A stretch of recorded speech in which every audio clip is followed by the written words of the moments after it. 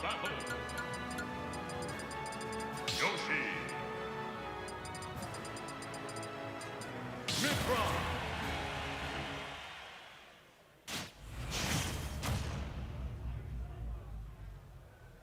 3, 2, 1, go!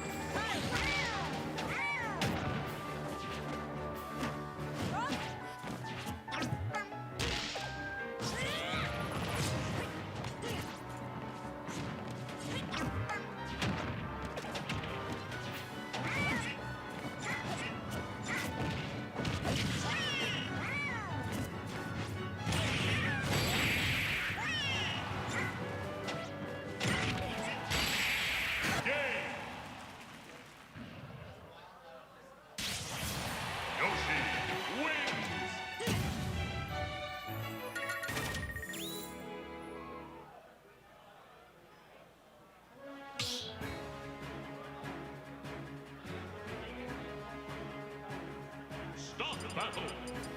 Yoshi!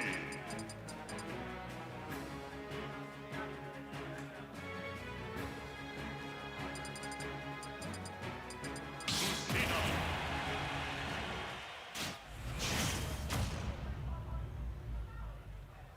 3, 2, 1, go!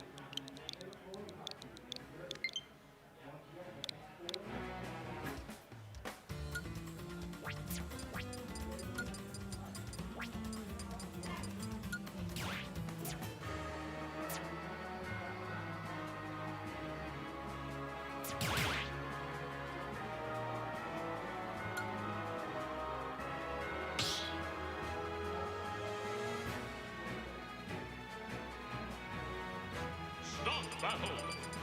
Team battle. Yoshi. Lucina.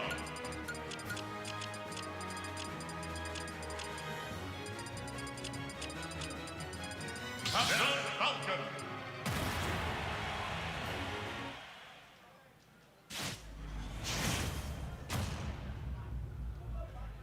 Three, two, one, go!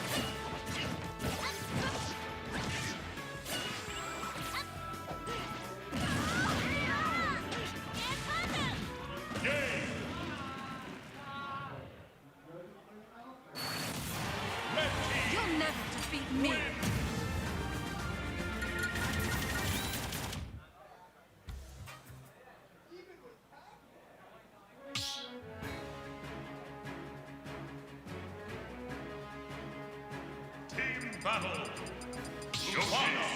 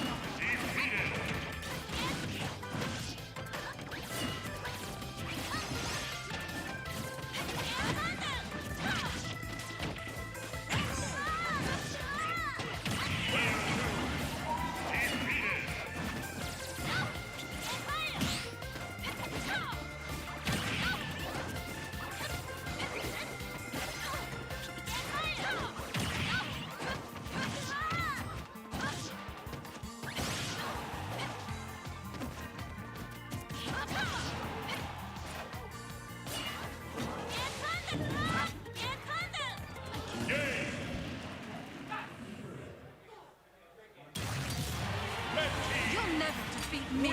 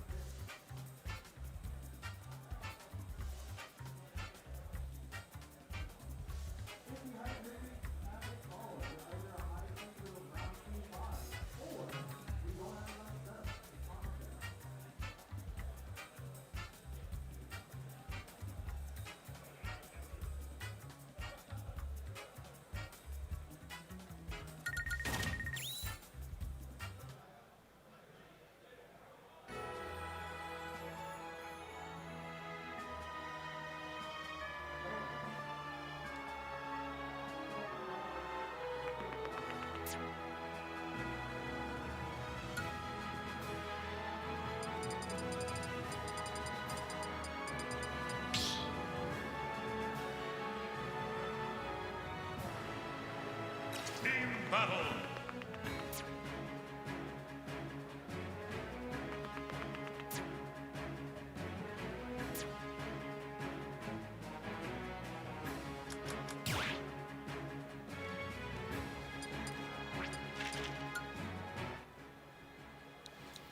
Hey, good afternoon, gamers. Welcome to the last monthly of the year here at VG Bootcamp.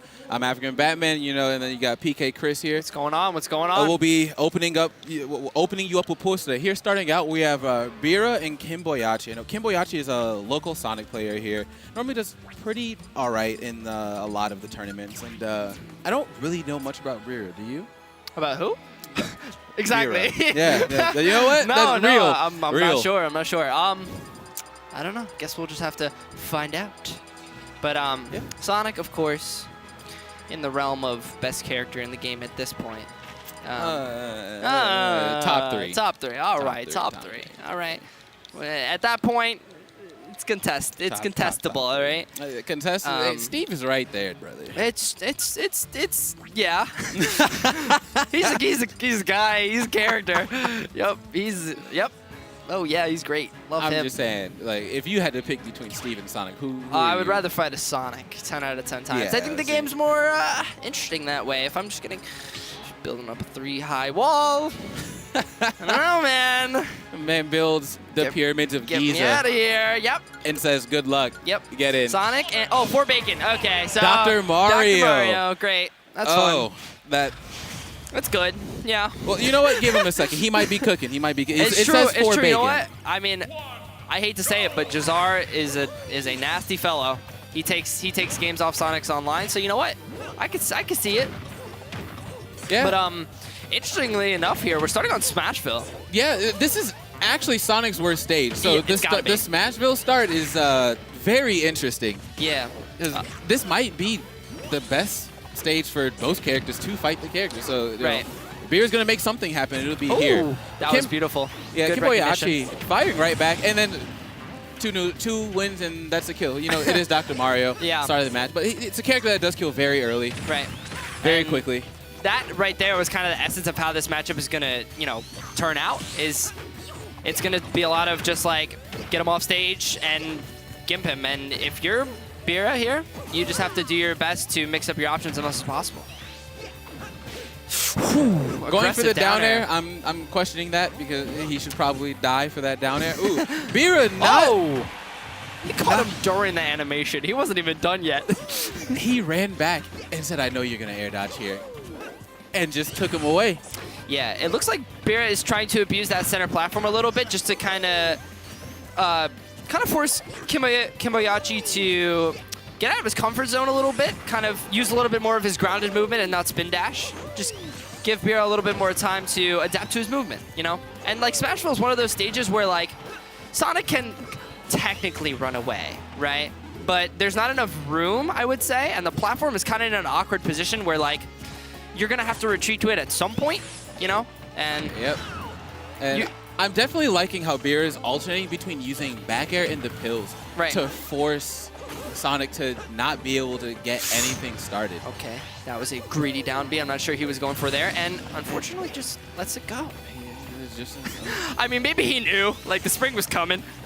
you know, there's always a chance. You just want to give it up. It's true. Right? Impending death. And I'm honestly really loving this consistency from Kimboyachi on these combos. Honestly, I've been playing Sonic a little bit recently, and sometimes that up throw up air is not the easiest thing to hit.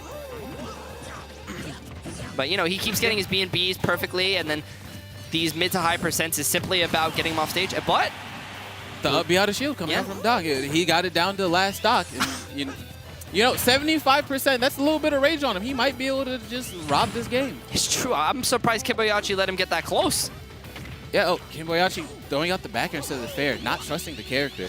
Yeah, and it's almost like at this point you kind of do want to charge spin dash and run a little bit, but you can't let Bria get too much knowledge about what your movement habits are like, or like, yeah, this is gonna happen. Like you're gonna get punished pretty hard.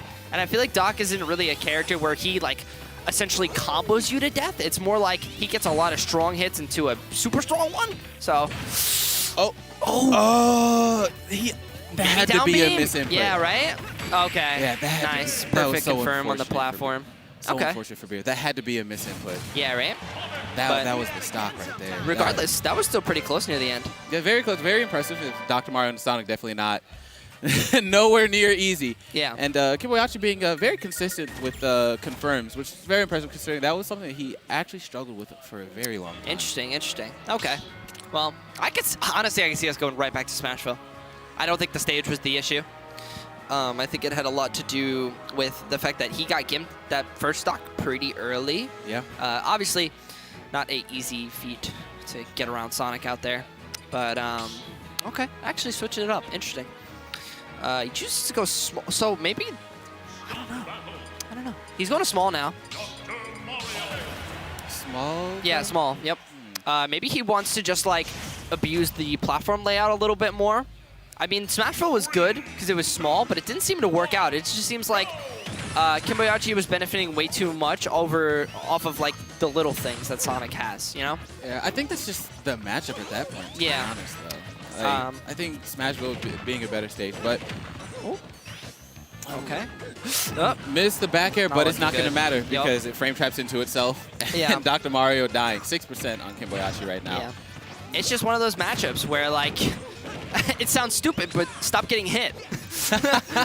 Stop getting hit. Like, you have to just play more movement-based. You know, try not to hit as many of your attacks. Make it more calculated. Okay. Yeah, Kimboyachi definitely starting to run away with this. Beer's got a hill to climb up. He's going to have to make something happen very, very soon if he wants the chance to bring this back. Yeah, I would actually say I would like to see a little bit more pills from Berea. Honestly, the pill is good. I think it would stop spin dash entirely if you spin dash into it, of course. Yeah, it is because Kimboyachi is using a lot of the down B, so he's not going to get that 6 frames of invul from the side B.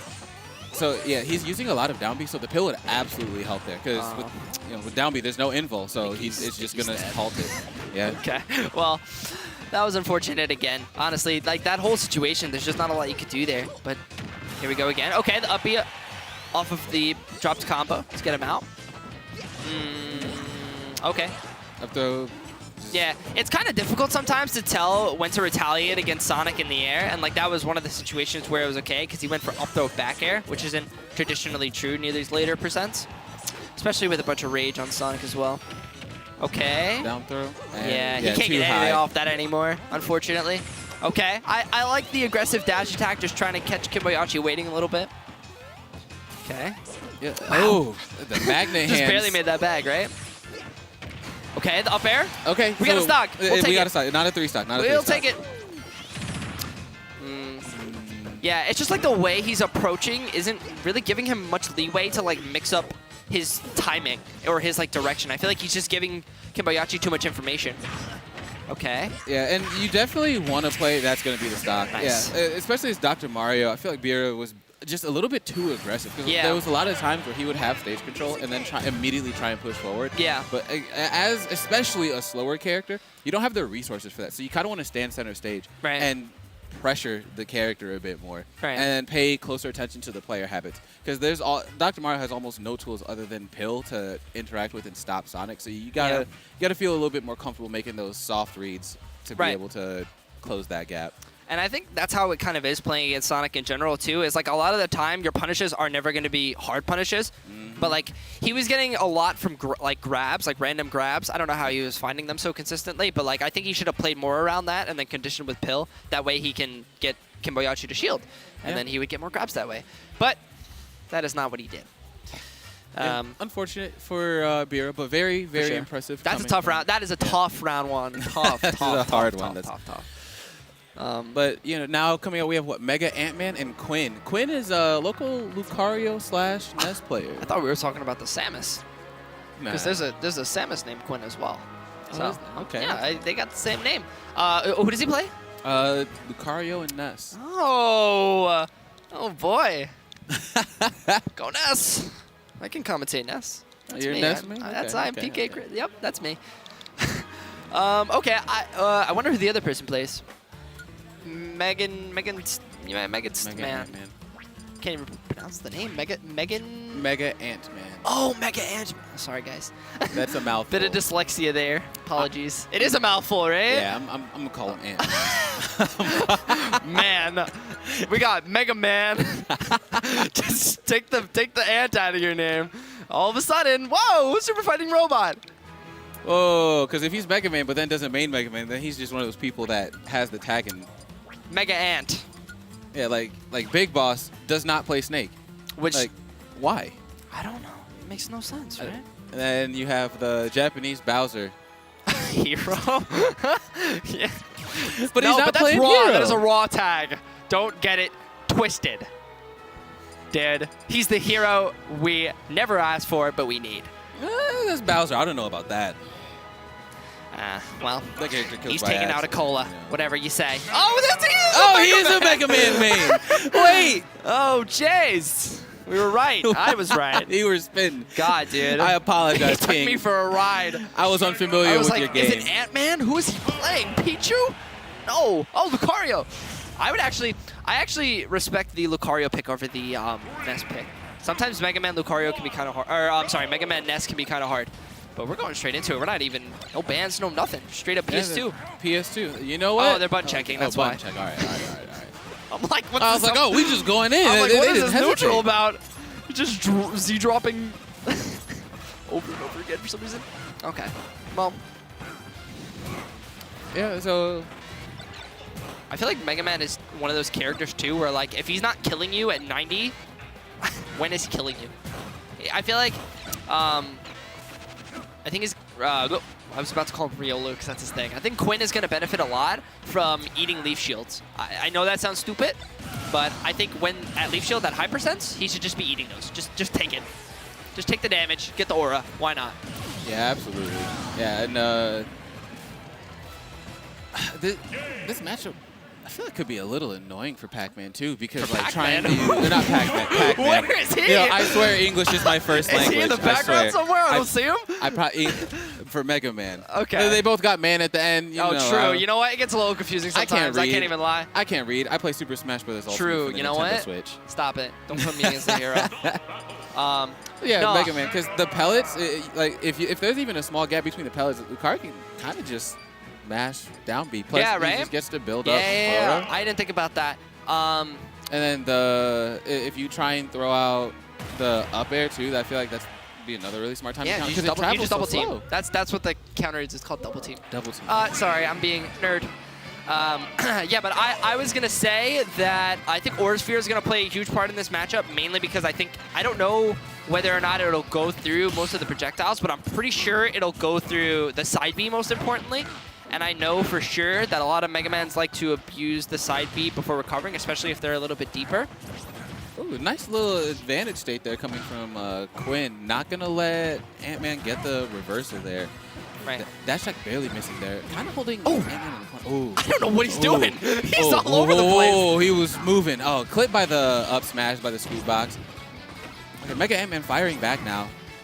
I like that bounce off the stage. This is actually really smart. Yeah. Yeah, no. It just feels like Quinn has, like, oh, okay, yep. Yeah, okay. I actually think he could have made it back if he wall clinked on the bottom. It's just theoretical here. If he wall clinked on the bottom, maybe he could have wall jumped back up and then air dodged, but that's not what happened. I think Quinn needs to just play more on top of him. You don't want to give Mega Man too much time to create his like area of effect. You don't want to give him too much space.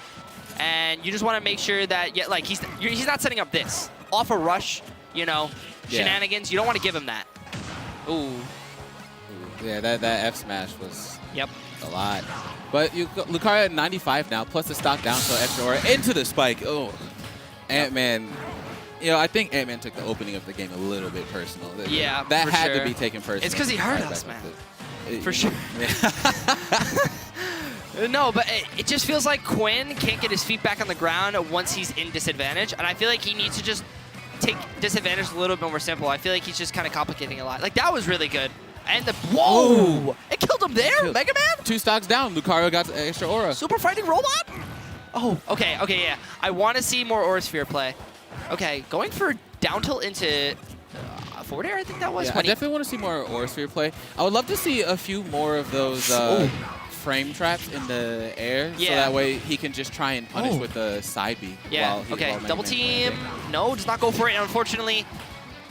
Gets hit by the side B into the back air, and okay, that was a great Metal Blade to catch the middle and almost trying to catch the jump with the Shoryuken. Okay, okay. Ooh.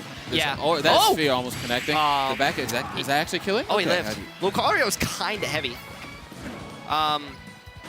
I like what he was going for there with the Aura Sphere setup. I just think he missed the cancel. Okay. Yeah, yep. just a little bit off on the cancel. But now we have a full charge Aura Sphere. Yeah. Okay. We're throwing it out a little bit too early. I think when it's fully charged, I think they need to slow down.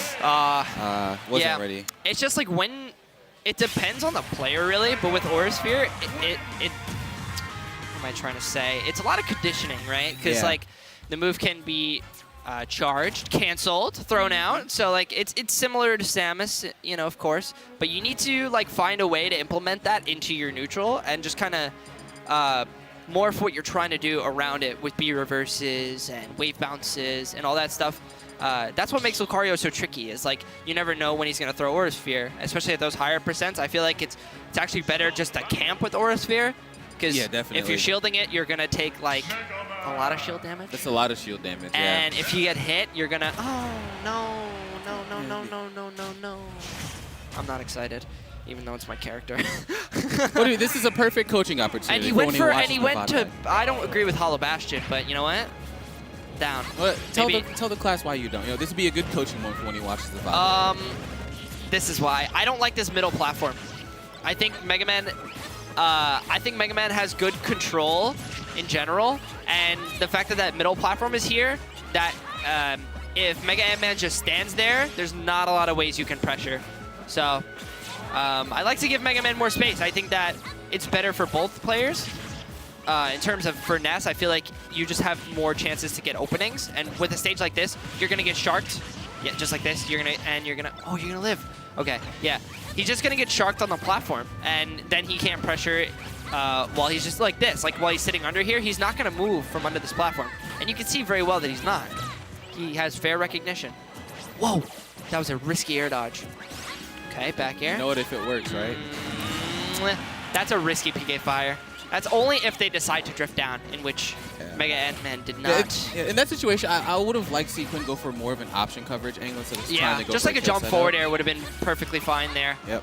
A lot of people like to do that jump straight out of getting hit, and Ness has a really good lasting hitbox to cover it in forward air. So, okay, like that, like a jump forward air like that, I think he needs to do more of that just to catch the startup of moves. Caught the leaf shield, the Metal Blade, Metal Blade. Yeah, he's coming back to stage a little too aggressively. He keeps getting hit by all these like little hits, you know, pellet, Metal Blade. Oh god, get out, run. Oh, okay. Scurry. He dropped the confirm.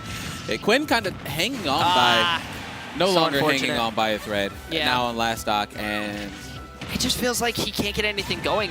Mega Man playing such a solid neutral, just kind of not giving up any, you know, stupid habits. Oh, that was a back beautiful throw. Okay. Neutral get up off of ledge. Okay. Perfectly spaced by him, man. I really like the deep forward air too to catch him drifting a little bit too unsafely, but unfortunately gets interrupted by the leaf shield. Yeah. Quinn looking like they're holding center stage a little bit more now, but Mega Man said, "I don't care. I have leaf shield." Back air, not yet. I would just go for a jump forward air here. Yeah. The thing about that is just like you cannot give him that like extra. Oh, I think when you go for up smash too early, obviously they're gonna jump and try and hit you for it. Yeah. But that was the case you there. Gotta stop. But No, and okay, I like that. Okay. Well, you were a little too low. That's unfortunate. Yeah, I think he was trying to rely on the bomb to blow up. Yeah. And send him out, but it didn't send high enough. Right. I just think Quinn needs to just tune it down a little bit, become a little bit more patient, because he was throwing out a lot of moves, and Mega Man was kind of just ready for it. I felt like he was kind of just like waiting for his opportunity to strike. Yeah, you know, I think that's very insightful. You know, it's very good. You know, top NES player here. Yep, and, that's me. I'm top NES player. Top NES player. Hey, look, Chris. How many? I had to sit up a little bit. You I'm know? just saying, how many NES players are actually like that good? Come on. 5, maybe. Yeah, exactly. Yeah. But said, everyone wants to play Ness, but not everyone can play Ness. True. This is true. But good performance for Mega Ant-Man. I was surprised about how well he knew the Lucario matchup. I feel like he kind of had it on lockdown throughout the whole entire time. That's a pretty obscure matchup, I would say. Yeah, But and and you know, very good teaching moment for Quinn. You know, so when you watch this VOD back, do you have a Medify? I do have a Hey, Medify. you know, he has a Medify. He gave some Play good slower. advice. So Stop throwing out so many moves. Think about it a little bit more. You're good. Promise. You can do it. I believe. Ness is viable. No, he's not. hey, he's viable enough. Look at I'm just like Gak cleans up a little bit. I'm just saying. Should check out his recent results. How many top 18 made in They're not in good. America? They're not good. How many top 18 made in America? He's made a lot. He's really great. I really like him. I'm He's just awesome. saying. The I wonder who character we can got only next. get you so look. The character can only get Enough you of so this, far. okay? You know, who we got coming up? I don't know. Let's see. yeah, who's up next? They're not. Oh, They're not showing who. Joel. I see Joel. Beast. Beast sword. Oh, Beast. He's my Pokemon favorite. trainer. I love him. And Ghost Bell. I don't know who that is. I don't. I'm assuming Isabel. Okay, that's a bold assumption. I see the bell in the name, so that's what I'm gonna say. If it's not Isabel, I'm going to be very disappointed. Oh, I will be so jeez. disappointed. Dude, what if it's like Falco? Or something like me Sword Fighter. Some out of the blue character. That would be insane. Oh, That man. When's the last time you even saw me Sword Fighter? Yesterday at my house, it was me. I was playing me Sword Fighter. No, Are I'm you lying, okay? I'm lying. It was Okay, me, brother. I was about to say, Shout out are you Apple Brewer. okay? Like, do you need a hug? Like, you don't have to put yourself through I that was very torture. sad last night. Okay. I'm sorry. I needed to ruin some people's day. Ruin. I got to make someone else's day just a little bit worse. To make sure they had a worse day than me. I get it. Oh, jeez. All right, let's see. So, obviously, we got Pokemon Trainer for Joel. And then Toon Link? Oh, no, maybe not. Rob. Okay. Rob. Sure. Why not? Okay. Let's go. We got crowd cheering in the back here. We love it. Where's Philly's support? Where's Joel's support? Yeah, why isn't Philly loud? What y'all doing? They usually Hey, are. You gotta cheer for your quite people. loud. I don't know what's going on. All right. Well, going into game number 1 here on PS2. A little bit of an interesting matchup. Definitely a matchup we've seen a lot. I feel like both of these characters are pretty meta relevant at this point. Oh, absolutely, but you don't really see that much Pokemon Trainer. Yeah, which it's true. It's true. It's so upsetting because the character would do so good in the current Oh meta. my God. He tried to. You know what? Tried to rob I'm sorry him. if I scared anyone with that. Oh my God. Hey, he tried to rob him. It's okay. It's okay. Joel really likes to go for stuff like that. I feel like he's a very like ambitious player. Like he's very good at knowing when it's his time to just go for something out of the blue. And I feel like that's such a good thing to have as a player. And I don't know how you develop such a thing like that, but he's got it. Whatever it is, he's got it. Okay, down throw, up air as well. Charizard, that's a heavy boy. He's not gonna get caught by that. Run up smash. Okay. That was really good recognition from Ghost Bell, though, after the down throw, because Joel just air dodged straight onto the platform, and there was no double jump up air. It was just a straight up reaction. So it was good reaction. Ooh. This should be the stock. Yeah. Okay. Yeah, Interesting Charizard- first stock for sure. 198 though. So Okay. He lived a very long time. Now we're Throwing going back away to the Squirtle jump. here. I definitely do want to see some more confirms with Squirtle. I think. I feel like he could have gotten a little bit more mileage Yeah, out of the he Squirtle. switched to Ivy a little early Yeah. on that stock. Not that it was a bad thing. I just think he could have abused Squirtle a little bit more. Yeah, Rob definitely struggles with these smaller characters. Like, Yeah, all right? the matchups they complain about, like Young Link, Sonic, Pikachu. yeah, Pikachu. All of them. Can't hit them. Okay. Oh. I feel like Joel is just not, he's not playing how he usually does. I feel like he would be a little bit more calculated on the ledge there, just decides to go for an early down air. Oh, okay. Oh, that roll was perfect. Yeah, that whole situation came about by an early switch from Joel, and it was a great read from Ghost Bell. But it's like, honestly, at this point, with Zard, how do you... Okay, never mind. I was going to say, how do you kill with this character? Hey, you know what? He's got... Charizard just has Bowser Fair, and It's true, it he works, does. yeah. It's literally the same move. They just reanimated it. But you can't go wrong with Bowser Fair. That move is big. I feel like everybody always complains how Rob is a big body, and I feel like Joel is just not capitalizing enough on how combo food heavy this character is. Obviously, it's a little hard with Ghost Bell playing pretty good defense, but getting a little aggressive off stage. I really like that. A lot of Rob's tendencies are to kind of play slower off stage, but okay, a little bit of development here. Oh, Forward tilt, not quite gonna close it out, but the spike with Charizard. Yeah, playing Beast a little bit. evening it up. That's what I was saying earlier. It's like you played a little bit slow off stage, and Beast realized that, and it was like, okay, now's my time. Like, I have the timing down, so I'm ready. Okay, up air. Okay, there we go. There. Beast now you abusing Use Squirtle like- a little bit more. Okay. Yep. I like that. Oh, getting clipped by the neutral B. That shimmy out was beautiful. It just feels like Joel's getting hit by too many baits. I feel like Bell is just playing like very slow, not really giving in too much. Okay. This abusive grab, I don't know. Oh, Divine Whip. Okay. You definitely have to pressure up here. You have to go up there. Yeah. That had to be by a pixel. Nice. Rob Yeah. is big. That was really good. And in particular, Beast wasn't really challenging like that, at least in the first couple interactions where Bell was being juggled. Beast didn't really challenge, but that was kind of the situation where it was like, last stock, last hit. If you air dodge, I'm going to know for sure. And if you don't, you're getting hit. And it's a hard situation to avoid, but I think the situation can change a little bit from that first game. For sure. Yeah, the way that Beast kept his composure that whole time, that's just something that a lot of players lack. Yeah. So that was very, very Yeah. impressive how he kept it together and just figured it out as he went along. It was like, at the beginning, we even said that you probably should have scored it out longer. And then at the end, he got a lot of mileage off his My mom? My My mom? mom? 1322? Oh my god, what is my mom doing here? Get her home! Get her home! She needs to make dinner! My mom don't belong here. Oh my god! Dude, I said me sword fighter! What is going on? Wait, that's Oh, Falco as well! Holy, what is going on? Okay, well, I think Joel was gonna switch no matter what. I think he'd rather play Rob Falco, because I think that's a way better matchup. Oh, the drag down as well! Beautiful. And died off the top. Unfortunately, Ghost Bell not DIing properly. I hate to say it, but we're like 5 years into the game. You gotta DI Falco's. Yeah. Falco's up throw better. Yeah. A little bit of Wah! homing DI there. Okay. All Okay, right. Ghost Bell trying to get something going there after that incredibly early death. I wouldn't say me Sword Fighter is entirely a bad character. I feel like it requires.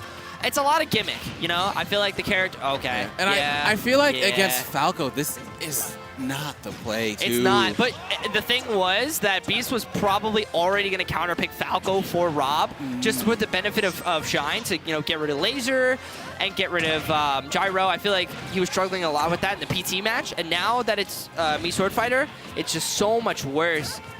I feel like half of what Me Sword Fighter wants to do is kind of based off their projectiles. Okay, tornado. But see, that tornado should have gone. That should have been an instant backer. That's a. not confirm entirely. that. I think Joelle DI'd it really well, and Belle wasn't really in a position where she could follow up at all. You gotta throw something out to cover that space. Okay. It's not like she would have lost stage control, but Belle is really on the ropes here. Beast so good at. Yeah, just 170. letting- I'm surprised. Usually the Me Sword Fighter confirm is down throw up air, but these Will that even percents, no. But I'm just saying, like, you traditionally with Me Sword Fighter want to get that kill a little bit earlier, and now that it's these later percents, you're kind of just looking for a raw back air. There it is. At 143. There we are. So there's a glimmer of hope in here for Belle still. Right. And these early percents aren't really too bad for Me Sword Fighter either. It has to do a lot with Chakram and just kind of using that, abuse that tool. Ooh, okay, that was a wow. Because I'm pretty sure Bell landed before that up smash came out, and it still hit. Hey, we scoop. Scoop. Scoop. Ahoy. Oh my god. God, Beast is still going with that advantage. Yeah, he's playing mad aggressive at a disadvantage. Oh, that was a great read on the roll in. Oh. Going for these down airs, just trying to convert down air after down air. Wow. It just feels like Joel's kind of on top of it right now, not giving Bell a beat, not giving a tempo, just kind of going in. No reaction, light work. Yeah, hit him with, yeah. Oh! And you know, speaking of tempo, get up, fist pump, leave. Beast said, you know what? Not quite my tempo. Hit him with the down air, and he's got to go. The Falcon switch was necessary. Yeah, I don't know definitely. what the PT was going. I don't know what he's saying something. He's crossing. That was great job. Your PT is really bad right now.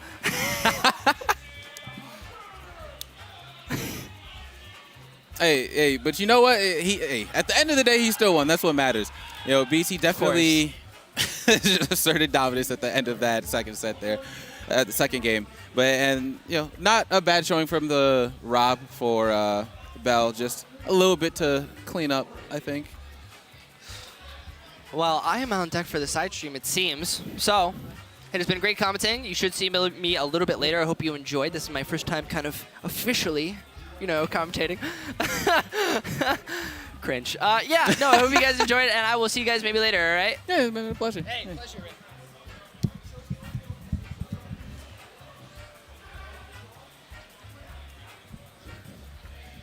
Coming up, we got the GOAT over here, player 4. Where's player 4 at? Coming up over here, we got the GOAT player 4 showing up. Came down in the carpool.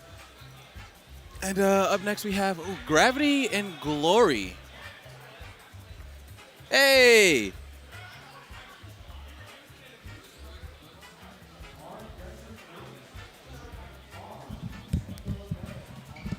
Yeah, we got Gravity and Glory. Glory, a local pit player. He does very good too. Okay. I'm coming on player 4 right now. Not sure if they ever introduced me. Not even sure if we're live. Not even sure if the mic is hot.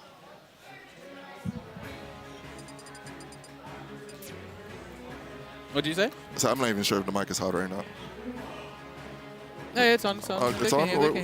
They know. Look, I told them we got the GOAT player 4 here. You know, you know what's up. I'm not a GOAT, but thank you. I don't just know, a mortal. Just commentator and pretty good player. I'm okay. I'm okay, commentator, okay player. I'm just here to have fun. Aren't you top 12 seed today? Not anymore. You know how many entrants entered last minute? I know for a fact you still a top 16 seed. So, Top 16. You know, A top 16. out of what 125 entrants, bro? That's okay. That's not too bad. That's not too bad. We got no tweak here. We got no Kaleo. But we do have Mr. E. Yeah, we got Mr. E. Oolong. Enhanced is back. From the depths? But from the depths. He said, 100 man, my region, money? Yeah, absolutely. Very glad to have Enhanced back. They're always an entertaining player to watch. Yeah, no, definitely one of the most hypes. Yeah, and looking forward to seeing what Gravity and Glory can bring to us today. Oh, definitely. I'm excited. See a region, so we got Pit, and definitely not. You said Inkling before, but definitely looking like a Fox, maybe? It's a Fox. I'm pretty sure It's it's Fox? a Fox. Okay. I think that's an exciting matchup, actually. Kind of hard for Pit in general because he's floatier, so he does get combo by Fox really easily and can die really off the top to up smash. But if Glory is on his stuff, can definitely have a few tools to like combo Gravity. Oh, maybe they picked the wrong stage. They didn't do a little button check. Yeah, this is straight wrong stage. A little fake out. You know, it's all right. We gonna get warmed up. Well, maybe he's not actually playing Fox. Maybe it was a ruse, you know. Maybe he's like, I'm feeling wolf. Different space animal. Falco. Falco, yeah. Yeah, that's what we just had on stream. Falco, Beast took out the Falco. He was cooking. His Falco's it's been developing throughout this year and last year. Wasn't it like his original character? He picked it more for a counter pick, and it's been to work, as you saw. Yeah, it absolutely worked. Yeah. But let's get this going right now. Glory, Gravity, game 1. Let's get it started. Yeah, and you're already seeing the call-outs right there from the jump from Gravity right there. God, that parry was beautiful. Yeah. Dodge attack grab. Both players kind of scattering back and forth. Yeah, very nice option coverage from Glory. That trade was really good for Fox, but unfortunately not being able to get much out of it. Oh, definitely. And, okay, this is a big thing. So, I said Pit gets struggled before, but I forgot that basically his down B definitely can prevent him from these dire situations, as we see right there, and just allow reversals. And now Fox now with the best recovery, but making it back there. Yeah, Glory using fair, I definitely feel like Nair would have been the play there, because that's a sword. You got disjoints. Throw it out. Yeah. But I don't know. But They played a bit more Pit than us. Still, ooh, very nice reversal coming out from Gravity. Glory did not care. No respect. No. Good respect. Grab forward throw. Throw You know what? I don't care where you sit on the tier list. If you have a forward throw that kills, you're privileged. I agree. 100%. I'm just saying, you could just run up to me and grab me and kill me? Yeah, it's messed up. Okay, I'll smash him up first smash. troubles. Don't jab on the shield like that. Not this man's shield. Nah, he said, you will not cook on me. Yeah. So I'm waiting for Glory to just bait out the shine and just hit him with a fair. Because you've seen every time Gravity's been stalling, just trying to defy the gravity, but you gotta teach him, like, gravity's a thing. Whoever's listening in hates all. Yeah, you got to touch the ground eventually. Yeah. Okay. All right. Ooh, No Glory jump. going deep for that. Can he close this out, though? Oh, It does. Yeah, had to drop entirely too low. Definitely a rough situation for Gravity to be in. Yeah. And it's more messed up because going down there messes up the angle because the camera is just different, so you don't get to see the ledge. Yep. All right, jab on shield. Able to jump out. Yeah, just getting caught by the very end. And again, getting caught by the end of the grab. Gravity struggling to find an opening to get in. But Glory is just running away with this. He's like, I got this download. And one thing that I find very interesting is a lot of people like over-respect and get scared of Fox when Fox opens up with those explosive options. Yeah. But Glory kept it cool and was like, that's cool, but you still haven't earned my respect. Yeah. But you know what? Sometimes you got to give just a little bit because Gravity absolutely called out that jump with the up smash. This is the second up smash that he's found in this game. I know it's like one of Fox's main kill tools, but they've just been like raw, essentially. No like combo into them like we normally see. I thought he was going to grab him before throw again. Yeah. Yeah. Thought we were going to see a roll. Yo, who was that up smash? That up smash had to be for the Ghost of Christmas Past because it was what, 4 or 5 days ago? Yeah, no, that's Christmas future actually. For Christmas next year. It's like, saying I'm trying to phone in early. Yeah, oh, I like that arrow. Force the stall into the bait, into the back air. Fox being light character, died from across the stage. Yeah, that was such a good call out from Glory. That was so big right there. And again, I said before, Gravity needed to start baiting out the shine stalls, and right there, able to close out the stock right there. Yeah, not really be able to close out that last stock. Glory really just seemed so in control. Like it was down to last stock, but Glory like just controlled the pacing the entire time. Didn't let anything happen that he was not okay with. Yeah, no, doing a great job right there. So, you think we're going to a different stage? Or you think we're just settling all PS2? Every Fox player I see just defaults to PS2. Okay. Oh, switching it up. FD? FD. This is an interesting counter pick. Definitely. So, I guess, okay. Basically saying, I just want to, you can't land on a platform. There's no escape tools. So I can just juggle you forever. I think that's the idea behind it, at least. Regrab? Yes, it was. Yeah. I'm still not too certain about that because you got to keep Pit's down B in mind, right? Yeah. So he's still not going to be able to just openly pressure. He's going to have to bait it out. Glory avoiding the up smash that time, making sure he jumps over it. After almost getting 0 to death, he clips him and kills him at 70. Yeah, that's so crazy because Gravity had a lot of momentum going into it, and just to lose the stock right there is so hard.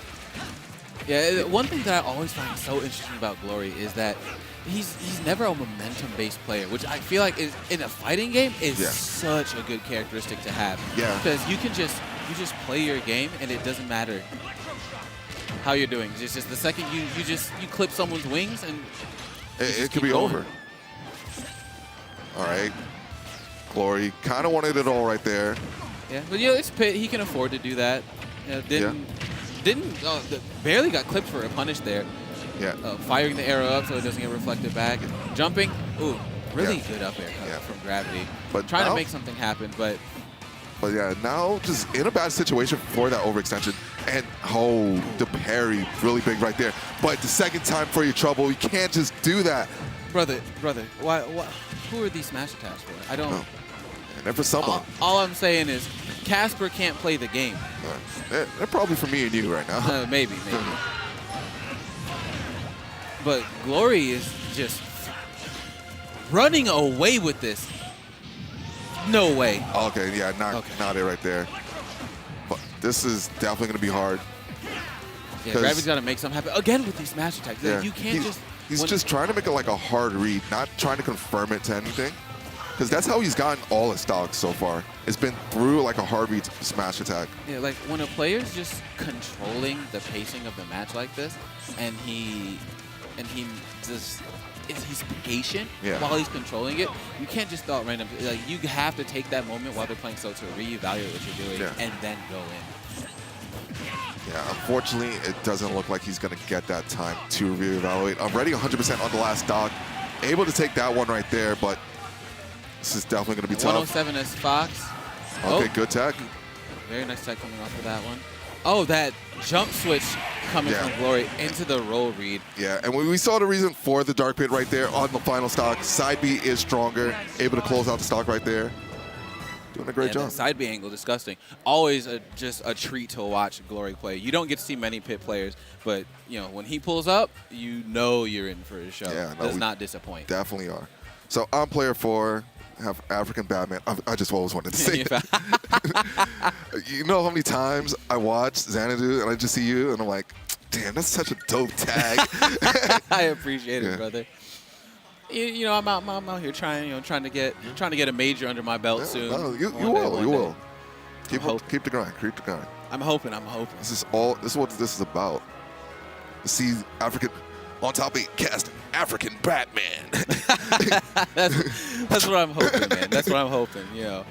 Yeah, I wouldn't mind getting a spot. I have a very marketable tag. Yeah, You know, if you you're do. looking. You do. You know, You get a we have- CEO top 8 and this bongos play. Yeah, man. I'm just saying. You know, get shirts made that say African Bat Right. fan. Like, come on, man. You already got it. See who's coming up. Fawn and Mang de la Mang. Okay. All right, Fawn in my carpool, Duck Hunt Main. She's doing really good. Been really killing it out here lately. Last time they were here at Homecoming, did really good. I believe got third or Yeah. fourth. I think it was second actually. It wasn't second. second? It wasn't second because Icy Miss, D-Dog were the top 2. Okay. Yeah. So yeah, it was probably third. Just And I know we blank did tag. a blank tag. Cool. We need no tag.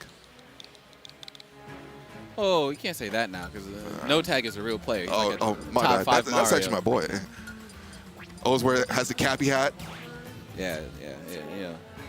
Talked to him recently, and you know he's molding after the Arcadian because Mario won. You know he wishes he could play Mario like that, don't you? All right. What's up, No Tag? Shouts to you. Sorry you can't enter Arcadian. You're too good. Yeah, you know. Sucks. And so we got what is this? We got Dunk Hunt. Yeah, Duck Hunt. and Roy. Roy. Character come back from the depths. Okay. Yeah. I have not seen a Roy in months. In months? Well, Months. it's a big event. They're out here. I'm just saying, like that character, the meta is not kind to that character at all. Man, I'm the only one that's like a Roy believer. I'm like, he still can do it, guys. In the This land, guy just hits hard. in the land of Kazuya's and Steve's, it's rough. True. But we're all fine. Yeah, and now we have Smashville. Actually, interesting start. I thought we were going to get like a wider stage. Yeah, I thought we would have got a wider stage because from my understanding, Roy is disgusting on this stage. Yeah. Also, like Duck Hunt, you would want more room to set up your traps. Yeah, you know, maybe Fawn was thinking use that center platform a little bit more, and they would be able to make up for how good that Roy is. Yeah, Off of probably, that. but losing the first stock, and I know Fawn's not the greatest fan of this matchup. Definitely plays car flow in our region a lot, and definitely, I believe, sometimes has struggled fighting them. I could be wrong, but from my knowledge, they do. So, not the most favorable matchup for Duck Hunt. Yeah, absolutely not, especially with Roy's amazing zone breaking capabilities. But Fawn's doing such a good job at just avoiding all of that after losing that first stock super early. Yeah. Trying not to let this lead get too big. Yeah. With a very nice recovery going to the other side. But Roy is a very fast character, so he said it doesn't matter. I Yeah. still get that advantage. Is able to let's trap and just break out with the clay pigeon. That DI was amazing. Yeah, no, it was. But up air, gonna do it right there, taking the stock. And we've seen the pressure just lay on the Fawn. Mang De La Mang putting in the work right now. Yeah, jab. Oh, not going to get much from that. Fawn trying to make up this stock deficit, definitely holding on to it. At 107 against Roy is no small feat. No, it definitely is not. Yeah, Fawn holding Mang in disadvantage for almost a full minute now. Yeah, just keeps going. Oh, Mang finally out. Can he make something happen? Oh, I thought we were going to see a ledge trump, possibly. But the dash back, F tilt, not going to work right there. Went back a bit too far. See, I'm a fan of a little bit of ignorance. I was hoping for just a dancing blade there, just raw. To be honest, that's what was working for them a bit before. They were like, they had like a hidden bit ignorance, and it's like, yo, I'm going to mash here or there. And it took Fawn off guard. But now they're playing a bit more reserved and trying to extend the lead. And now Fawn is able to bring it back and take the lead of their own. Yeah, 134, 148. Fawn at 148 against Roy. Yeah. Not often you see this character struggle to kill like this. Yeah, no, it's getting really tough. Yeah, I just feel like after taking that first stock, I feel like Mang slowed down way too much and is giving Duck Hunt way too much time to get those setups that they need. Yeah, can't let Duck Hunt get that. Especially when you're playing a character like this that doesn't have a disjoint of your own, or as in like a projectile, I mean. So you got to get up in the face and do something. All right, another grab. Not going to do it right there. Not going to do it. Oh, yeah, Roy, no rage. And hitting the can, 55%. You know, if he can close out this stock soon, Roy with rage is a menace. Yeah. 88. Okay, good stall.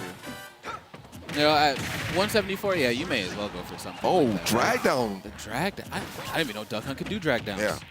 Who taught them that? Who taught that trick? I wonder who must have been an amazing player. Yeah, must have been. All right. Throw into can, not going to do it right there. Okay.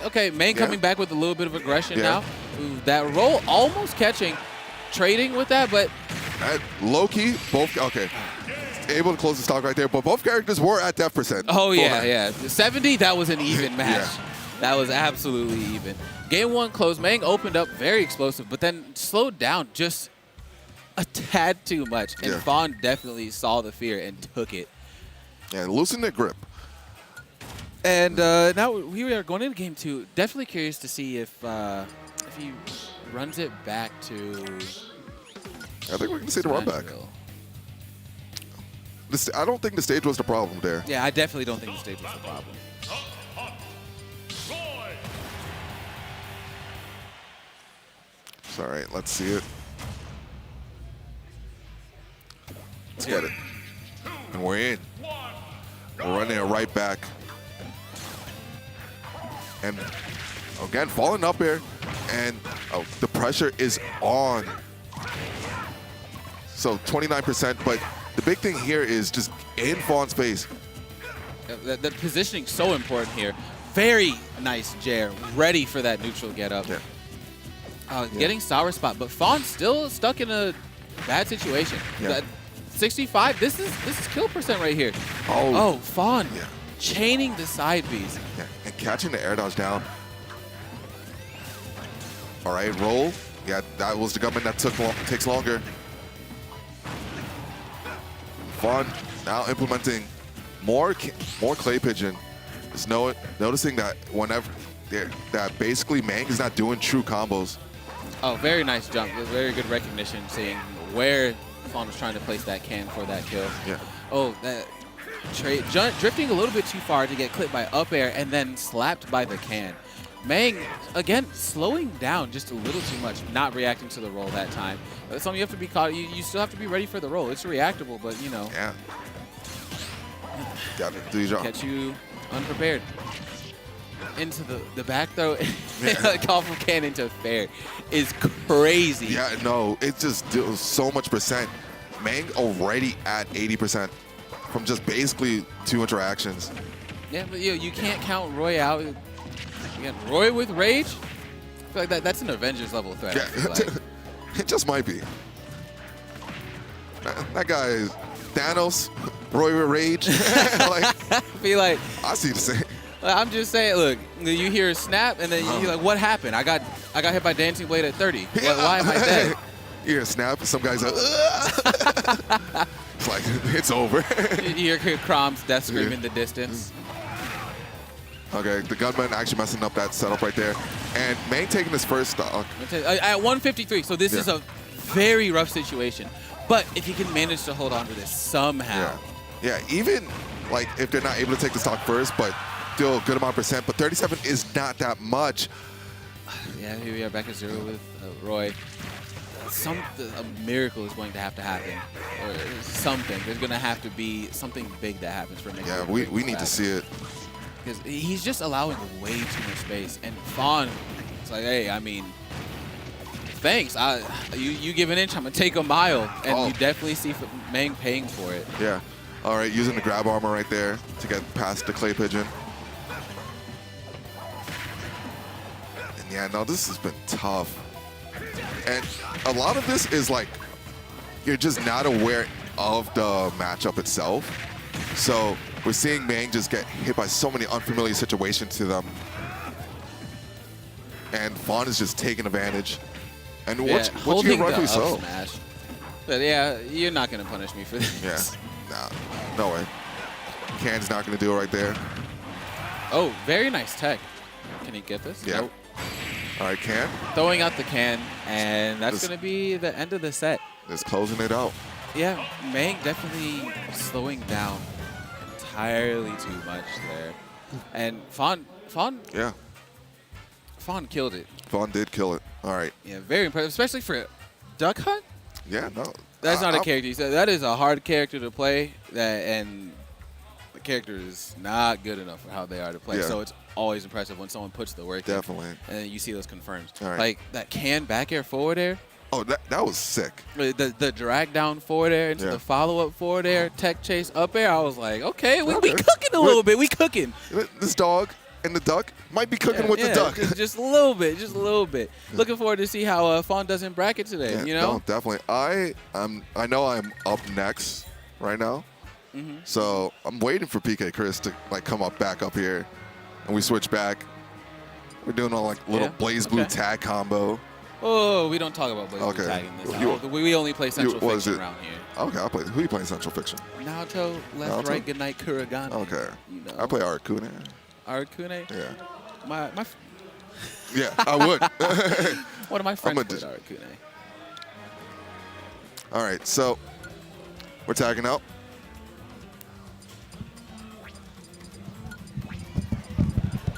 Huh?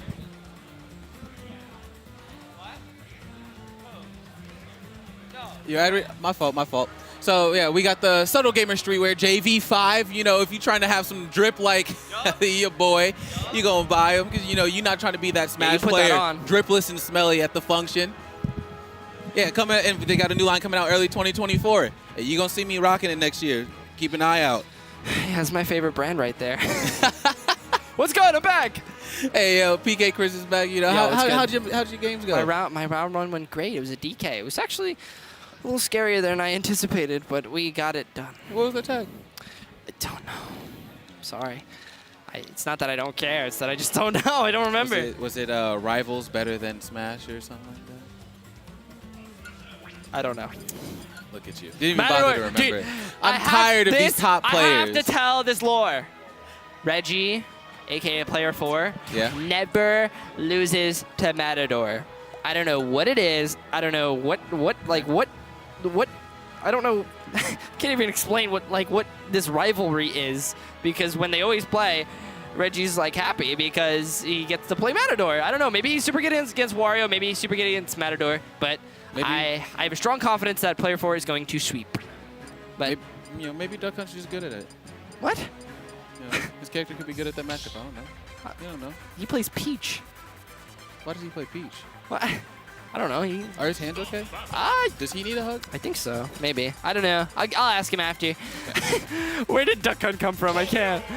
Why did you even say that? I just watched a sick Duck Hunt. It's true. You did watch Duck Hunt. For sure. Duck Hunt was sick. Okay. I swear, tired of Let's these go, top Reggie. players. His beanie. Don't remember us This guy. He always dresses the same. Anyway. Going to Battlefield Game 1, that's interesting. I don't traditionally see a Battlefield pick coming out from someone like Player 4, but... Yeah, there's actually been a bunch of interesting Game 1s. People are not defaulting to PS2 today. Yeah. Which is interesting, for sure. Maybe people are getting tired of it. I don't know. But I feel like, in general, people don't explore the stage diversity enough. I feel like there's a lot more to stages than people, initially let on. I feel like I absolutely agree. Yeah, with you PS2 there. is neutral for everybody. No, that's not how it works. Yeah, and it definitely seems like Player 4 is using Battlefield to his advantage. For sure. Because he is not letting up on this pressure. And the way he used the platform to just clip him real quick, keep him in. He's been in disadvantage for almost a full minute. Yeah. Player 4, let him look. Your tag is Player 4, but look. Whoa, he's dead. He's gone. He turned that whole stock into a single player. I'm honestly surprised game. that Wario Up he didn't go through the turnip, but I guess it just gets rid of it entirely. And Reggie's been playing this really good box game where he's just kind of staying center stage and floating, in and out, and just trying to be very evasive and just put his pressure in where he knows he can. Not getting too greedy with his advantage states, knowing when to pull back. Super smart. And Matador just can't seem to find his feet on the ground, honestly. Yeah. Not. This is what Player 4 just running with the already. Oh my God, he's crazy, dude. What is he even going for? He tried to disrespect. Matador has got to take that That's a real personally. read, though. That is a soul read. He said, Mata, I know you're going to be here and there. And maybe even everywhere. Oh my God. The umbrella cancel is wild. Yeah, that was really said. Maybe Player 4 does just have Mata's number. Yeah, that's what I'm saying. But also, I feel like it's Wario. You can never just count this character out. But Matador's spacing has been a little lackluster these first two stocks. But gets the back air. Yeah, and Waft is now on deck. Yep. But here comes the turnip again. This time Mata saving the bike as well. Super well. That backer being that lagless feels like it feels criminal. I know. Reggie's not really using it in the way you'd expect it to be used. He's just calculating everything. You can kind of see it in the way he's playing. He's not really playing too unsafe, but he is, taking his openings where they come. And I feel like he's just so knowledgeable about either Matador or the character, and he's just taking every opportunity to take advantage of that. Perfect roll read as well. Oh, there's a back air coming up. Into another grab. Yeah, Matador, honestly, just seems really lost in terms of how to land and approach. That's what it feels like. And against Peach, that's so bad. Yeah. And the float down from the top platform to get a grab. These tomahawks are nuts. I always say that's something really good that Player 4 as a player is super good with. He knows when to tomahawk. He's so good at knowing when to do that. But I'm not gonna lie. I feel like Player 4 has got to be good. That might have been a little bit of poor DI or rage abuser. I don't know. That definitely could have been a rage moment there. Watch is gone, so here comes, and he gave it to him. Take this, eat it. So I'm not done with you yet. Have a little bit of this. But here we go. It's going to be a little bit rough here without Waft. I don't know when half Waft is online. I don't know how long it's been. Excellent jab. There's the fair. Back air not going to cover it. Mata trying to get center stage back. There's the back air. And Player 4 getting that kill. Mata not ready to DI that correctly. Yeah, Reggie's just catching these easy spot dodges. Easy spot dodges to read. Matador keeps abusing jump just trying to go Yeah. above him. That's not going to work. Reggie's really good at catching landings, and he knows. He honestly, I feel like he knows from playing me because I land spot dodge so much. I've taught this guy everything I know. Yeah, I definitely feel like Player 4's got to be an amazing Let that swung cook. off your face. You haven't won the set yet. Look at him. But, you know, he's got to be an amazing cook because he's absolutely chefing it up right now. Like, the way he read every option, I think he punished every single roll that Matador did. Yeah, but that all has to do with his patience. He knows that there's not a lot of option for Wario out of the corner, right? And he's just playing that center stage so clean. There's not really much else to say, you know? There's only so much that can be said, and it's more about what Matador can do in order. Now he's platform camping. Look at this monstrosity. Oh, here we go, Yeah, Mr. Saturn. Peach has lead, so you can't really platform camp that. It's the funniest thing. Player 4 never gets a Stitch or anything, a dot eye. He gets bombs and Saturns. That's it, man. Something's wrong with his luck. It's like reverse. I don't get it. Down throw back air. Mata already doing better, 51%. Yeah, he's Now, got to so it's relax pretty on this much even ledge. thing. He has to give himself more time to breathe because I feel like he's coming back too quickly, and Player 4 is ready for it. Again, another tomahawk. He just keeps getting this tomahawk. It's ridiculous. I'm surprised Matador hasn't caught up by now. He's got to stop shielding. And you know what's crazy is Player 4 isn't even doing those like real long, complex Peach combos that Peach is No, known for. no, no. He's just playing such a good neutral and dot eye. like ledge trap and edge guard game. Sorry, I don't know why I screamed that. I just Yeah. screamed when I It's saw. okay. Okay, throws the bike, useless. And I don't know if you saw. Speaking of, okay, he tried. He was trying. He was. Hey, I think he heard me. My fault. Why my do we fault, get my like fault. that? Oh my God! Someone is screaming in the venue. Someone is super excited. Okay. Yeah, it just feels like the mix-up game is too much for Matador. Matador's not throwing out enough convincing hitboxes. Like, usually, you want to kind of give your opponent a good idea of, you know, how you're going to space and your timing, but Matador's just kind of not doing anything. That's kind of what it feels like, and although that sounds stupid, he might just not have a good idea or a concept on how to time his stuff against this character. No, it absolutely makes sense, especially after that first game. Matador almost seems like he's playing entirely too scared to do anything. Yeah. Because Player 4 read every, but you still have to go out there and take those risks. Right. Because Player 4 is like, okay, you want to play the slow game? Bet, I'll just chip away. Exactly. And that's something that Peach can kind of do too. Like, as you were saying, he's not going for the crazy Peach combos, but he's chipping. He is chipping. Wow, Okay. so aggressive. Matador going deep. Yeah, I like that. That was a clean mix-up. Hasn't done that a single time this set yet. Okay. Yeah, and he has to catch Player 4 in his movement, but Player 4 is ready for the neutral get up and goes for the side B. That hurt my feelings. Ooh, okay. Unfortunately, Matador could not get anything off of that confirm. Yeah, Mata having WAP right now. Can he make something happen with it? Converts. And Not killing. he It's set lived. the wrong way. And this is why I was thinking to myself, why did he go back here? The platforms were being abused to stay under, and he lived that. He ended up getting killed. Although he did live the waft, Matador does pick up the stock anyway. And all of a sudden, this is even. That's so weird. The waft really did do so much. Okay. Yeah. You know what Player 4's Peach play reminds me of? What? It reminds me of when I watched Melee. It reminds me of like a Melee. Yeah. I understand why he's throwing the turnip in Wario's mouth. Because he thinks he can get a punish afterwards. He thinks he has enough time. Which I understand now. It's very. Yeah, he's playing it like Melee Peach almost, and like he's so. It's impressive how well it works. Yeah, he's got to be careful about how much he's abusing back air because he hit bike like twice with back air, and that's gonna stall it, or that's gonna stale it. I'm sorry. Yeah, Okay. Oh, there's a Great another grab. back here.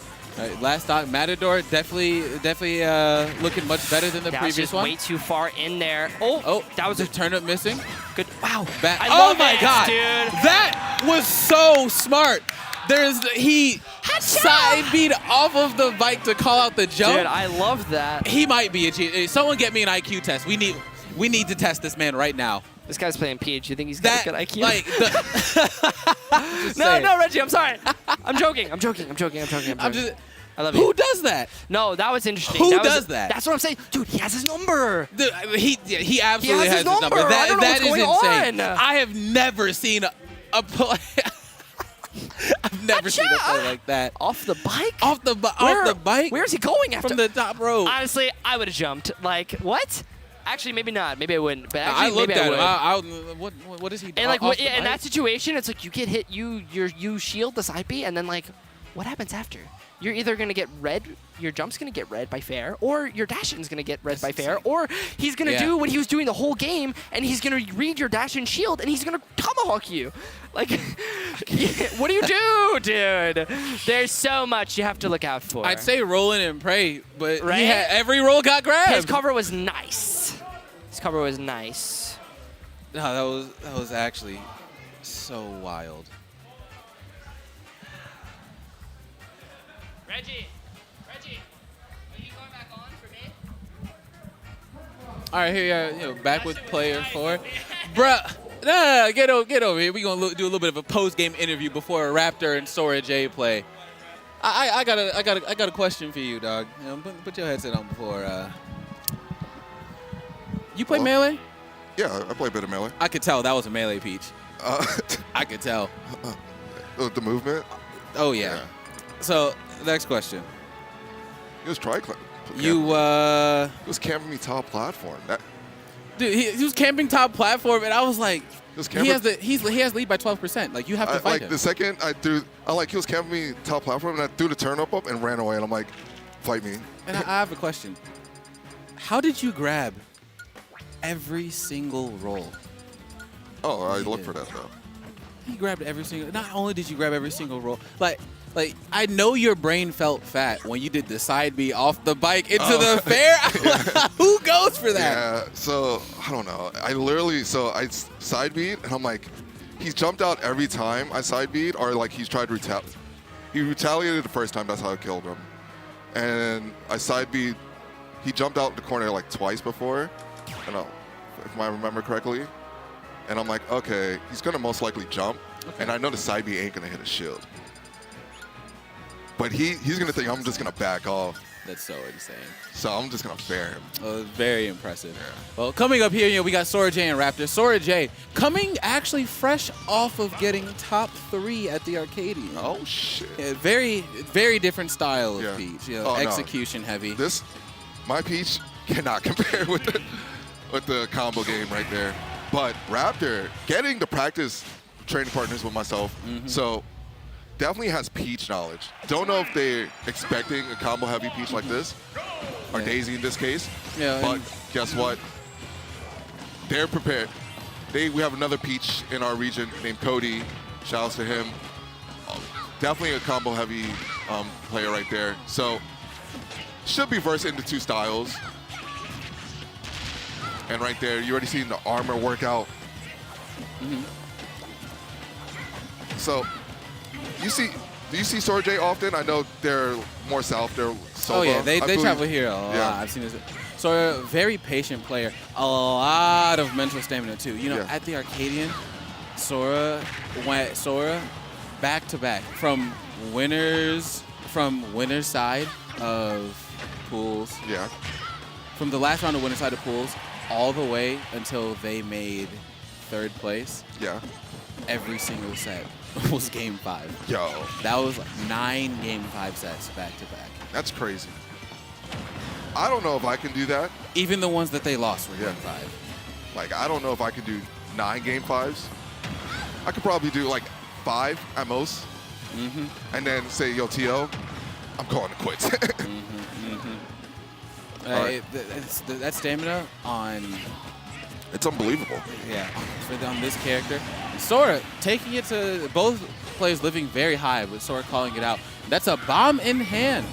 Okay, tried to do the shield break. Tried to shatter that shield. So they could have, I think if the shield needs to be a bit more weakened, if I remember for that exact setup. But okay, they used their double jump right there. And messing up the combo right there. So Raptor not getting their combos started, and Sora is just getting everything. Ooh, that F smash was so good. Yeah. Where's the air dodge, and then got the grab out anyway. Now we have, very nice grab from Raptor on that immediate drop down. Yeah. Sora not landing the grab. Looked like they accidentally did dash a little bit too far. But the way that Sora uses their movement to control the center stage is so impressive, Yeah. especially with Pete's the mix of like, the ground movement and the floats. You don't see that very often. Oh no, you don't.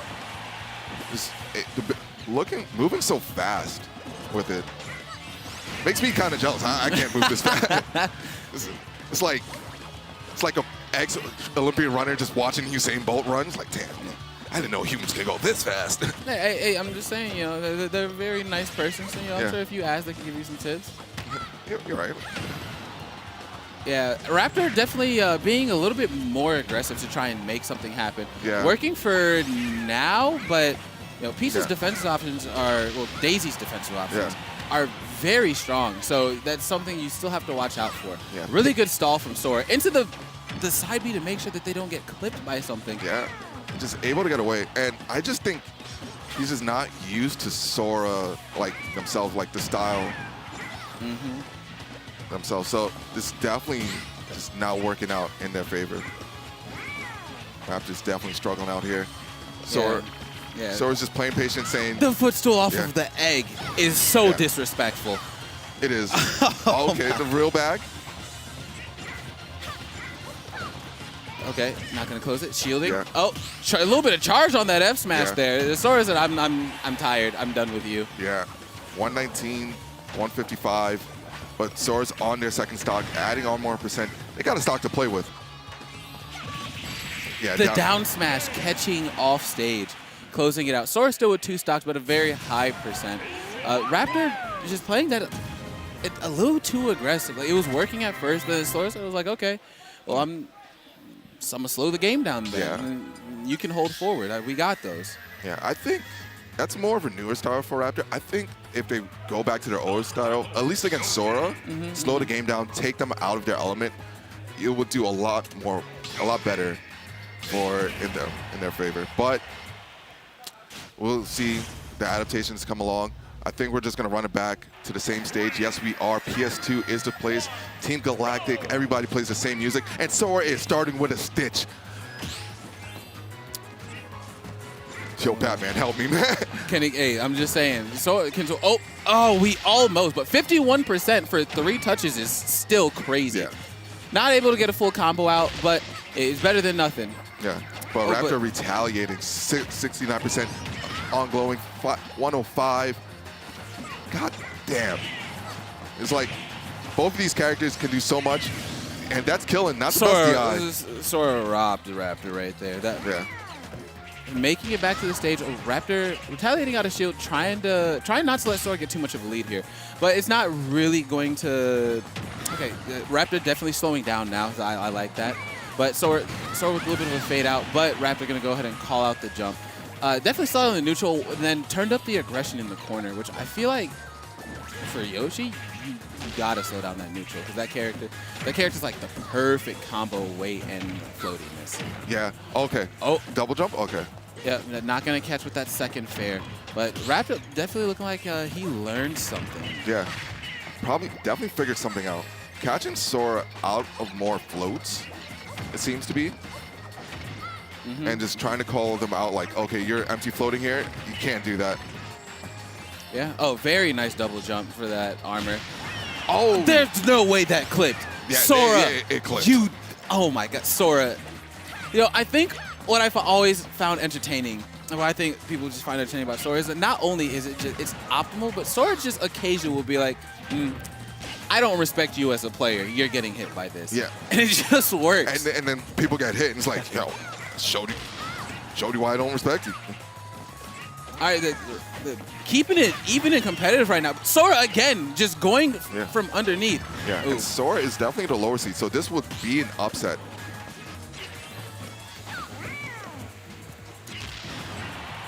Clipping with the back air. Oh, trying to catch with the counter, but just too early, getting clipped. Down to the last stock. Back air into the up air. So, Yoshi, heavy. That's a heavy character. He's Yeah. not going to die yet. He's a heavy boy. Another up air gonna That do up it. air is stale now. Okay, but Bear ain't stale. Bear, yeah. So that's gonna take it. 1 stock apiece. Playing for all the marbles. Sora stalling a little bit off stage. Not trying. Oh, drop the combo. Yeah, you rarely see that from Sora.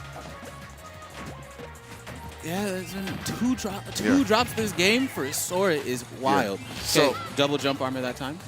So big thing is like Yoshi doesn't get hit by okay, that we almost saw the Yasujin combo right there with just up airs. But the big thing here is Raptor can't get hit if he stands with the thing. With normally like some characters can get hit while standing by those up airs. Raptor is not one, as in Yoshi. It's not one of them that does. Yeah. Okay, that's actually so good for Yeah. Yoshi. Sora looking like they're slowing down just a little bit. I think that's definitely the smart play here because Yoshi having a little bit more of that just burst kill power. Very hairy situation for Sora, but coming out with the clipping with the fair. Can Sora close this out here or for the upset? Oh, with the counter! He's it. alive! He's alive! He's living. A B? No. No what B? Oh my God! Yeah. Sora had that read and turned the wrong way. Oh, that dash attack. Yeah, not gonna do it. Fantastic DI coming out from Raptor. That move Raptor almost never holding kills. On. 152. Sora trying so hard to keep control of this situation right here. And back getting air's clipped by gonna the do back it. air. No, it's Sora's not. alive! I'm a liar. Sora's alive! Immaculate DI! There's no way. Both players here working so hard. Raptor trying to keep this game, trying to keep this set going. Sora trying to close this out for the upset. Who is going to be able to take this? I have no idea right now. No, this is so intense. And you see the movement just come out from Sora. But Raptor's just turtling, going to shield, just doing his bread and butter. And that is it. That is We're it. going to a game 3. Oh, we got a game 3. We got a set on our hands. We got a set. Woo! Oh my God. That's such a close game. Oh, that so close. Sora shaking that head a little bit, clearly a little disappointed how close that was, but you know, nodding it off, laughing. You know, that's what I was saying. That iron mentality. Yeah. And the thing is, Raptor could probably shake it from that. Sora, as you said, multiple game 5s. This is just another wall in the wall. Just used to this. I may have dropped the game, but I'm coming back with the same intensity, maybe even more. Yeah, that's something that's so scary. Like, I'm just at this point. Look, if Sora wins this, I think we're gonna need the Sora J last game counter. Yeah. I'm not trying to see the game 4 Leo. I'm trying to see that game 3, game 5 Sora J. That's a scary person. I don't want to see that person bracket. Oh, Raptor just opening up with the down air, trying to get that early lead. Oh, armoring through the Peach Fair. Such good timing. Yeah, and that's something you don't normally see unless you have a Yoshi in your region. A lot of them do like to start with just jump up dare, and it just catches so many people because it's 33% if you just get hit by all those hits. Ooh, getting clipped by the fair. Raptor holding Sora in the corner, definitely running away a little bit with this. Up air clipping, and Sora J is now down to stock. Such a different looking set from the first 2 games. But can Sora J bring this back? Yeah, we'll see. All right, it's already started in the combo tree and caught the air dodge. Caught with the up smash is so wild. Raptor clapping right back after some of those disrespectful up smashes from Sora. Oh my I cannot believe that missed. You got it, because it just happened, man. Into the grab. Right, it almost looks like Raptors downloaded the whole playbook. Yeah. You know, those were test games. He's like, yo, everything downloaded. CPU's working. We had a little setback, but we're in it. Back though. Sora needs to make something happen because Raptor is running away with all this momentum. And Caught down B by the down B. from so far up. And what's crazy, Raptor hasn't even used down B all set. Yeah. So the stark difference from game 1 to right now is so crazy. And Sora J just like a hit away from before. And now just potentially getting restocked, dare I say. Okay, the grab missing Sora. Sora's just, they're on the ropes right now. Raptor looking so in control. What happened? We just, like, hey, someone check this young man's glasses for Wi-Fi. Did he download the whole playbook? I don't. He has one of those like tech glasses. The Google glasses, like. We got everything downloaded, play by play. Downloaded the Arcadian Yeah. sets mid-set. Slang. Oh. Okay, so we're cooking. Yo, we were missing some of those combos. Yeah. Raptor coming back with the fair, Yeah. not going to go for a follow-up with anything. Sora trying to make something happen, but at 118, and that's going to be the stock. That was a game 3. Yeah. Raptor, very, very impressive adaptation from Raptor on that Definitely. game 3 there. Barely closing out the game 2, staying so composed, and then taking that game 3. Yeah. You know, I got to give it up. So these players out here tonight, some of them are, they came to play. They came to win. Oh, of course. I think about everyone, well, how much we have? 120? Yeah, about 120. About 120. Like everybody came to play. I played my round 1, random duck hunt, just taking me last hit. I'm scared out of my mind. I'm like, oh my God, I'm just camping this character. Look, I'm just saying, here in MDVA, Yeah. Round 2 is a random Corrin. Don't know why that character has a resurgence, but guess what? They're putting in the work. Hey, you know, when you're a mid-tier that has like almost all even matchups, It's you know, scary. you can justify playing the mid-tier, I feel like. Yeah. Then, I like winning matchups out here. So I'm looking. oh, Conkeydorf and Beast. Second That- time Beast is on the set. And Conkeydorf, the very good Ganon main, still on the winner side here. Oh, snap. So big thing here is Beast, great player. Definitely the higher seed here. I can see Beast losing this for whatever reason. And this is going to be a hard-fought thing for Conkeydorf. Oh, yeah, but Ganon main, he's used to these struggles. Yeah. You have to be. It's been Ganon for so long. I believe Conkeydorf, could be wrong, played also Smash 4, so it's like, yeah, and 0 to death from Beast already going off with the Squirtle. Not known for their Squirtle, so, Oh, my God. Oh, two- so two close quick to making stocks. it back, but Yeah. just 2 quick stocks. And we got the little taunt. Yeah, no, this is really rough to watch. Yeah, Beast is just running away with it. Ganon, thanks. Yeah, not the best character on Artillus. I had an entire speech set up and say Conkeydorf couldn't do this, but this is looking like a body bag right now. When you got players do sidewalking like that, you have too much confidence. And they have fair right there, gonna close it out. Yeah, very quick 3-stock from Beast. Conky saying, just run it back. Yeah, they barely got to play the game. You can't even know if the stage is the problem there. You didn't play. And now they're down a game. They're basically playing the best of one in their mind. It's so rough. Conky's such a good player, too. Yeah. Ganon. But Ganon, I think Ganon's the problem. Yeah. So it's you have games like this. I can't respect Conky can make it work, but games like that can just happen, and it's just looks so rough. I'm saying Ganondorf in this economy, I don't know, man. That's slow. It's like Zenny. He's just worthless. Okay, side B getting work, and not able to get the check chase right there. All right. Oh, up air out of disadvantage, and we're getting more of now scramble situations, even though Beast does have the advantage. Let's see what we can get there. But Conky still made it back. Okay, Yeah. Conky, looked like he's trying to get something going. Barely missing that down there. Now we have Beast taking that center stage back. Conky, I think the difference is I think he definitely slowed down just a little bit. Yeah. And sometimes that slight change of pace could be everything. Catching the upbeat into the into the recovery is wild. Yeah, And but Clip, I'm so shocked Yeah. that up smash killed. so it caught the dash back. Definitely had a mix-up of the DI from Conky. So not one of the greatest initial DIs, and it just makes it even worse. But they're coming out of shield with the dare, and Conky with a hard read for an upbeat air dodge.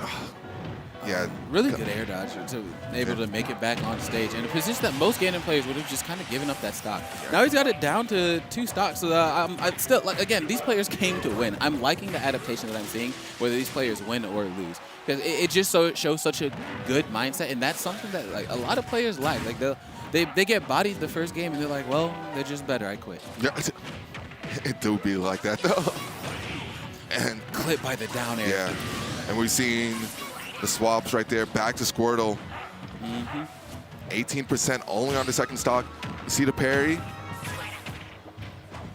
Oh, and the pressure on the Conky. Oh, tried to get the double. Are they dead? Oh, yeah, they are. Yeah, And we're down to Charizard a is gone stock at piece. 0. Conky after game 1 with the 3 stock? Yeah, I think we got ourselves, might have our set. Maybe. Can he maybe. get back on stage here? Okay, he's back on the stage. He's back on stage. Can he get out of the corner? Yeah, he's out of the corner. He's What out is of the corner. he cooking? What is he cooking? Oh, he's back in the Back corner. in. He got caught by the water gun. Looking like Beast is just trying to clip with the water gun. How did that connect? Okay. Yeah. With the hope and the prayer. Oh, no, there's no way. No! Reset. Oh! Conkeydorf! Oh! So close. Oh, my God.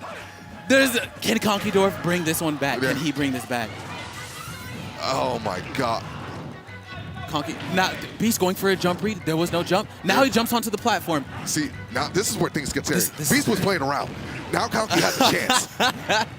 Hey, play with your food too long, and you end up in a real close set. Trying to take it, now jumping. Conkeydorf choosing when to and not to jump is so intelligent because Beast can't get a read on it. Yeah. He's just he's getting these soft clips that aren't going to do anything. Another one. Okay, not gonna get it? forward. He's not going to catch it again. Oh! No! He He's lives. alive! He's alive! God bless Charizard. And he's No! gone. And he's gone! He's gone! We got a game 3! We got a game 3! Conkeydorf taking the game off of Beast after getting 3 stocks. Yeah. I'm telling you, don't play with your food. Can't sleep on these players. Can't sleep on these people.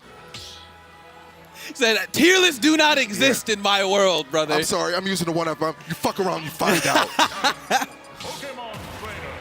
We're 1-1 right now.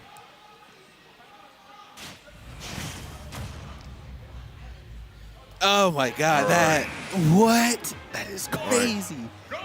Now, Conkeydorf has all the momentum. Beast just probably needs the solid play that they've been used to because they had control for majority of that. They got to go around to before they were messing up, and the side Bs are coming out, and the tech chase is going on. Conkeydorf has the lead now, trying to close this game, trying to close that stock out. Barely missed the fair, getting clipped. Beast back in control of center stage. Conky just unfazed. He said, I play Ganon. I'm used to this. I've been in bad situations. Actually, I just made a reverse 3 stock against you, so. Oh, the forward tilt barely missing. Getting caught caught. that, and that stock off. killed. Yeah. Bad DI. Surprise. I'm just letting you know, I don't even know which way to DI that. That Good. could have just probably been straight up death. You got to hold down and out. Down and out. Down and out. And I believe off of the line, I think that Conky was holding in. Yeah, we don't have the replay right in front of us right now. So, all right, Conky. Oh, almost catching with the up smash, just a little bit too slow. Yeah. Getting killed again. Not DIing that properly. 91%. But yeah, But the he's right catching there. it. He said, hey, I'm not done yet. Yeah, and you know what I'm liking about this? This entire set, Conky's been playing with a smile on his face. Look at it. He's just having fun. And Beast is stressed out. Because this was not supposed to go like this. Absolutely. And now, Conky at 40%, but he's made miracles happen already. Can he do it again? Oh. Down smash? Does this kill happen right here? Does he maintain the left track? Beast rolling through, catching that. Conky burning jump there, caught by the dare. Yeah. And you know what? That's going to be the game. Conky with the smile on his face. You know what that happens. But I showed up. I showed out. Showed you what happens when you play with your food. Don't you disrespect me like that again. Conky, put him some respect on his name at least. He's kind of nice. He's kind of nice. You know? He's so nice. Yeah, he said, don't mess around with me. Oh, yeah. Take me as a serious competitor. I'm maybe playing Ganon, but I'm sick on these sticks. Look, they called him the Great Demon King for a reason. Yeah. He showed us why. They don't call Ganon that. They call Conky Dorf. No, absolutely, absolutely. And now coming up, we have John and I swear to God, I'm not calling Yippee Diddly. I'm not calling him that. His tag is A-Marks. His tag is A-Marks. I'm tired of him. Okay. I'm tired of him. So I'm tired of him. Yippee, A-Marks. Oh, so what character do you know? Does Yippee play or A-Marks? Min. Min? All right. Versing John, who was once known as Jocelyn Gamer.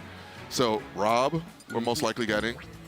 Is that, I'm looking at the thing bias. Is that a mini Connect 4?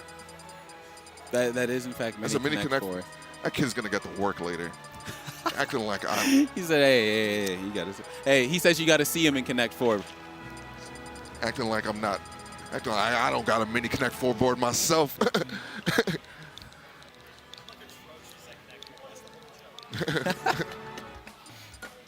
All right, so yeah, no. What do you think about how this is gonna go right now? So this is one of those weird matchups because it's toxic just on both ends. Because if Rob gets sent off stage, it's curtains. But if Min gets sent off stage, it's curtains. I think this might be atrocious for Min. Low key, this is my opinion, because Min I know can't go anywhere. Rob can at least go high and try. He can try his best. Min, what's she doing? She's off stage. She's like, maybe in arms, like, help me. All right, we're gonna get it. Probably gonna go PS2. You know, the usual. Yeah, good call, man. All right. Mark's getting that first little clip in, but not going to get anything off of it. Naring the gyro away, rolling straight through the laser. Yeah, and we're going through, and the damage is on. And Min, one of those characters that are just able to be comboed so easily in the game. Because once you get in, it's like, okay, you got to be able to hit this girl. So yeah. Players keeping it even right now. A-Mark's swinging out of the corner. Nice down tilt, calling out that laser. The charge F smash. That's a yeah. Oh my. He's at every Rob Nares right here. Yeah. And you're one of the same brain. It's part of the hive mind. All right. I like the reset from John, just saying, okay, I just need to gather myself. But A-Mark just doing a great job of just holding their own. And just saying, I'm going to play my game. And that's the big part right here. Because this normally a bad matchup. A-Mark's definitely keeping it. He's holding on to that lead. He's already lapped 100%. He is running away with this right now. Yeah.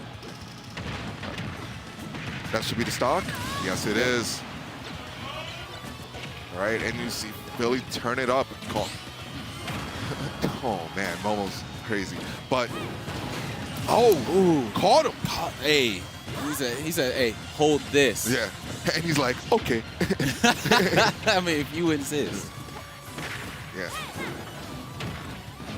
Yeah. Now we have A-Marks again. Very good. Oh my. Who uses that reflector like that? That was so intentional. A-Mark does. It's like, get that laser out of here. Ain't faster than that speed of light. Because I'm reacting. Charging up the Dragon Arm. No, I definitely feel like that should have been a charge on the boomerang, but you know, he's the one that's made it this far. Yeah. We're here for a reason. Yeah. Even stock. There's no shot the Dragon Arm clip there. Yeah. Yo, Min busted. You know, maybe tired of. Yo, Pink, take notes. Yeah. Hey, Pink fresh wish he could move like that. Let me stop before he pull up just to put the hands on me in the game. Yo, Marcus, come through. I hear African Batman's talking shit.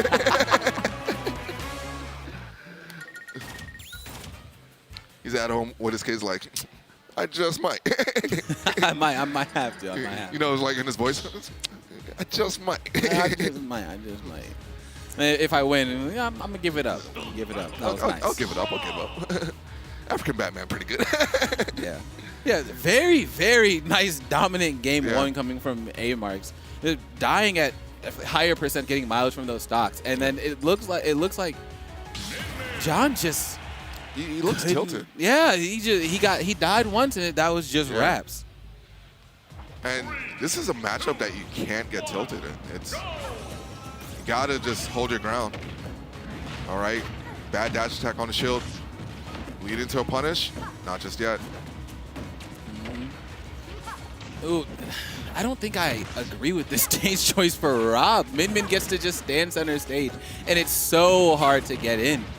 Yeah, but I feel like there is a reason Rob does get the shark landings on the center stage. So, and maybe this might just be a comfort pick. So, who knows?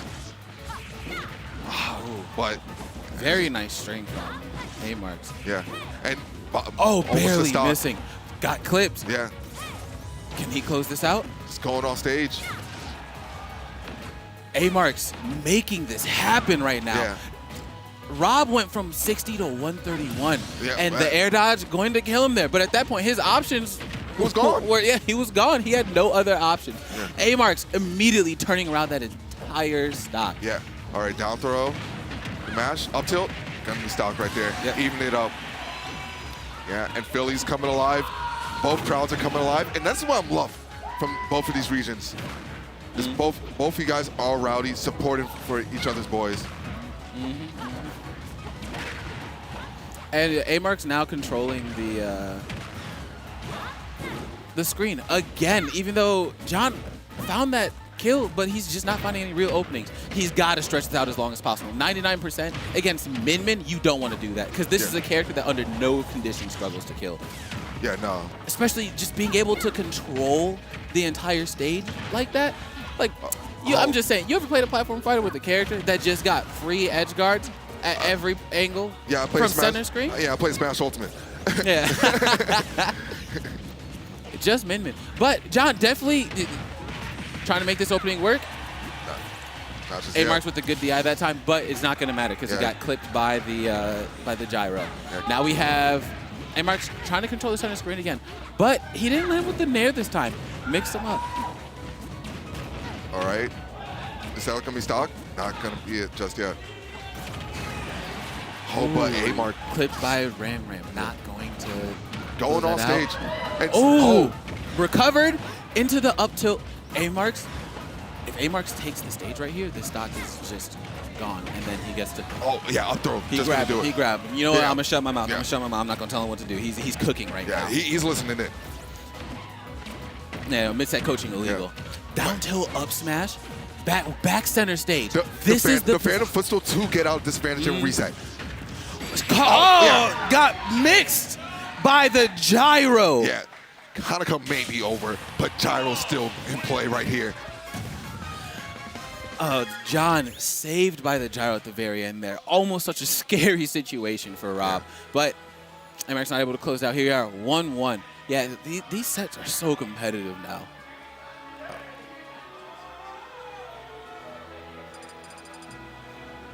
Yeah, all these games have been so tight. Then it's crazy. On the other stream, we have Deli Boyd and Trial, and Deli Boyd won game 1, and Trial is a stock up on game 2. So that's looking like that might go to a game 3 as well. It just might.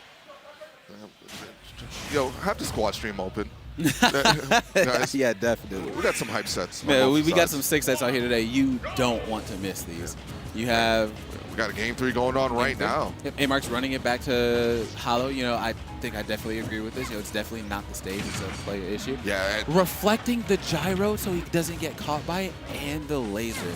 Yeah. A-Mark's playing so intelligently right now. Yeah, I know, but unfortunately, get in a juggle situation, 33%. And hey, someone check this man's birth certificate, because that air dodge, you know he was born in America. Well, he's not American born? He's definitely American born with that air dodge. Caught by the gyro. A-Mark's panicking a little bit. Gonna have to take a breath. Yep. Take a moment, slow down. Yep. Waited, swap, and now we're back in control of the game. Oh, but changed him up. And the Dragon Arm is going to take it. Min Min saying, I'm not here to play a fair game. I'm here to play my game. Yeah. Up smash not going to do it right there. All right. I like the air dodge. The air dodge? I thought they had a gyro still. Gyro was not back yet. Yeah. A-Mark's dash tagging, rolling, not close, spaced it Yeah. perfectly to not be able to get punished. Down throw is the Not gonna do no it. mash mix-up Yeah. into the grab. Oh. Up to, Yeah, grab, they're tried to get a scrambling. dash grab. John is scrambling right now for this kill.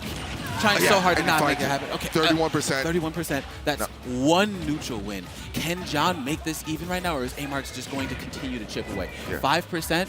Now, A-Mark's backing up just a little bit. Grab just a little bit too slow. Parrying the gyro so it's gone. Here we are now. Both players out of the center stage, trying to fight for it. Getting clipped by the Nair. But A-Mark said, hey, that's crazy. That's Yeah. negative right here.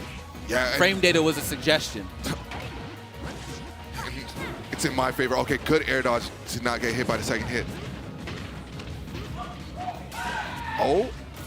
Oh, arms went out, but nothing landed. But almost in a neutral situation. But A-Marks does not care. He swapped to that arm so fast and Yeah. just while rising swap was wild. Yeah, and the fact is able to take stock, but John is fighting back with a retaliation right now. So can't take stock right here. Only 14%.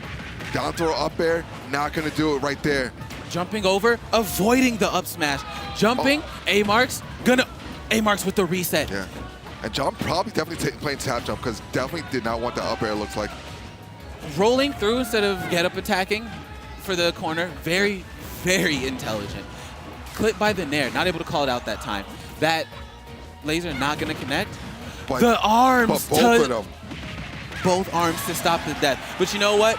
A-Mark's got 90%. A-Mark's so close right here. If he stays calm and keeps center stage, Yeah, then but he takes fished for this it. game. But Is A-Mark gonna panic? John- That's the big thing. is A-Mark's gonna panic? Nope, both arms out. He said, I know you. I know what you're going for here. You done it. You did it already. A-Mark's throwing out the arms Yeah. the wrong way. Does he take this? They're both A-Mark's panicking. They're throwing- both panicking. both players But panicking. This is John such a has scramble. control.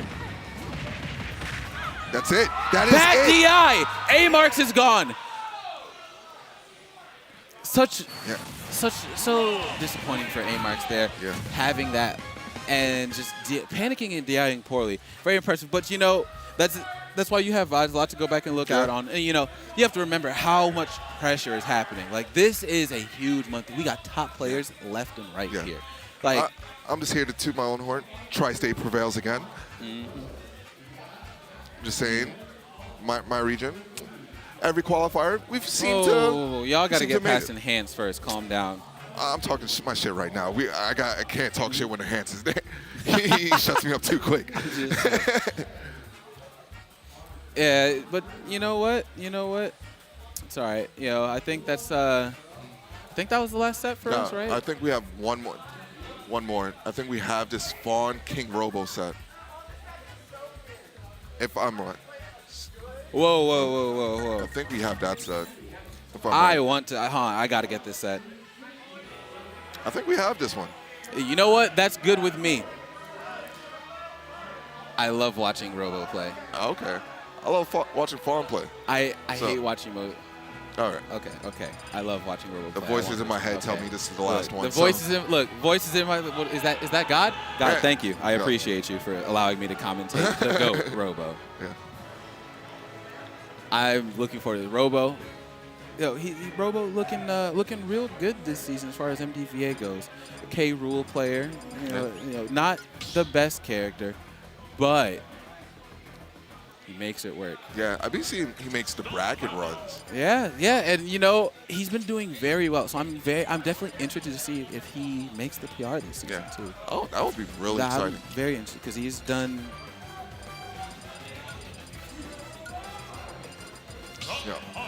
Yeah, he's done so well this season. Yeah. So I watched the tapes. I watched the VODs. Big fan of the scene, Smash in general, and no, Robo definitely been killing it. And definitely hyped up. Boys are in the crowd. Yep. And I'm also hearing the Fawn chants too. The Robo and Fawn chants. Yo, the Robo definitely a local favorite here. Yeah. How can you, unless they're number one in here, how can you hate the K rule in your region? Honestly, he's such a good dude. Yeah. He's too pure for the Smash scene. Yeah. Armoring through the fair right there. such a patient player. Yeah, just able to grab through. Yep, and now we have. This is not a matchup that you see at all. This is not the Elite Smash matchup. This. Yeah, because who plays either of these characters? Robo missing the fair, but catching the up air. Fawn with outstanding DI, not going to die there. Clipping Robo, but Robo only at 76, so they going to have to work for this kill. Yeah. Also, K-Rool, I believe, the second heaviest in the game. So definitely going to take a while to die off the top. But guess who ain't heavy? Oh my! Duck Hunt. He Time set to go him into the crowd, set him into the can. Hey, 175 and not even kill Sparks is it's crazy. So wild. And the up B hit the can, so it didn't even hit him like that. Yeah, it just doesn't care. Robo just living. Fawn not able to find a kill. Duck Hunt setups are failing right now. Yeah. Duck Hunt stocks going down and still living. 202. When they say super heavy, they mean super heavy. 227, taking it right there. K-Rool getting mileage off of this, off of that stock right now. And now you have Fawn already at 86 to 21 on the ropes. Can barely saving. Somehow did not clip Fawn there, counting their lucky stars. All right, but now taking massive damage right now. Yep, now it's even back up a little bit, taking one explosion too many. Robo's gonna have to slow it down here if he wants to maintain the pace he was at. Big character getting caught by the side B loops. Oh! And Robo hit with the net. They flew up together. And Robo just knows. Dash attack whiffing. Oh my God! Cannonball does not. Cannonball reflect. does not go through can, but but dash attack catching. And I like to stall from the up air to avoid their Fawn's own up air. Oh, using the ball so the can doesn't explode on him. The Robo playing so smart right now. Clipped by the can, but it's K-Rool. We've seen he's not gone yet. This feels like someone that has been prepped Why for this is he matchup. alive at 207? He doesn't care. And he tagged it. All right. Oh. The SD. Said the stock wasn't worth it. Hey, you know what? 207. I gave you enough mileage. Armoring through, dash attack missing. Fawn getting his string going, not going to be able to follow up properly. Side B not going to connect, armoring through. Now we have Nair, dash attack connecting. Thinking the crown's going to kick, but it's not going to. Frame data's not good. Duck Hunt frame data not good enough to even get a punish off. This could go either way. There's the crown. Robo slowing it back down, maintaining that slow, steady stage control.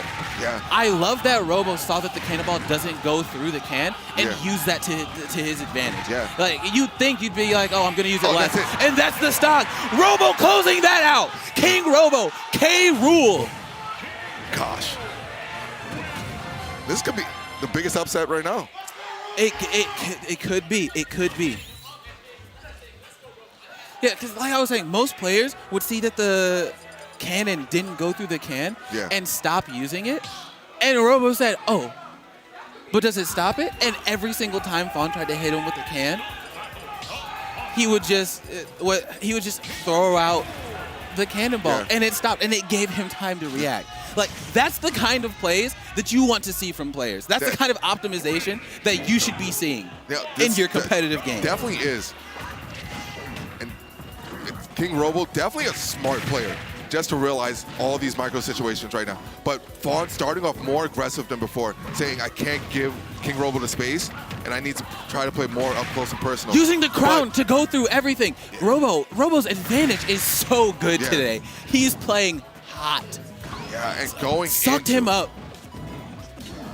Trying to get the spike, not going to. Dodging the can. Tried to armor through with it down there. Probably should have thrown out in there, but that's okay. No counter gonna happen right now. Dash attack not connecting. Fawn now trying to make something happen. But now this is the closest we've had to an even game for Fawn. Now at 120. Clipping with Nair. Fair not connecting now. Shielding the side B. Using crown. Fawn having to go over it. K-Rool. Trying to shark, not going to get a connection. Not using the up air so as to not hit the crown. And now that was such a bad situation for Fawn. Like, I was scared that Robo was just gonna follow them with the dare. Oh, he had it. That was the up air. He always lands those. A little bit of bracket hitting, but it doesn't matter. Dash attack, no extra percent. 136. So as long as he's smart. He's still not in danger of dying. He's been living to like 180 average. Back air clipping. What's the situation? Back air. Robo holding onto the stock as long as he can, trying to find more mileage. Yeah, okay, Oh! that's going to do it right there. Questionable DI. He's lived that No, before, but you know, that's fine. Doesn't matter. Came down with the invul for a fresh, what, about 50%. Take Yeah. him to 88. Shielding that. Thought he 88. was going to get closer. Not going to happen. All right, Fawn trying to clip. it's Fawn's turn right now. 48% being done on Robo. 74, and right back at you, 88 for your own. This is getting really tough. And catching Robo's landing habits. Yeah, Noticing they're catching like the coming landings. down with a button almost every single time. Oh, the sour spot. Fawn again hanging on by a thread to that stock. And it's gone! Robo in the lead again. Yes. 149. Screw the Armoring thread. through. That there is no thread because there are no strings on me. Can he catch it? No. No, Fawn not able to catch it. Robo slowing back down, trying to Yeah. hold on to this stock again, getting the grab off, but the can's not going to connect. Naring just in case. Fawn not close enough to find the follow-up. This has been really tough. Getting clipped. Does Robo close it out here? Oh my God. Robo tried to go for it all. He wanted the soul, mind, body, and soul. Closing that out right here. Now we have.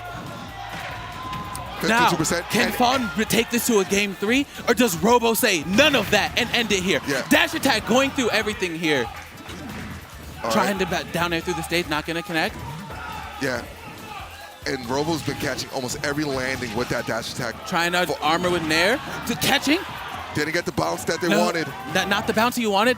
So intelligent. Like the way that he was able to instantly recognize and then not go for it, making Fawn back off from the ledge, rolling through, double roll. Fawn trying to F smash. Fawn is scared. Robo waiting for his opportunity, saying, I'm not throwing this away. Yeah. And the dash attack through. King Robo takes it. K-Rool takes it. The biggest upset of the tournament so far. 2-0. 2-0 at that. Not even a game 3. Nah. He said none of that. Clean this up. I'm done. This is like, and the way he was able to get the mileage off of his stock is that, you want to kill me low here. Yeah. He went high. You want to kill me high? He went low. He died one time below 180. Yeah. Let that sink in. That's ridiculous. You can't win games if the opponent's living that long. Yeah, like he just held on. That intuition and the game sense and that adaptation, Phenomenal. that's what I like to see. Phenomenal. But you know, it's been an honor commentating for y'all. Yeah. I'm glad that was the set I got to end on. Yeah, You know, that was I'm the gonna closer. pass it out to the GOAT Raph and Mr. Patch over here. You know, African Batman and player 4 out. You gonna do me like? What? No, yeah. You got I see played. how it is. I got All right. outplayed.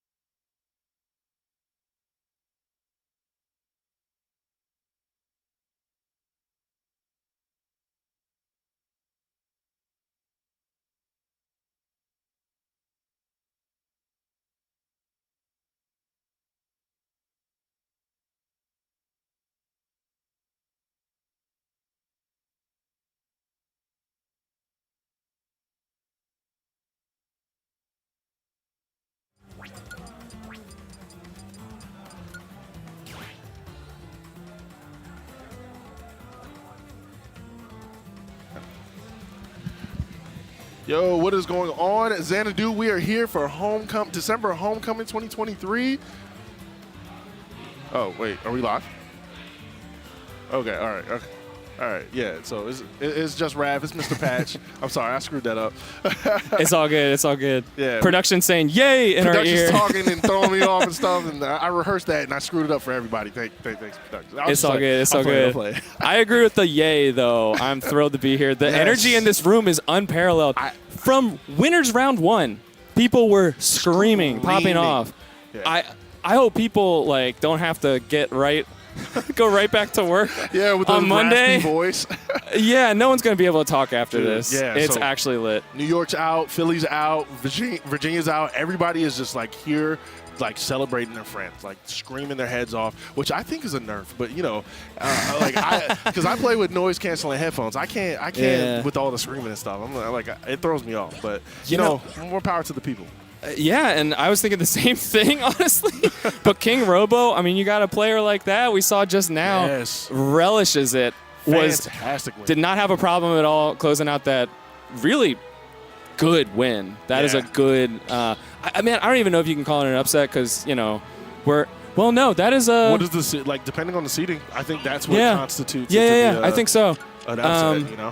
Because we know Fawn, definitely a perennial PR player. Yeah. Up in New York. But yeah, man, I'm telling you, people are losing their minds here. As they should. And I mean, this is the last big tournament of the year. You got to come and show out. And yeah, it looks like we got Mr. E versus Chris. Chris going Steve. Oh my God! See, this is what I'm talking about. We got Mr. E in the building. Yes, man. Mr. With a E tough in the building. test against Chris's Steve. Yeah. All right. Steve coming out with technically the grab. Alex, but it's fine. Ooh. Okay, I already like the aggression from Mr. E, throwing out those fairs, trying to stuff out that up B, but he was able to make it back. Yeah, and honestly, Steve is never going to be quite as limited as at the start of the game, just because you only have 3 iron, right? You've only got like dirt and wood. I mean, look, literally just dirt and wood right now, nothing else. So get in there now when the getting's good. Not a hard punish with the, another one coming out, another Dolphin Slash coming out. And the fair.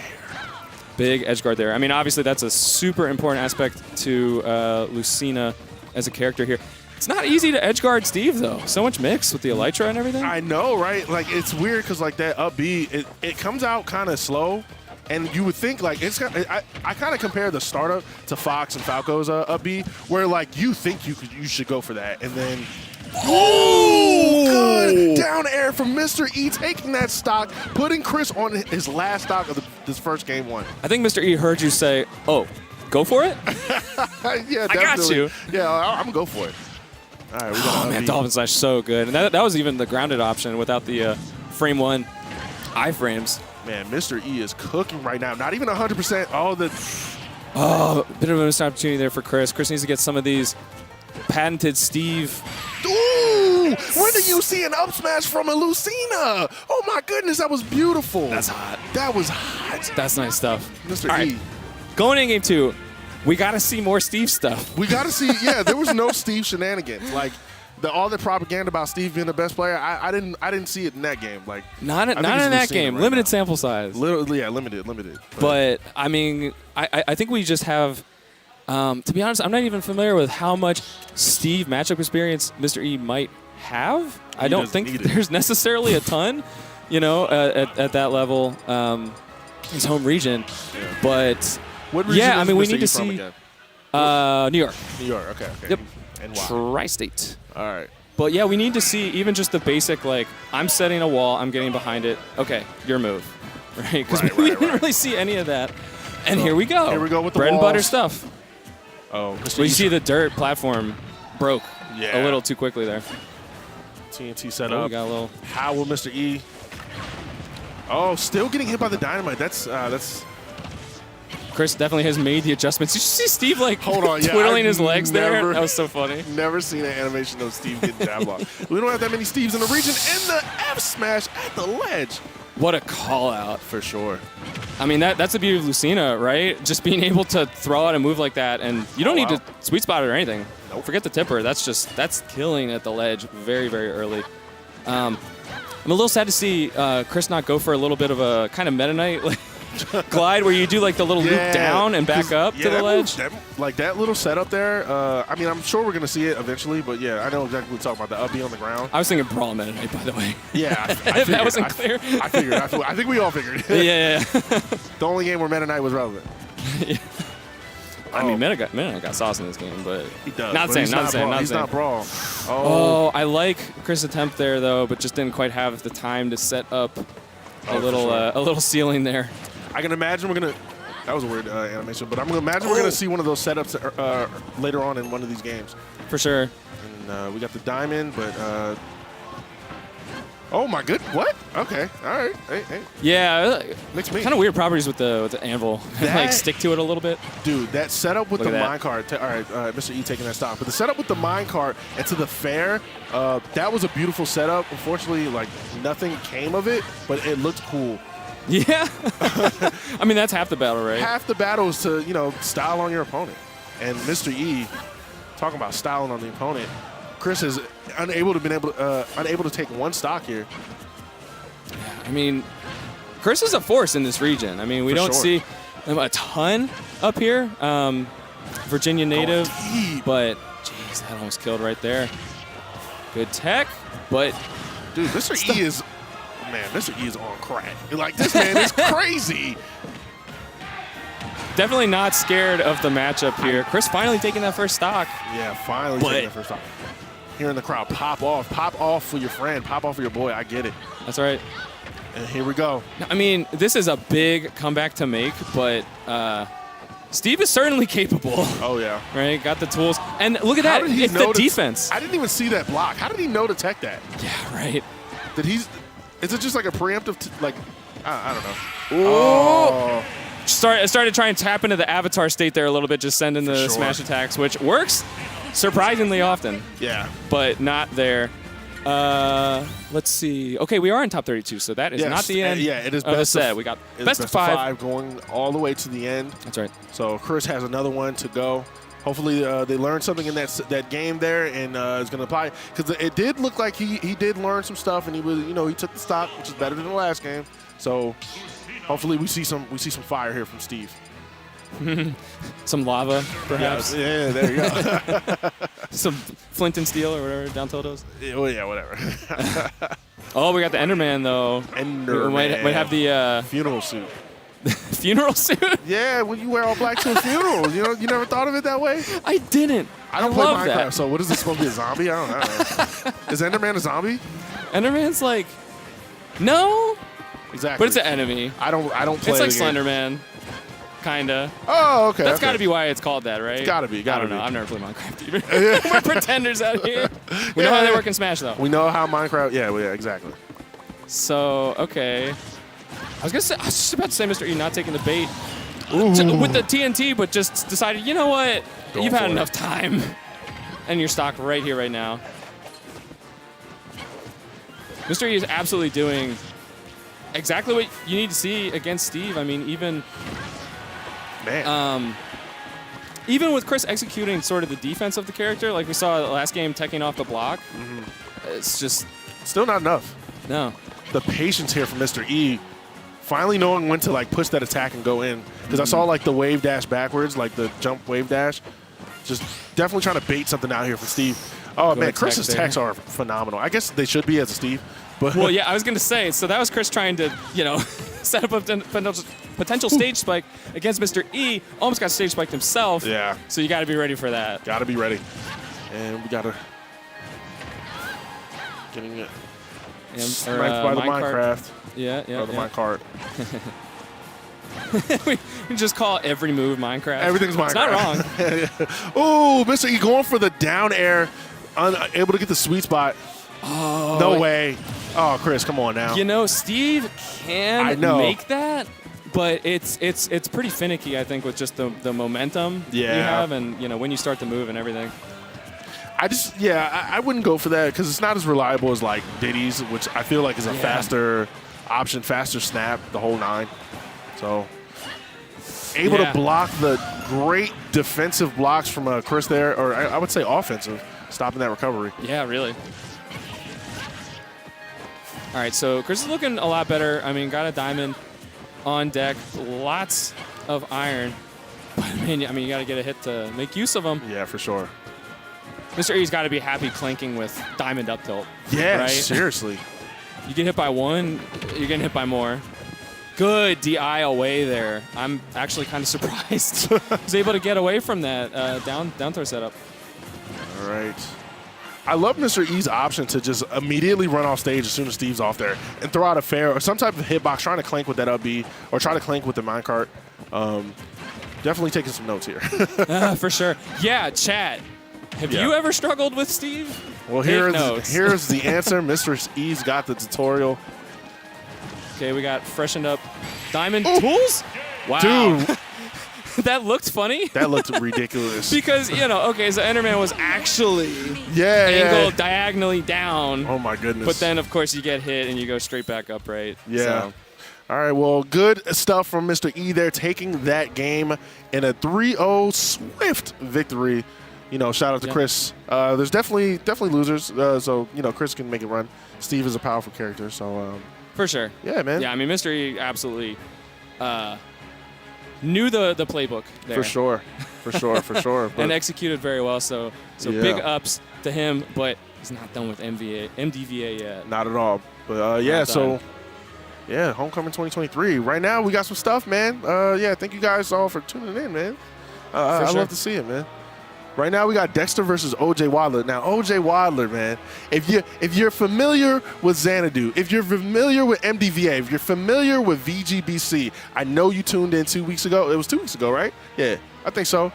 I'm going to go with 2 weeks ago. Go with that. 2 weeks ago, you saw OJ Wadler, the Mario, handle business. He came in here, wasn't playing no games, took that dub in the Winter Arcadian 2023. So I'm excited to see. That's right. Yes. And you know what? I got to say, I got to give credit to MDVA and all of our invaders because we had a gargantuan monthly bracket just 2 weeks ago. Oh, yeah. And, I mean, in the back of my head, honestly, I'm thinking like, oh, man, are people going to be down for another big monthly and so soon? Everybody came out. Yes. Everybody came out. Especially OJ Wadler.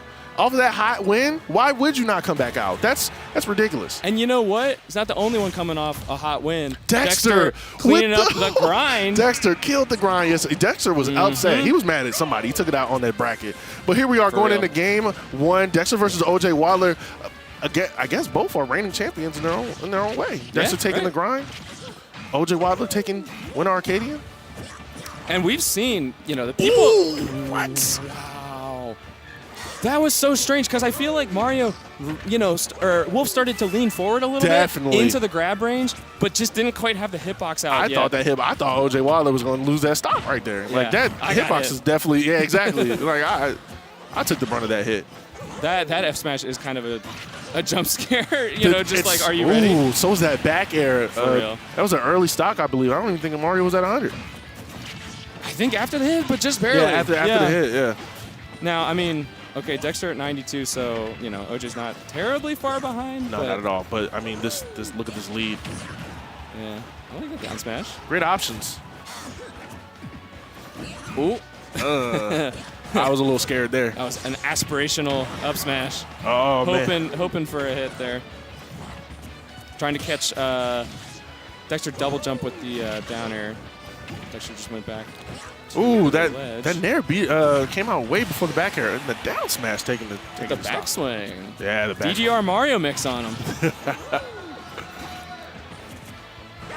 This feels like such a nostalgic match right now. I mean, I think I partly say that because, you know, how long Dexter's been, you know, a huge part of the scene. But we got just two brawlers, you know, Mario, for sure. Wolf, PS2. What more do you need? Ooh. Looks like OJ Wadler was trying to get like some ladders going, and you know Wolf said, "Nah, not in my house." Yeah. Up here, out of his way. Yeah, I mean, both these characters have pretty good ways to just kind of end what you were trying to go for. Yeah, for sure. Right? Yeah, both These of their nairs nairs are what, like frame fast? Like frame fast. I like that. That's true. That's true. You can't fact check us, Chad, because we didn't give you a frame data. I mean, you can't. It is frame fast. That is a fact. Like it's a fast move. Oh, man. I mean, they both have plenty of those. I love the reverse Especially up Mario. air from Mario, but unable to get anything out of it.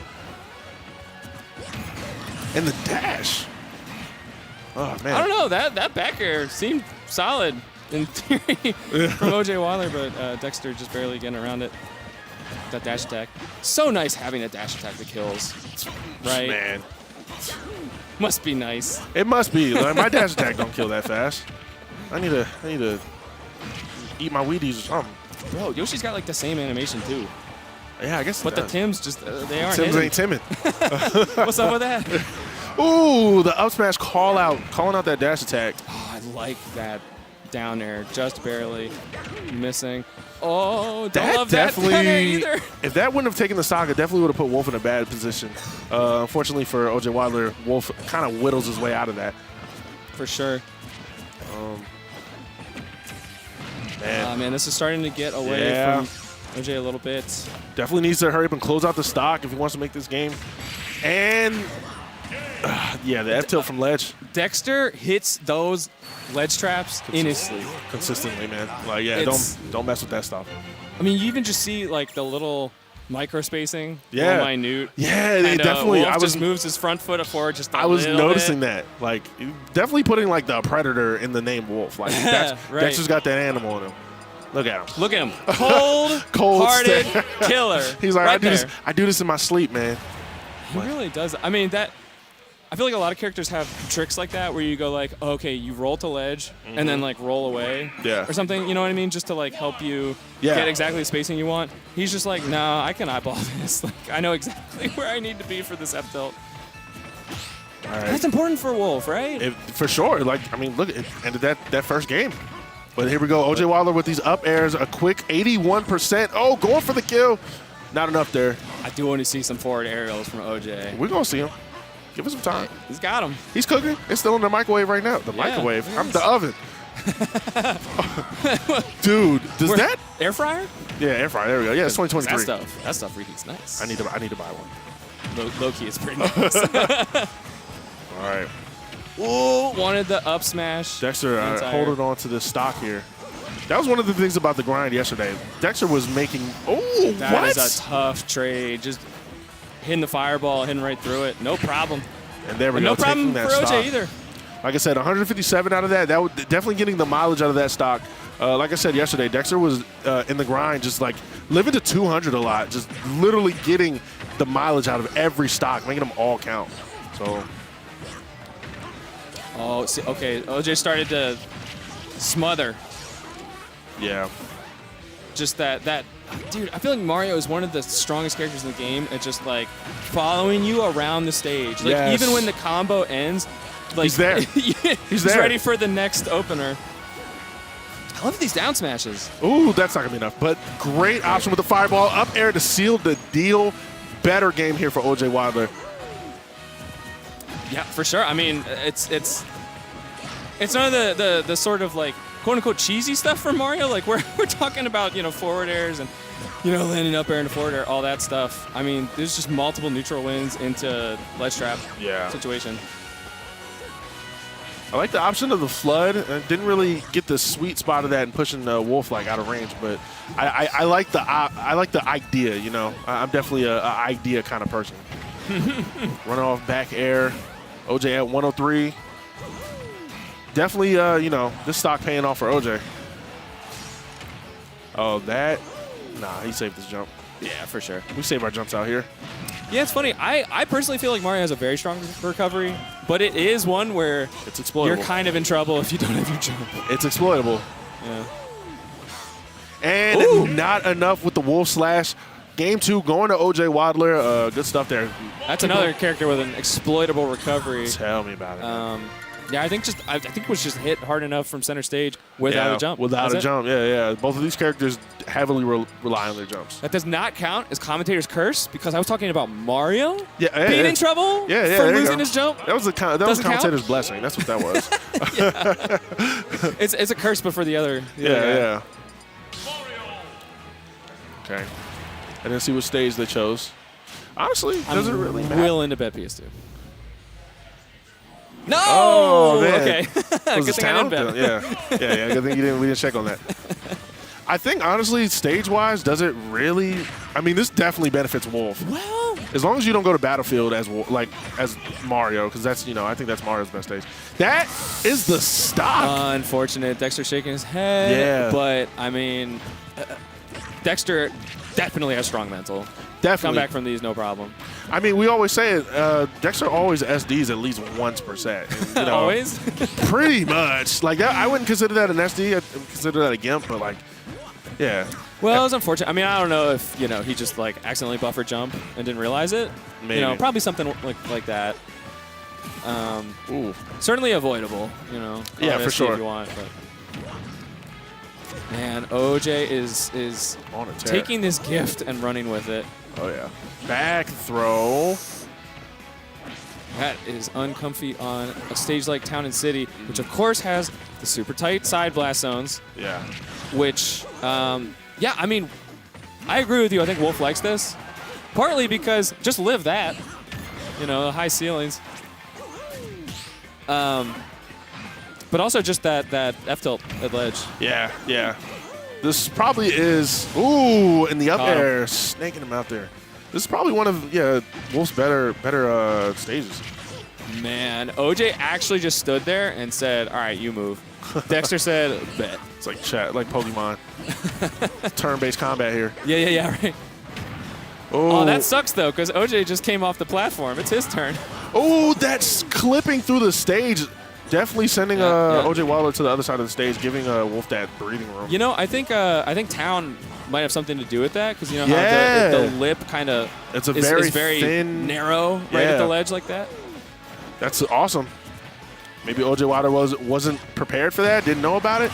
Oh, that back air. I know Dexter was going for that parry there.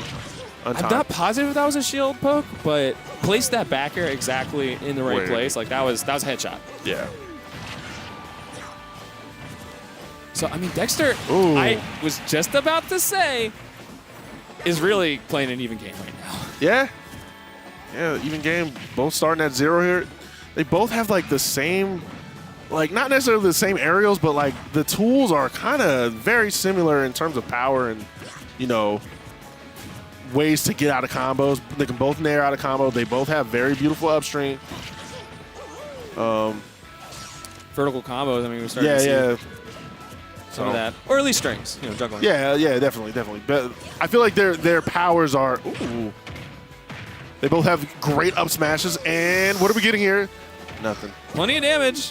Yeah. Ooh. Not willing to end it with an up P. Nah, Dexter said, I know how to DI. Don't roll into that. Okay. Great option with the fall off fair. I mean, that's a risky play with Town City, though, right? The fact that was even a potential kill. Yeah. That's going to do it. Sure is. Yeah. Game 2 going to OJ Wilder. Dude, it's funny. I was just noticing.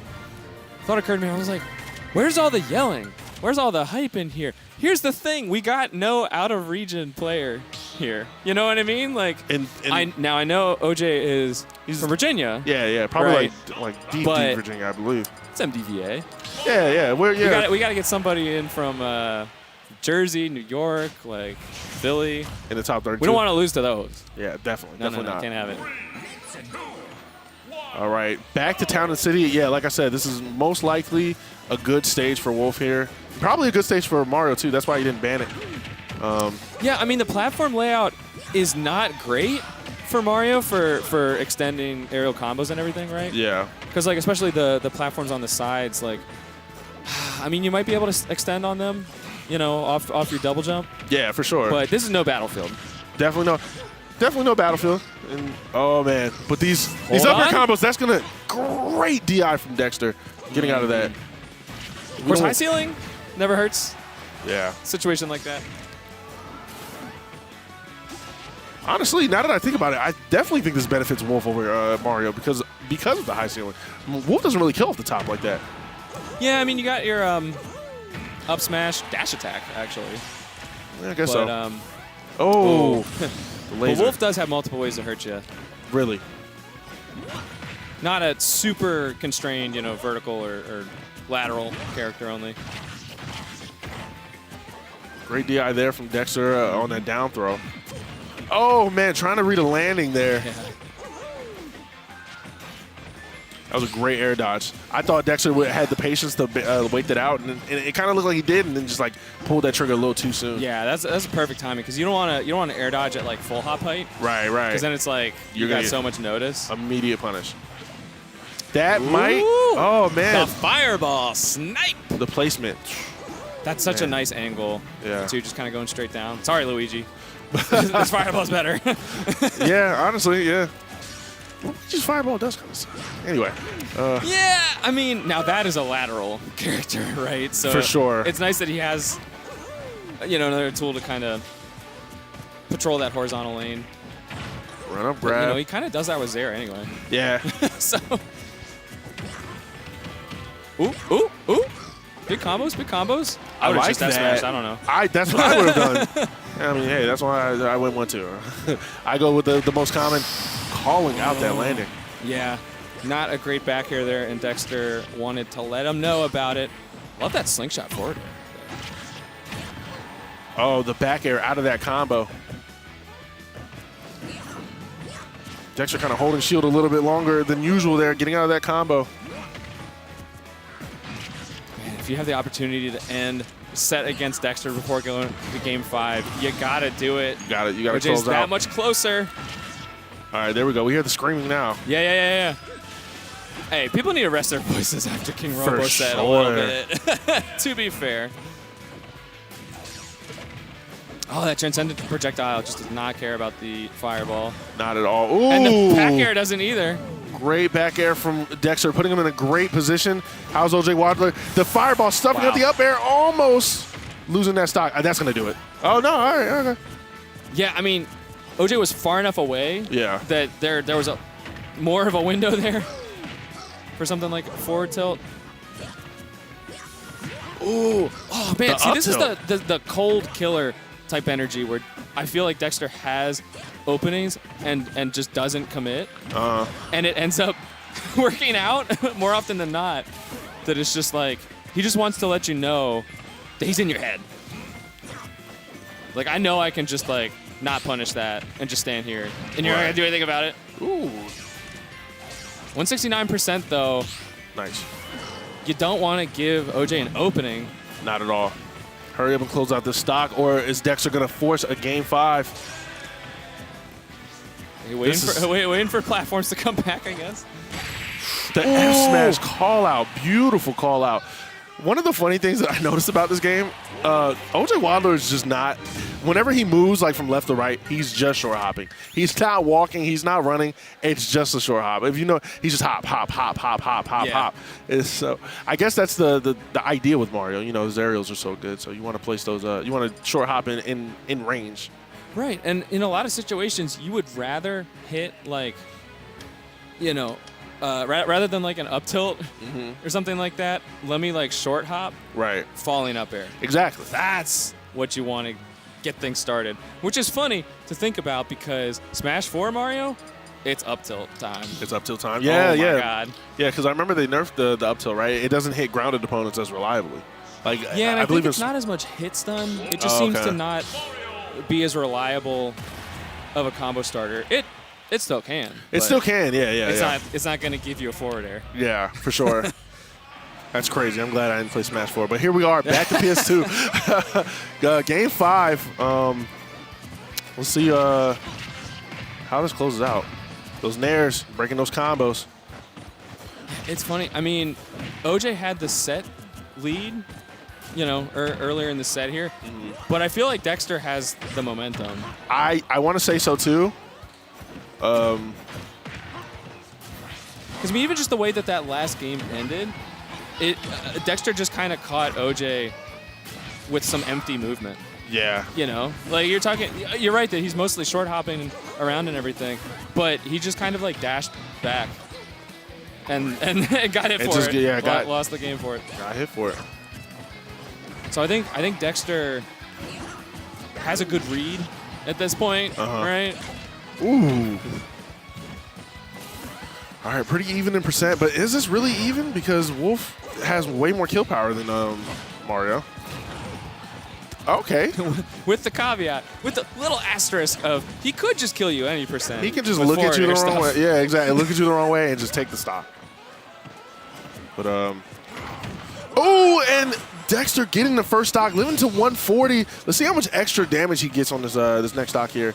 Or is OJ Wilder going to close out soon? That might be the first up smash we've seen from Dexter this set. I think partly because we've been spending so much time on these high ceiling stages. Yeah. Right? Oh, great mash. Yeah, that was definitely the first up smash, by the way. Okay. All right, we got some fairs. Waiting out the air dodge, but unfortunately not able to get anything out of that. Ooh, okay. You saw OJ Wilder, like, he kind of, like, got animated into that. Yeah, that down Yeah. Well, that up smash is so scary because, like, you know that he charged it a little bit there looking for a spot dodge. Yeah. Or, you know, just an option. Some type of defensive option. Even just a jump. And, you know, I mean, hey, don't get me wrong. It's not like Mario up smash is the safest move in the world. Like, it's still a smash attack. Yeah. But with Very safe. the, you know, Let's be with honest. the armor on the Are we getting the head- fair? Ooh. Saw the fair. Did not see it connect, though. But yeah, with that thick head of Mario's, I mean, Right, can right. hit through a lot of stuff. It's a great move. Throw out a little 1-2. Oh, Oh, man. a 1-2, and there's the 3. Yeah, 1, 2, 3. Okay. Let's see how fast Dexter can. Oh, he said he right back. Unfortunately, That is courageous. yeah. It's, Normal honestly. get-up attack into that. Worked out for OJ, though. Dexter kind of struggling to close out this stock here. He wants to hurry up and close this out, make this an even game. That's going to be a back throw. Oh. That's a high recovery. I don't like that. That's Oh, all right. man. Able to make it back. That Good wolf recovery by Dexter there. for sure. Oh, In the moment, that felt like it might have been checkmate after the that, flood. that fair? Oh, And you don't have your jump. Like, yeah. But that was a good job by Dexter, just like holding off, you know, drifting in, trying to get as much drift back toward the stage as possible. Right. Nice parry there from That was a OJ. beautiful parry. Oh, the F tilt. That's not going to be enough. That scary out of no jump there. Ooh, like that little waveland, quote unquote, from ledge. That F tilt definitely would have. It's a lot of extra credit on Dexter. I mean, even if OJ loses stock right now, no commentators. There it is. Yeah. You called that, dude. I mean, it's only a matter of time. Yes, for sure. At a certain point. With players like 80% these. on Dexter. Mario has a great lead here. We'll see what OJ Wilder does with it. Can you imagine if Dexter ended this whole thing with like a forward air into side B spike Dude, that's how he ended yesterday. from behind? Like, yeah, we know he can do it. We know he can do it. It's possible. Dexter kind of evening this game up. Oh, my goodness, taking the lead. Percent-wise. Man, I'll be shaking in my boots without OJ. I ain't going to hold you. After that down smash? Yeah, man.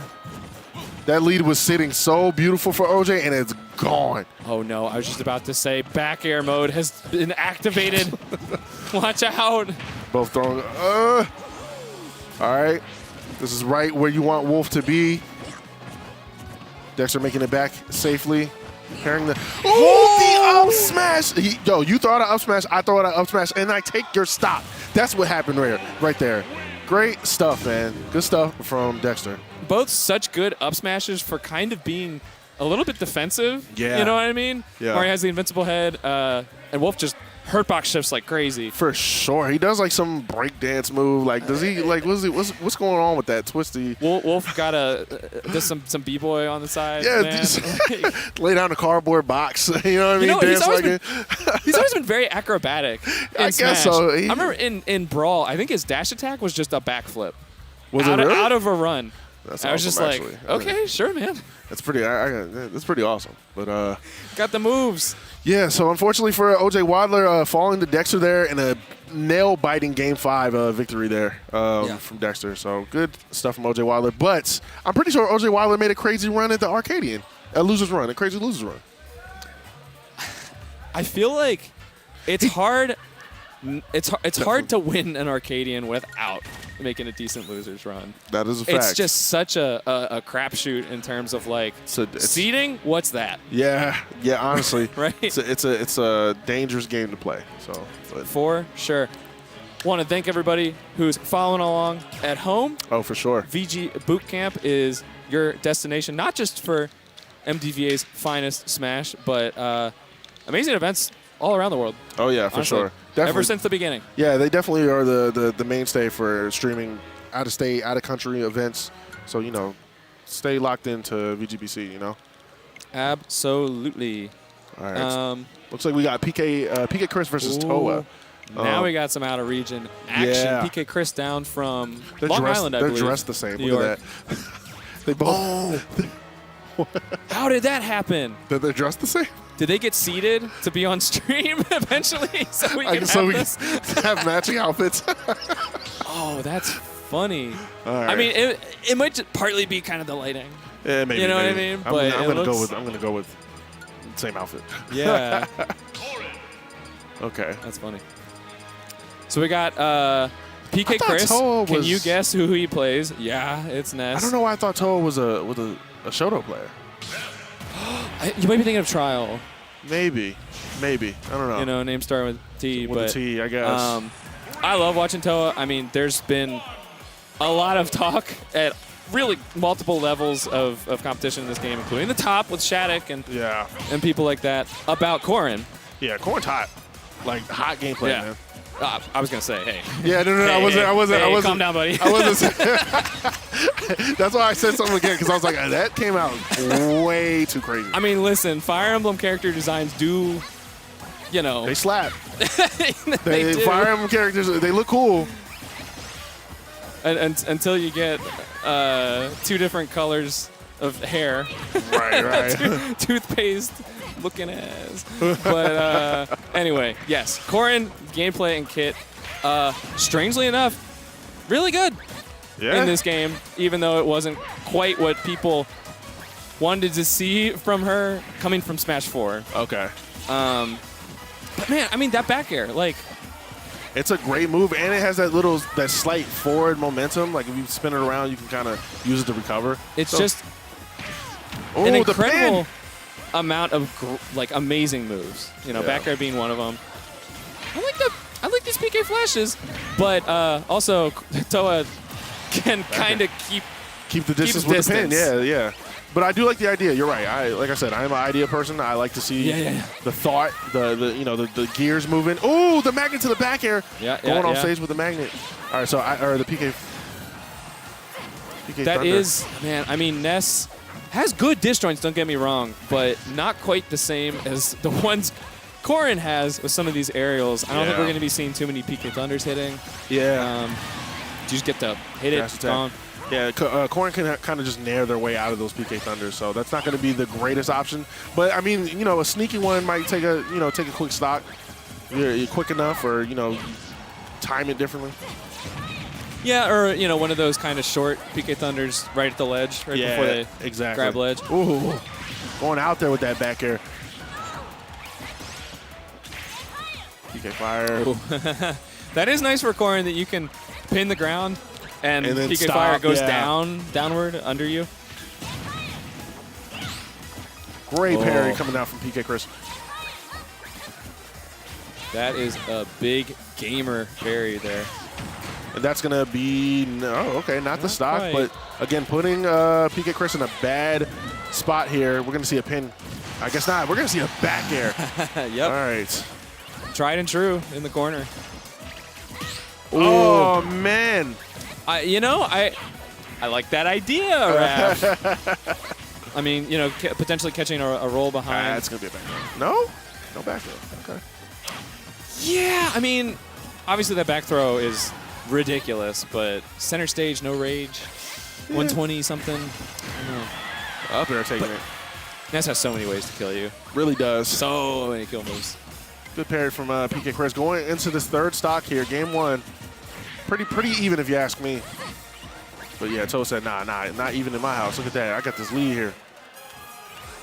Oh, I don't love the PK Chris. Got rid of the air dodge, but didn't end up mattering. A little bit of overcommitment from Toa. In trouble all of a sudden.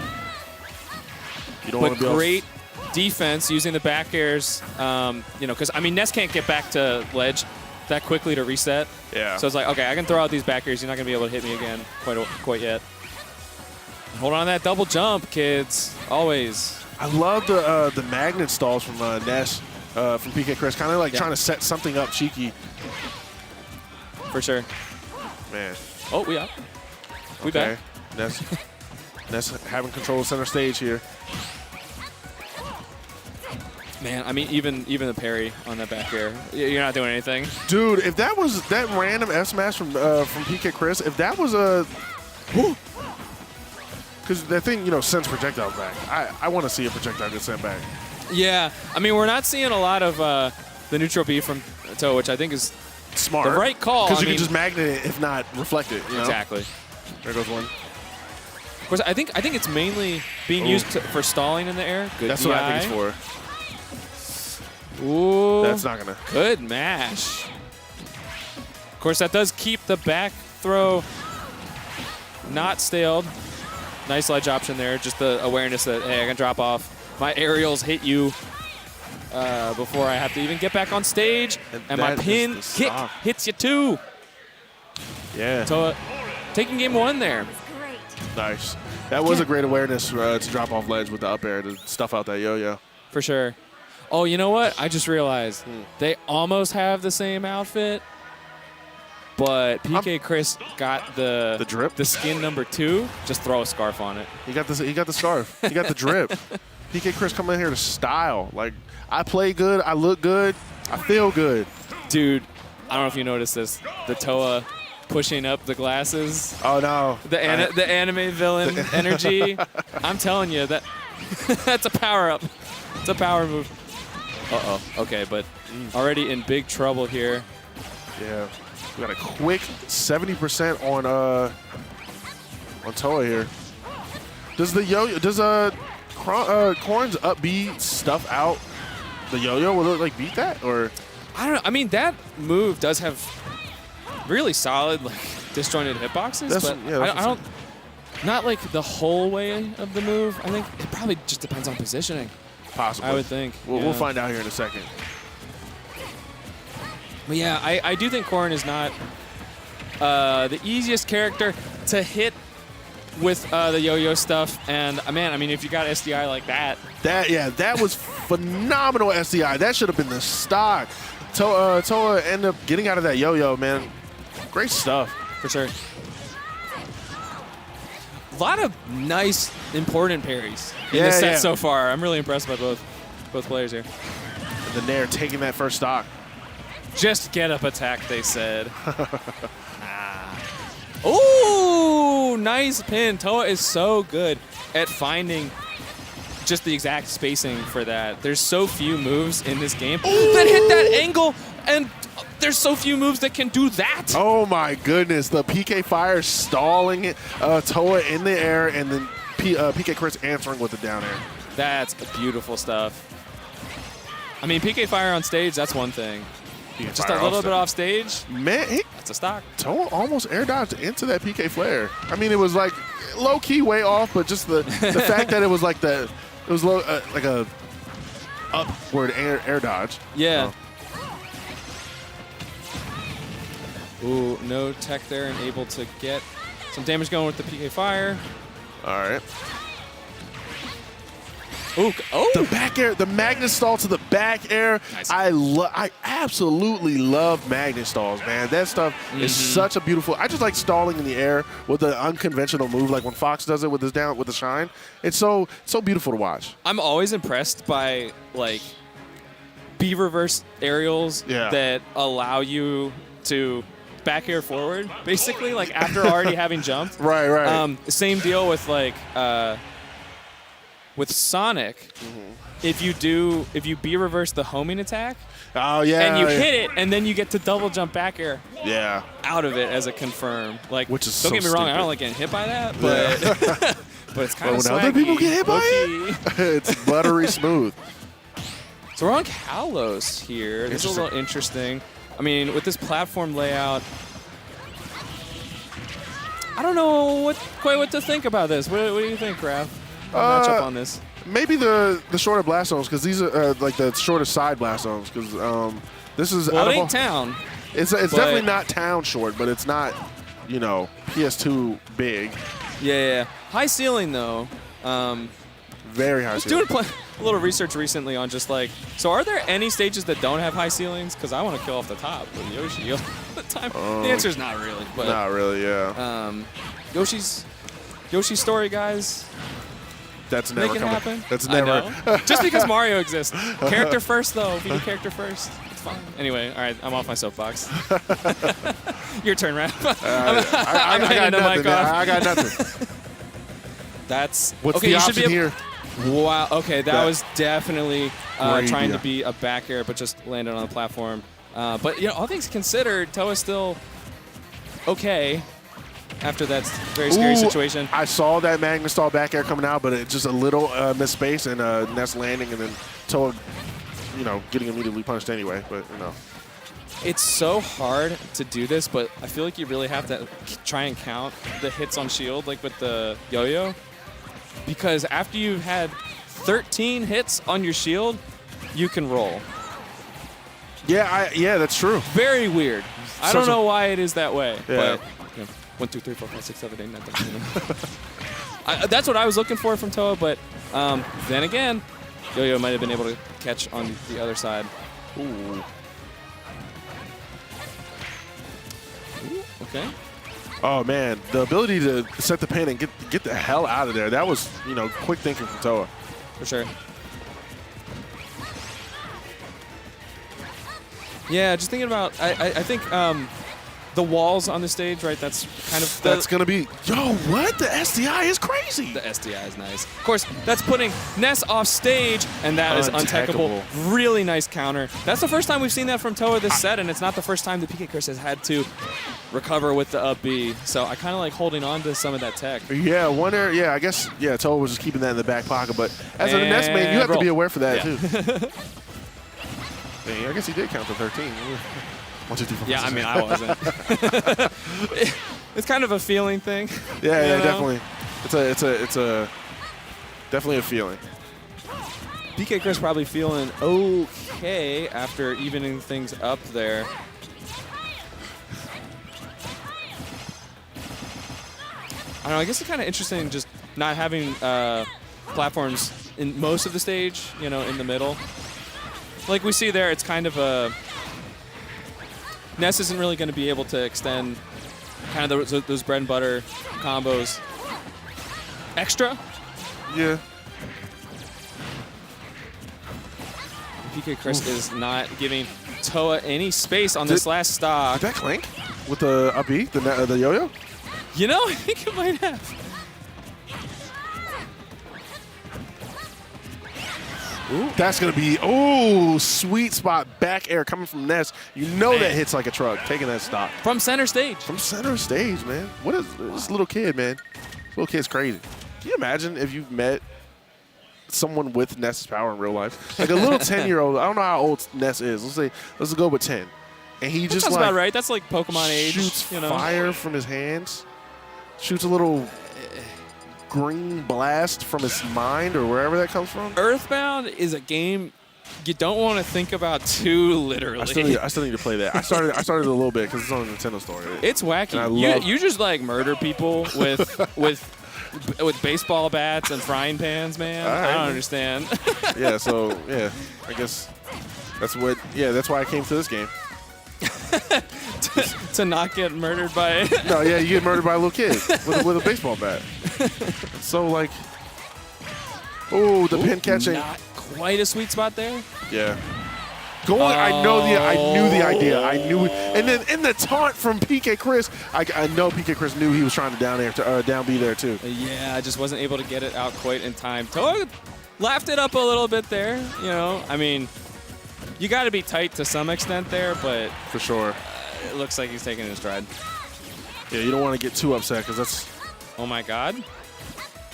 Not the triple flash. Oh my God, that's an amazing that a- adjustment from PK Chris. You can bonk off the stage and be able to use it again. Maybe that's the idea. With this stage, Yeah, that was the idea coming from PK Chris. Really smooth stuff. And honestly, I feel like with Ness, it's, you know, and even Lucas, the angles for hitting yourself with PK Thunder, are like pretty specific, right? You kind of want to get it down. Like, Yeah, okay, this yeah. is how I go straight up. This is how I go kind of diagonal. But how often are you doing straight from the side? I'm kind of impressed by that. You know, just Who being able knows? to pull out this totally different angle, Yeah. no problem, in a stress scenario. The back air, another sweet spot back air. Yeah. All right, man. Rolling right was not the play there from Toa. I'm not even sure if rolling left was. I don't know what the play was. Maybe a neutral get up, but like regardless, PK Chris was kind of prepared for all options there, and he, seized the opportunity with the back air. And these nairs coming out from Toa, trying to just rack up this damage, close out the stock. Good parry on the PK. Fire, not enough to take the stock, but great air dodge. Ooh, okay. Yeah, I mean, if Toa's not coming off stage for that recovery, you know what he's looking for. Right. Like I said, that pin, just kind of a jump scare. Hitting below ledge a little bit. Oh, that air dodge from PK Chris was a big opportunity for Toa. Didn't quite capitalize, but still in an advantageous position here. Decided not to go for the counter. Oh, I thought, oh man, not enough to take the stock. Good DI, but high ceilings as Yeah. well. What? Okay, I like the magnet stall. I don't like the PK flare stall, and he almost got punished for that. Oh, no, PK Chris, no. But he laughed, so it's all good. So remember I was saying about being impressed? I'm impressed again by PK Chris's PK Thunder tech. Oh, yeah, me too. I take it back. I take back what I said. That was crazy. Bro. Oh, my goodness. He really laughed because he thought, oh, you really don't think I have these Yeah, PK Thunder angles? Hey, you feeling yourself? Watch this. Watch this. And Oh, remember man. how early in that set I was pointing out, hey, Toa can just kind of throw out a nair. Yeah. And like, guess what? PK Thunder's gone. Not that time. But, man, that's such a play. Yes, being for able sure. to hit just the tail Yeah. of the Thunder that close. Right. That was awesome. You can see from Oh, this because little the mat or whatever. it this has a little line. mat how many times I've like Done a circle. done a little circle for PK Thunder. Oh my god. Oh, man. But all right. So let's see who we got next. Hey, the king is back. The king is back. Enhanced PV. Return of the king. We got Creepuba versus Advanced PV. What month is it? It's Is it December? It's December. It is Christmas. And we got yeah. It is Christmas. Merry Christmas, MDVA. Yes, we got our the boy king back. is back. The king is back. Now I don't know for how long, but I mean, he's still here in school, today. so you know. Yeah, it don't matter. He's here today, so. let's I'm go. so excited. I'm so excited. I have not seen an Advanced PV set in such a long time, so I'm excited. And we all know Creepuba, one of the resident Redleys here. Oh, yeah. Coming off some pretty good wins. He beat Fatality into retirement. As much as I hate to, me being a Falcon Oh main. my God, you're right. I was oh, so you gotta conflicted. feel mixed on that. Yeah. I was so conflicted because I watched it and I was just like, "Hey, Creepuba, but hey, it's Fatality." And then I was like, "Whoever's losing, I'm just gonna flip flop. Whoever's losing." Mm-hmm. And then Creepuba kind of ran away with that set. And yeah, Fatality had that long, bitter salt tweet talking about he was retiring, and he does not. He don't play no more, man. Yeah. Right. Hey, I mean Street Fighter 6 out there though. We got It's a lit game, man. we got a lot of good stuff to eat. Yeah. Fighting game fans out here. But it's interesting to think about just, players like Fatality have kind of eased back a little bit. I mean, for him, kind of a lot, right? Yeah, But other people having kind of eased back. Yeah. I mean, somebody like Riddle's still playing Ultimate, but also focusing on on Street This Fighter. game has been out for what, 5 years now? It Yeah. only makes sense that people are like, all right, man, it's time to, focus on other things. But we still have people coming back. Again, we got the return of the king. He took his hiatus, and now he's back to take this tournament. And he very well could. And I think pretty much everybody around here, MDVA, would not be shocked to see Enhanced PV win this whole thing. Not at all. But it's almost hard to say just because we have so much PR talent who, I don't know that he has much experience against. It feels like such a wild card situation with this Right. tournament, man. Yeah. A lot of talent out tonight. Anyone could take the tournament, but again, we got to take it set by set. And here we are going into game one of Enhanced VP versus Creepuba. Turn of the king. And by the way, no bias here. We just have to point out this is newsworthy. All right, PV, Enhanced PV being back here is newsworthy. That Yeah, is this is a hype, man. storyline. We got to see if there's any rust. You know, has he still got it? Let's see. We'll see. We know Creepuba's had it Yeah, for a long time, been grinding coming off out those here. big wins. Ooh. All right, quick 96%. Yeah. Creepu was Got struggling to put limit. on any meaningful damage. I thought a dare was coming out, like a Yeah. rising dare. The timer is probably going out on limit pretty soon here. Yep. Yeah. Yep. See, was I counting there? No. No, it's a feeling. It's a feeling. You just feel. Trust your instincts. Good air dodge from Advanced PV, but Love that stall with side B. Ooh, the charge up smash. Let's go. Not even 50% on it. That is such a PV play. Seriously. Just hitting these up smashes that shouldn't hit. Right. That shield was up. Yeah, I that don't definitely know. shouldn't have hit it there. But It's just it's a psychic attack, you know? You see him charging it and just like, what am I doing? What do I do about I this? should drop shield right now. Yeah. You will drop shield right now. Jedi mind trick. All right. Such an interesting matchup just because you think like, all right, Ridley big versus big sword. You're getting hit a lot, right? Yeah. Uh, Ridley's a huge target, so it only makes sense. At the same time, Ridley got big sword too, really. You know what I mean? Yeah, I see what you're saying, but Now. not Cloud big. Not Cloud back here, right? Yeah. Oh, again, going for the... All right. Like the idea. I did too. Oh, catching. That might have just been waiting a little too long at ledge there.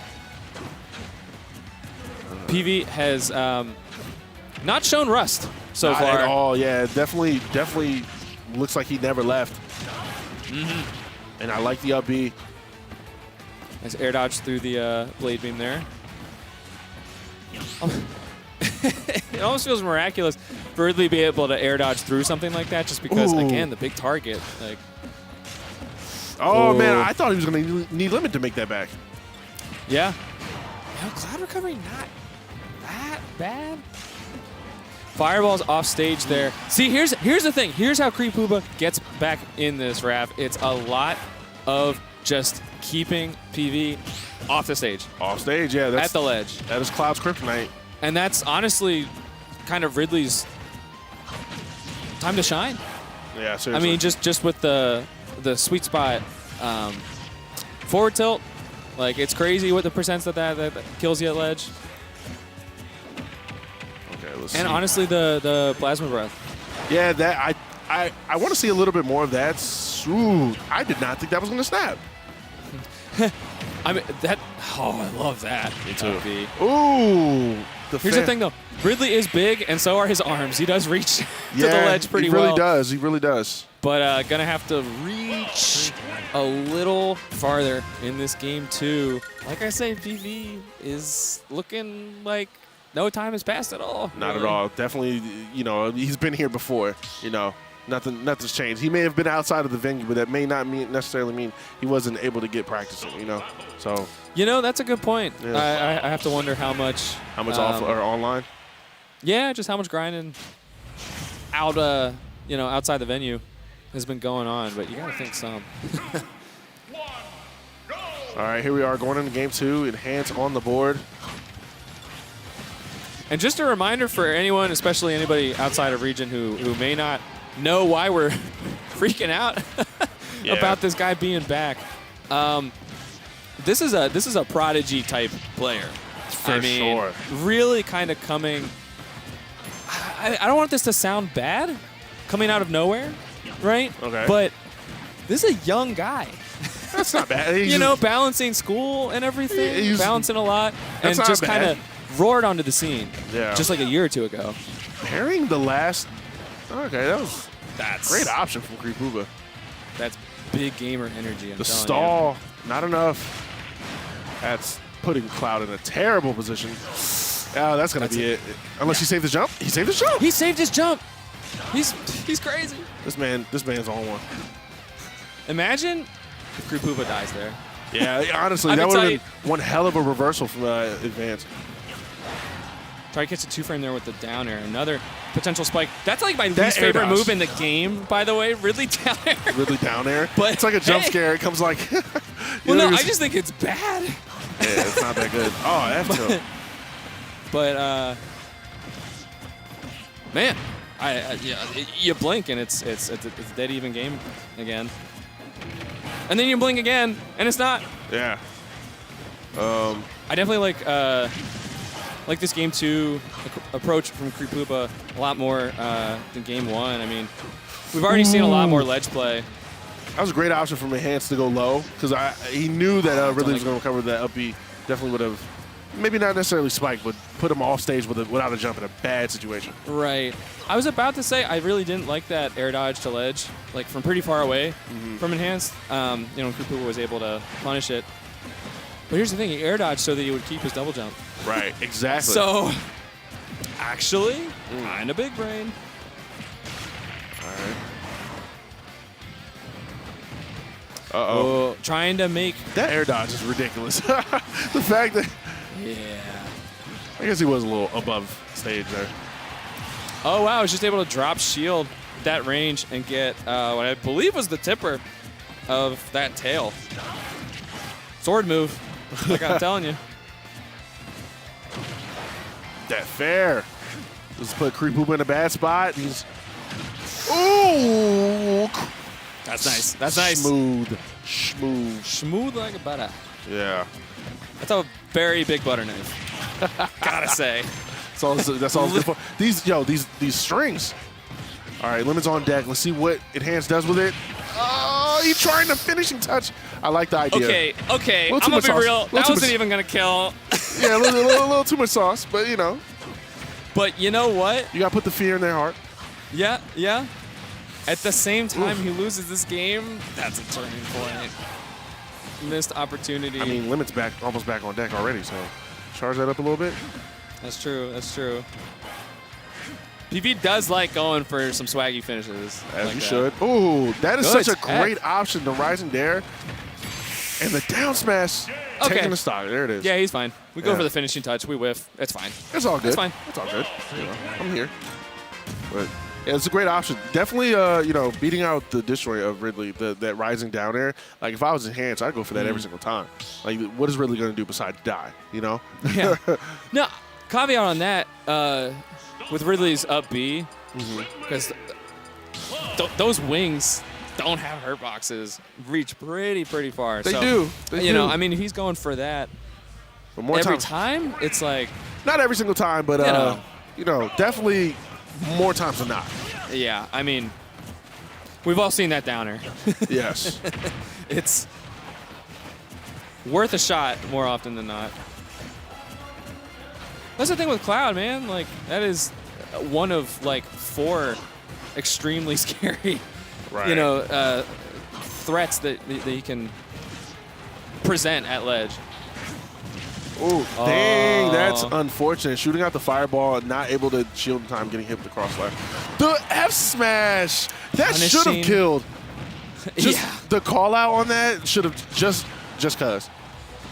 Yeah, I mean, it was like across the whole stage, but nice play by Creepuba for sure. Seeing the smash decks come out. There's the down smash too. Oh my gosh. The defensive play from both characters. Yeah. I thought that was going to kill. Oh, I will say with the limit blade beam, very nice. You need to be so brave to throw out that move. You know, Try and so challenge that, yeah. telegraphed. Ridley reached the hand back. Coming forward. But yeah, at the same time, it could have been worse for Creepuba because he wasn't hitting the mouth. Oh, yeah, Right, because when that he does was that. doing the plasma breath? It does that weird animation where it like kind of stops him for a little bit. Yeah. Oh, run up smash, not enough to take stock. Creepuba's definitely. Oh, Wow, that was like definitely 90-something% Yeah. at the start of that combo. making these 3 stocks count. Man, again, putting on all this extra credit into enhanced third stock here. If he gets him over 50 without dying, that's a great lead. Yeah, and we haven't even hit 5 minutes. Right. So, I mean, even though this is a huge lead from Kripuba, it's not really a timeout angle. I think it's definitely just, not a timeout. And even against Cloud, like if you really disengage too much, you're just kind of giving him free limit. Giving him limit, yeah. But this is a substantial lead in this game 3. Nice to see Kripuba kind of bouncing back those first 2 games here. All right. See, but plays like that, you know, narrowing on shield is like, you've got enough of a lead that you don't really need to force the issue. Not at all. In moments yeah. like that. Definitely play back a little bit. This is the stock where you just want to, you know, rack up as much damage as you want. Or this would be the air dodge, not enough to take the ledge there. So maybe the second stock is where you would want to be a little bit more reckless because you have the breathing room to make more mistakes.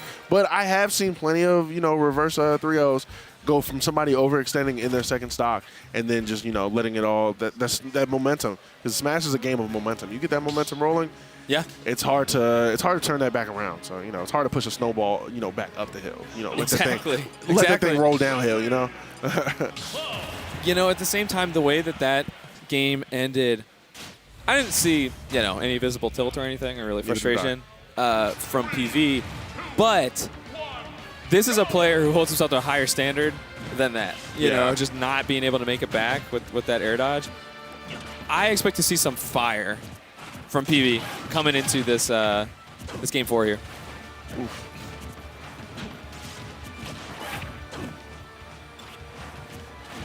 You know, Enhanced doesn't really charge limit that often. Like he did for like a split second there, but he's usually like using his downtime to set up for his next, you know, punish, whatever that may be.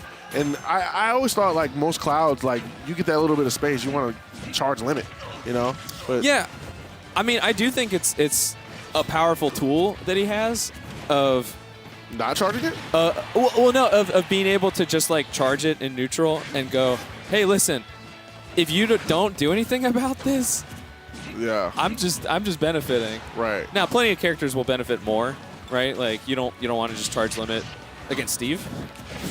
He's getting more out of that. Ooh. Yeah, but definitely against a Ridley that doesn't really have any of those, you know, resource-based attacks. Yeah. Like I feel like you get him on stage far enough where you absolutely can't do anything. Just charge limit. Like, you know, he opts to throw out the, you know, the charge beam. So I guess. You know what, though? My man's is hype. He's trying to hit people. Right. Just like that. Just like that. Fair taking out the first stock. Kripu were able to charge that, or I mean block that limit cross slash. Dude, that looked so unfortunate. Ridley just was so far away from Cloud when he got forward aired, trying to come forward with the side B. Just, no. Stay back, please. Of course, got it that time. Yeah, able to call out that shield. Limit is close here. Ooh! Oh, wow. Great option. I thought he had started charging it just a little bit too late. Yeah, great recovery there. Great awareness from enhanced PV. Oh, I thought he was going for it. But that's what he wants you to think, right? I thought he was going for the trump. Yeah, and then he went for something else. Oh, he's going low. Oh. You know, I think PV would have died there if got hit by the Ridley up B. Oh, for sure. That's a scary move to challenge. Oh man, there was definitely an up smash there. You know, Ridley's up smash starting behind him. The foot coming up. Oh, okay, that kills, sure. Okay. Sure. Yeah, okay. Threw it on the ground. Moves like that killing just always feel so anticlimactic. Honestly. Dude, honestly, I kind of wish that, like, Ike's down throw killed like that. Because he actually puts his full weight into it. He really does. I just heard a no! Yeah, I heard that too. Yeah, I heard that. From the crowd. Kripuba, how could you jump into that limit blade beam? Ooh, man. Yo, Enhance is cooking with these aerial placements. Oh, man. He said, you really thought I'm dropping this? Yeah. Nah. Full send on that cross slash. Yo, the Cloud F smash? When do you see that? You know? When Enhanced PV is feeling himself. Oh, you know my what? Goodness. Okay. With the limit active, the limit break active, Cloud's air drift is so much higher that he's basically able to like drift out of the way of the fireballs. I definitely thought an up tilt from Enhance was coming out. Instead, we got one for Kribuba, but not enough to kill. But like a stray, okay, I guess not. But I feel like one stray is gonna definitely. But then really is kind of heavy, so. Yeah, Kribuba needs to not be catching any strays here, which is tough. Are we gonna get oh, did that shield poke or did he drop shield? Honestly, that made a shield poke. Yeah. I mean, because it's not a Mewtwo situation with Ridley, but yeah, there are not. some hurt boxes on the wings a little bit. So that was a great return. Return of the King, baby. I almost said debut. Yeah, we know who this man is. Yeah, we know who it is. It's Return of the King. Return of the King. Yeah. That's what we're talking about. All right, so. But like I said, I really love Kribuba almost getting a 3-stock there in the middle of that set. Hey, yo, somebody popping. Oh. Ooh, let's go. Player 4 over Fawn over there. Man, the pop off. Hey, that was the yo. cola stomp. Boom. Yeah. That was, That's the kind of stomp that makes you worry about the stage. Yeah, when people yeah. are playing, like top 8. Yeah. We felt that over here. I know the crowd Yeah. heard that. I know the crowd heard that. There was some force behind that. People hype out here, man. Yeah. But Ooh, and we got Mr. E Mr. E versus versus Beast. Beast. So we got Mr. E on stream yet again very soon. So what is this, New York From for Philly? New York. Yeah, I believe Beast Philly. Yeah. Beast Zard. Kind of a Charizard specialist. Oh, for sure. Kind of just chilling over there. Oh, there he is. He's getting up. But yeah, this is gonna be a hot set. A very hot set. Absolutely. Just wanted to shout out real quick. We do actually have 2 streams of the action today. We've got 2 stacked, too big a bracket for just one stream. KML tournaments, holding it down with the side stream. We got commentary there as well. So I would say check sure it out, but stay here. Yeah. Go give them the follow real quick. Open another tab, right? Yeah. Desktop viewers? Yeah, desktop viewers. Yeah, double tab. Tap like all. You know, we got some downtime going on here, so you want to check out that KML stream. You definitely can. But come right back for this hot set coming up against Bees versus Mr. E. For sure. You know what? All right. I'm putting you on the spot. What? Who you got winning this thing, Raph? Who do I got? I'm going Mr. E, man. I'm sorry. Ooh. Yeah, I'm going Mr. E. Going out of town? Yeah. How dare you? Oh, you talking about the whole thing? I meant the whole thing. Oh. Sorry. I'm going to Enhance. Clarify. All right, yeah. Definitely going to Enhance. I thought you were talking about this particular set coming up. Yeah, I got Enhance going the whole way. I actually have to pull a bracket to see who's still in. Yo, can we get an upset thread going on? Yeah, somebody got to do that. Nick District? Somebody. Yeah. Upset factor 1, upset factor 2. Oh, of course, now we're both like, let's pull up this bracket real quick. Yeah. Let's take a little peek. All right, with Mr. E and Beast up there, getting ready, setting up the controls, picking the stage, and it looks like, hey, Princess Peach's castle. Oh, goodness. Cool You know who's still in? Enhanced PV has up next? Who? Oolong. Oh, another team kill, unfortunately. That's a grand finals. Yeah, that's a grand final set. Man, That's a this grand is final set. crazy. We've also got Dexter versus PK Chris, winners quarters. That's going to be And hot. Deli Boyd versus Smub. Yeah, okay. Not just the other Ridley. But we do got more than one of those. Okay. So, yeah, that's who we got in winners quarters still. All right, well, good stuff. But yeah, So here we go. Starting on Battlefield. Love to see the Change not the just scenery. No thought, head empty PS2. Yeah. Head nod, let's go to PS2. Yeah. I just wish PS2 had the option to play all the music, because then I wouldn't be like that. That is my main problem with PS2. There's so much music, and we're forced to Pokemon music. Not saying the music's bad, I was gonna say it's a good selection, but it's what, 13 songs out being of able to- like 800 or whatever it's it like is. 36. Is it really? Oh, But okay. out of like 800 or Yeah, something exactly, crazy. exactly. So, Ooh. All right. so this Squirtle has not really been able to get any room, and now we're at percent. Mr. Yeah, E going let's low. get him out of there. I don't like that option going low. He's going to have to be careful against his Ivysaur here. Because the Ivysaur definitely has the tools to like completely negate Lucina's low recovery. So I'm sure Mr. E has the the thought process to be aware of that. But Yeah, I mean, it's interesting because you can definitely catch people unawares, just like we saw there. hey, yo. No tech from Beast, unfortunately, and Charizard bouncing farther than I would have guessed. Yeah, But definitely. again, this is the literally inherent power of Lucina. Right. Right? Sometimes you just hit moves hits and it's hard. like you don't have to really set stuff up. They just hit hard. So this Squirtle F smash. Yeah. I mean, who says Squirtle can't kill? Hey, yo. Man, these options, bro. Okay, I love that quick swap there from Beast. Good stuff, good stuff. Yeah, me too. Yo, Charizard makes the funniest noise when it gets hit. I guess that's how like a dragon would sound if it got hit by a sword. Yeah, I really feel like it's Even though he's a flying it type. fits. You know what? Actually, I think it does sound pretty close to like in the show. Yeah. I'm not gonna try and imitate it again. Yeah. I am a part-time voice actor. Okay. Like on my stream. Yeah.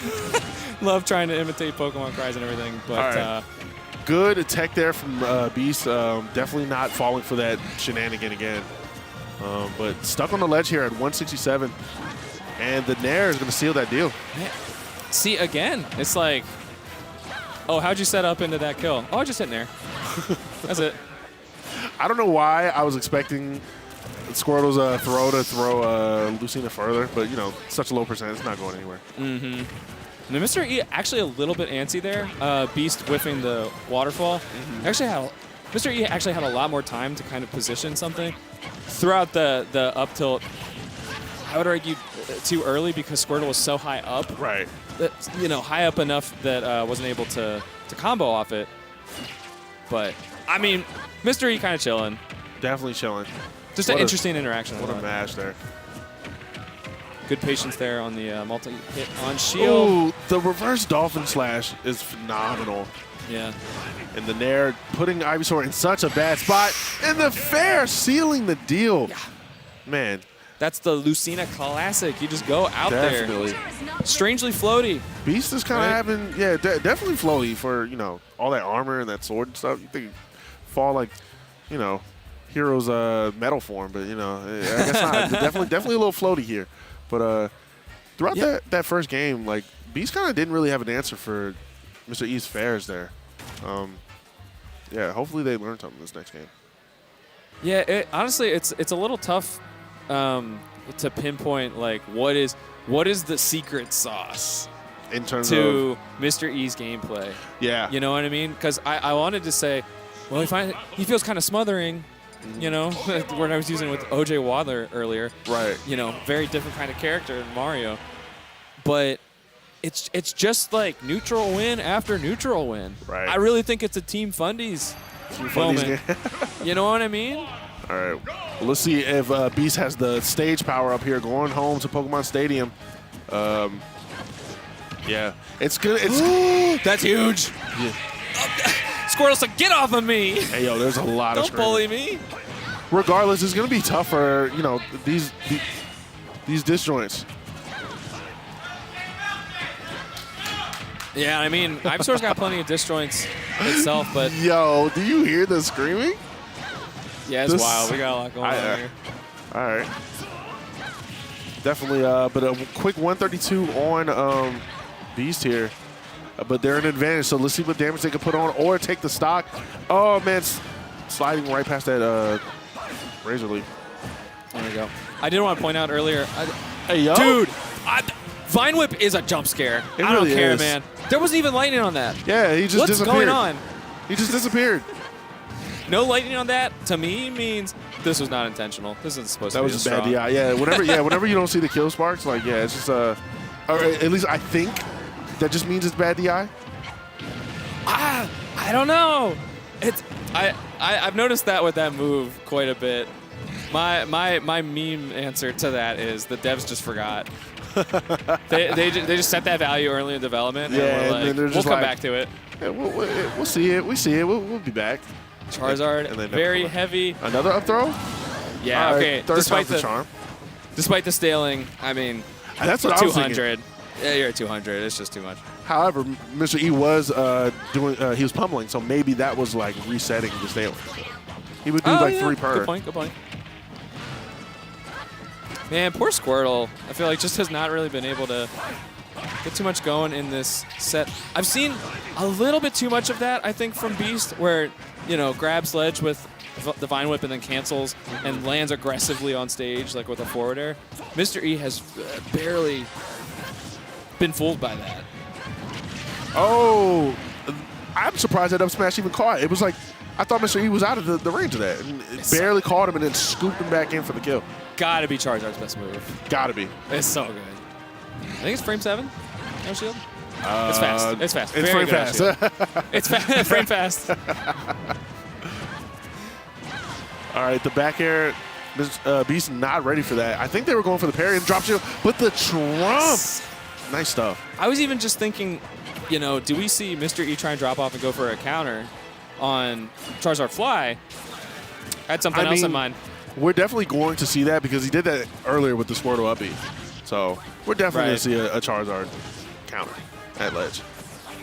Again, it's just, you know, Lucina kind of has a choose your own adventure with seriously. ways to edge slash ledge guard, if you will. Yeah. The double spot dodge? Ew, I'm not a fan, but I guess. That's it. Ooh, the Vine Whip. Oh. Boo. Chef. Jump scare. Jump scare. It's such a bursty option. I love moves in this game that kind of hit at that 45-degree angle. Yeah, man. It puts you in such a bad situation. And you've got, I mean, talking about Toa's set earlier, Corrin's pin being that and downward afterburner kick from Bay are like the only moves that go that direction. You know, kind of like a dive kick. The dive kick kind of thing. Yeah. But I mean, even diagonally upwards like that. Super nice. We got hey yo. we got another PT main popping off over here. Another PT main popping off for his run. Oh, okay. I know y'all hear that. People going off right now. It looks like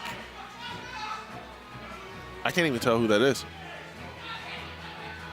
Oh, you know what? We got a little crew battle action on the KML side stream. KML tournaments, once again. Oh, that already started?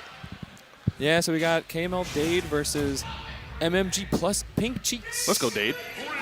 All right, here we are going into game 3. Lucina, Squirtle, same thing. Small battlefield.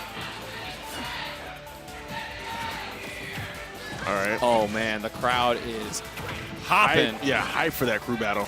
But here we are in the game 3. Quick 54, and the string continues. The damage racking up on Mr. E here. All right, you know what? I think Squirtle finally got enough experience from the first 2 games. Leveled up a little bit. He learned some new moves. And he forgot. Oh, that's a stock. That's a stock. The jab lock to the down air. Oh, Mr. Beast. Yeah, Mr. Beast. We got Mr. Beast in here, y'all. Is that crazy? I almost called him. I knew I was going to slip up because I was like, I almost called him Mr. Beast so many times, and finally I slip up. Yeah. We got Mr. Beast, the YouTube fanatic. That's right. Worldwide phenomenon. Yeah, over here. This is a different beast, literally. Different. Let's see how much. Oh, the trump. That's so Mr. nice. E is so good at those. Here's why that's so great from Mr. E, because you either hit him with Dolphin Slash on their way to the ledge. Okay, we won those. Might be able to convert off that. Yeah. Oh, the timing's wrong? Okay. I got the trump. We got the ledge trump. Yeah. I mean, I guess if you can get the timing off there of getting to ledge too early, right? Not be able to get something else. But, like, you got back to stage first.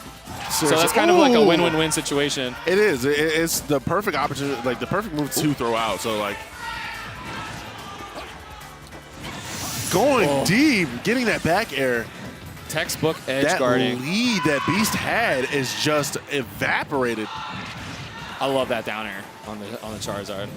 Oh, and I love that edge guard attempt there. That was very close. Definitely, but yeah, Mr. E seeing right through that, air dodging his way to safety. Oh, well, awkward moment there. Okay. Neither player wanting to commit to a button. The trade. Yeah, like I said, Beast not really having it. Oh, and the F tilt. But Beast not really having an answer for these fairs from Mr. E. I really like how Beast played that stock with, the end of that stock with Charizard. Just very, very patient, really just trying to look for an opening, not forcing anything. As you should. Yeah. I mean, it's so easy to just like try and send an up smash. As you talk about patience, Beast kind of throws out a F smash. Not getting punished for it, luckily, but oh, this is scary. Oh, man, the right idea, wrong execution. And then that's the stock. There it Bam. is. All right, game 3 going to Beast there. That animation looks so funny to me. Like Charizard's head is like a little bit bigger. It looks like with a long neck. Yeah. I feel like you don't see that move a ton. Not really. You know, because it's really like Charizard wants to be grounded. Yeah. With his anti-airs, with the up smash and everything, even up tilt. Well, But all right. like I say, that was a different Beast. All right, we got the hood up. Ooh. Oh, okay. Dude, Mr. E has a necklace with the letter E. I'm just now noticing That's That's so sick. nice. That's sick. I want to know the story behind that because I feel like it could be as simple as like, oh, Just I their was first at name? like some beach town and it was just like in a gift shop. I know what I mean? I bet you that's exactly what it is. Like those things where you can find something with your name. Yeah, you remember like all the soda cans were doing it? They had everybody's first names. Exactly. I never found a Raph one. Anyway, It's a nice necklace. it's a nice necklace and It's nice gameplay too. nice gameplay. The damage on Beast here almost at 100%. Good God. But that doesn't matter for Beast. He's racking it back up, keeping Mr. E in the air. Oh, I like the dash dancing.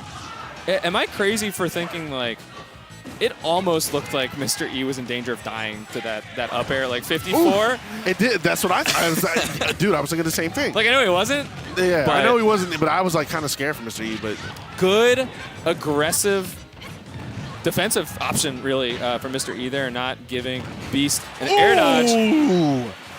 All right, good F tilt. Like that one. Yeah, that F tilt hits like a truck. Great idea with the dolphin or the double edge. Oh, surprised I whiffed a little bit. Squirrel's got those nice frame tight combos, or true combos. I mean, Yeah, for sure. but got to be pretty tight in your execution on those. Oof. How? Yeah, Why? threatening the down air. Yeah. I was like, he hasn't gone for that, or I can't remember if he has or not. I mean, it's just tough against Dolphin Slash, right? I guess. Yeah, it's quick. It's such a. I mean, it's basically teleport. Honestly, Feels like it. move is ridiculously fast. I like that. That was like the cleanest. Oh boy. Return to stage. That's not good. Not enough sauce. Unable to make it back with that up B. Yeah, Mr. E looking good right now. Is that crazy? I was just complimenting Beast, and I still mean it Yeah, for no. getting back on stage. Hitting the Vine Whip through the stage, and then next time off stage, I have to stop. Slight gimp. Forget it.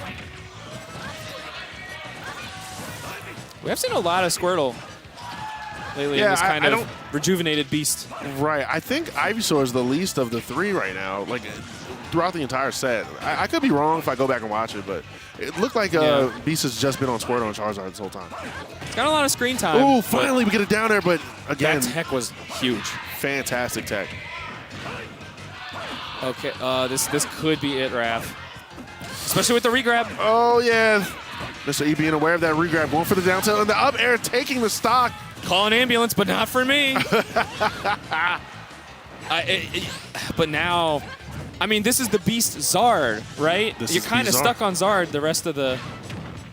Ooh, that wait. catches? That's a perfect. That's true. Yeah, that's 0. And I think a little higher percent too. Ooh, That's why we won't see WarioWare. That you're right. That Nair definitely. Yeah, Mr. E's kind of throwing out these Nairs because he knows that second stock is gonna, or that second hit is gonna put Charizard in the bad. I thought Trump was coming. I think he might have misplaced it. Oh my That's God! It. No, the ups. That definitely was supposed to be. Whoa! Hey yo. Hey yo! Hey yo. What a way to finish and the pop off. Let's go, Beast. What a way to finish off that set with the Flare Blitz. Good stuff. That's the first one all set. Make that count. Discipline. Discipline, baby. Discipline. I'm not saying that move is useless. No, but no, man, no. you gotta. I definitely would have. Man, if it was me, if I'm playing that charge, I'd be laying on that side B. But like, yeah, no, the discipline from Beast, just knowing to let that rip at the perfect time, because like I forgot about the move, existence. You know? I mean, the crazy thing too is I might need a little instant replay real quick on that, but definitely. I think Mr. E hit that. It's just that it was close enough to it gets. Stuffed out. I believe at the beginning of the move it does have some armor. Yeah, right? for It's sure. got kind of like an explosion. Yeah, apparently Charizard's side B has 2 hits. I don't remember where I saw that from. Some YouTube, like Smash University or something where they break down the intricacies of moves. But it definitely has like an initial hitbox and then an explosion, or the reverse, the explosion first and then the hitbox. No, that wouldn't make sense. But it's got 2 hitboxes regardless. I mean, we saw in that freeze frame there was some explosive definitely stuff going on there. Something blew up. Definitely something blew up. It's moves like that aren't really counters that kind of feel like it. Mm-hmm. Yeah, yeah. It just, if you press a button, I win. For sure. Unless air dodge, something defensive. Yeah, I don't really know what Mr. E would have done in that situation. That's just a scary. I mean, really counter. Yeah, besides counter, there wasn't really an answer. But you got to have some foresight for that. You got to be ready for that one. Yeah. Side note, Flare Blitz a great example of why playing with game audio is essential. Yes. I don't understand not playing with game audio. It does a ping. Oh, here it comes. Yeah. There's definitely characters that you need that audio. You just why wouldn't you play with audio if it's there? I mean, if you really vibe, with your own music, and you have played enough with and without, and you play better with the music, all right. By all means, go off, King. But man, I mean, Snake. Yeah. Why would you not? You need to hear the pin pull. Yeah. But no Snake on screen here. Like I teased earlier, we've got Enhanced PV versus Oolong. This is Grand Finals Junior here. Yeah. I mean, this is certainly a weekly Grand Finals. These players are definitely making it to the top here. Here we are going to PS2. Yeah.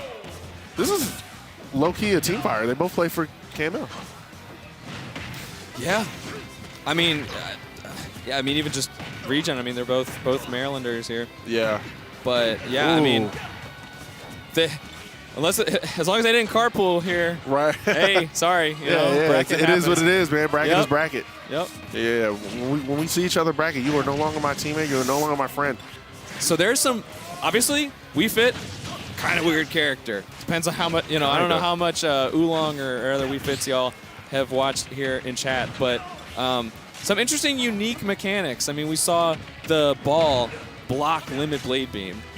Kind of a unique property, right? That Very has good a option box. to. But I also saw, and I'm sure we'll be seeing more of Oolong crouching in the corner. Oh, yeah, to try and avoid those. Okay. Hey, dude, it's the patented enhanced PV up smashes. We love to see it. Hit 100% of the time, all the time. Oh, the stall with the side B. So smooth. Yeah, it's so smooth. Barely avoiding that soccer ball.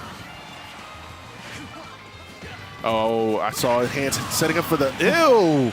I thought Oolong was gonna die. At 41? Hey, I guess you're right. Yeah, I guess you're right. No, I'm not even making fun of you though, because it definitely feels like that with Cloud. Whenever right? he goes There's out so there much, with the back air, yeah. There's so much impact to those moves, but.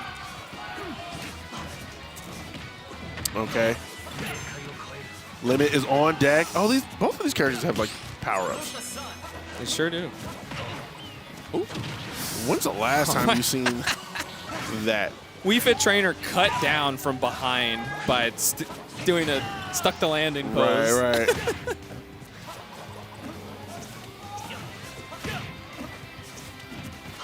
A lot of goofy stuff with the soccer ball. Yeah. Because you head a soccer ball. You don't do that with a volleyball. I've heard people describe that as like lots of different kinds of. I used to call it a medicine ball. Oh, It's definitely. I'm with that. Can you imagine? But again, headbutting why a are you medicine? Yeah.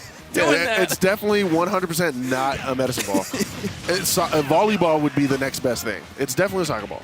I had a little like debate with a friend about that at some point, and I was like, "When was the last time you hit a volleyball with your head?" And they were like, Isn't that You're legal right. in the game? You're Oh, right. the uppy coming up short.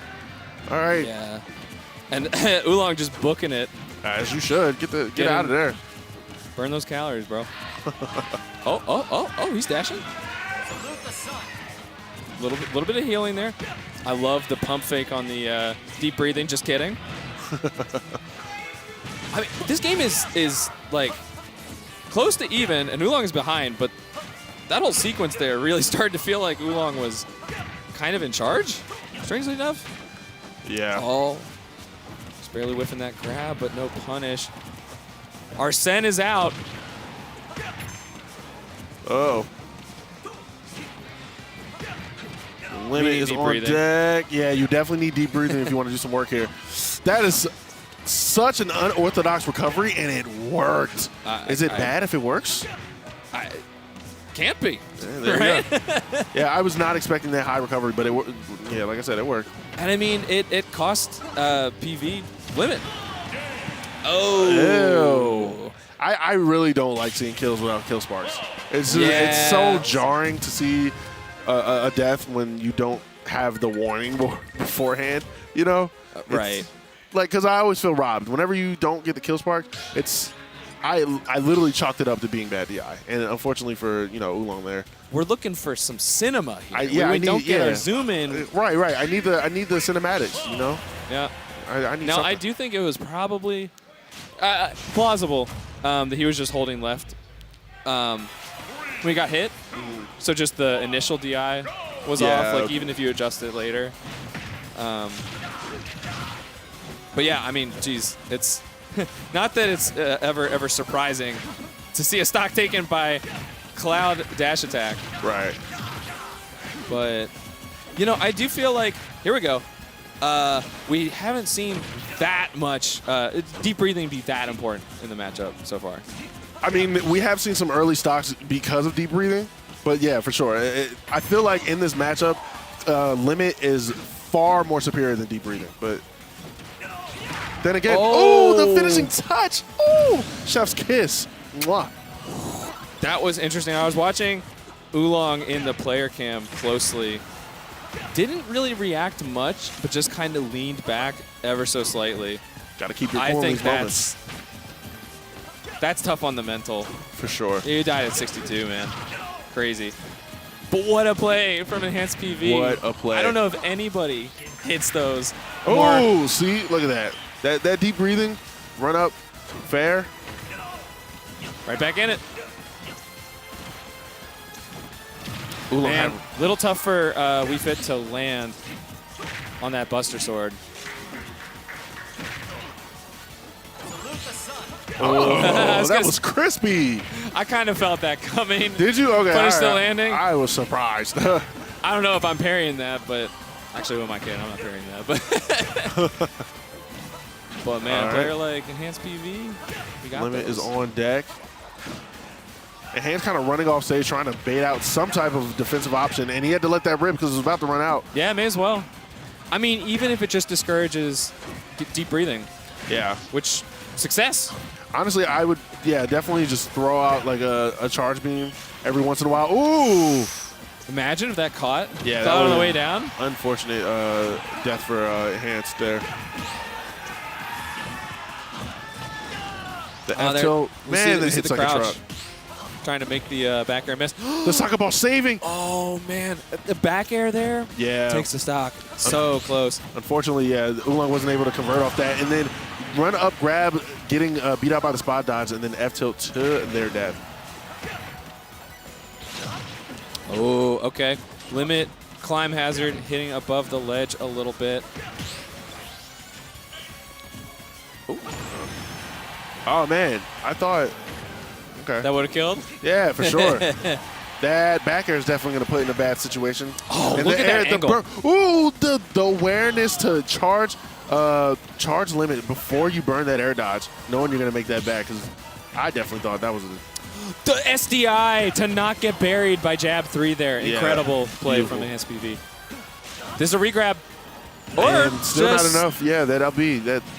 joke's on me, I guess. That's not a grab at all. What are you talking about? Yeah, right. That regular up B, the distance on that, not the greatest. Now, I do think Oolong was in a great position there, even if not for that, Right. slight misplay from enhanced PV.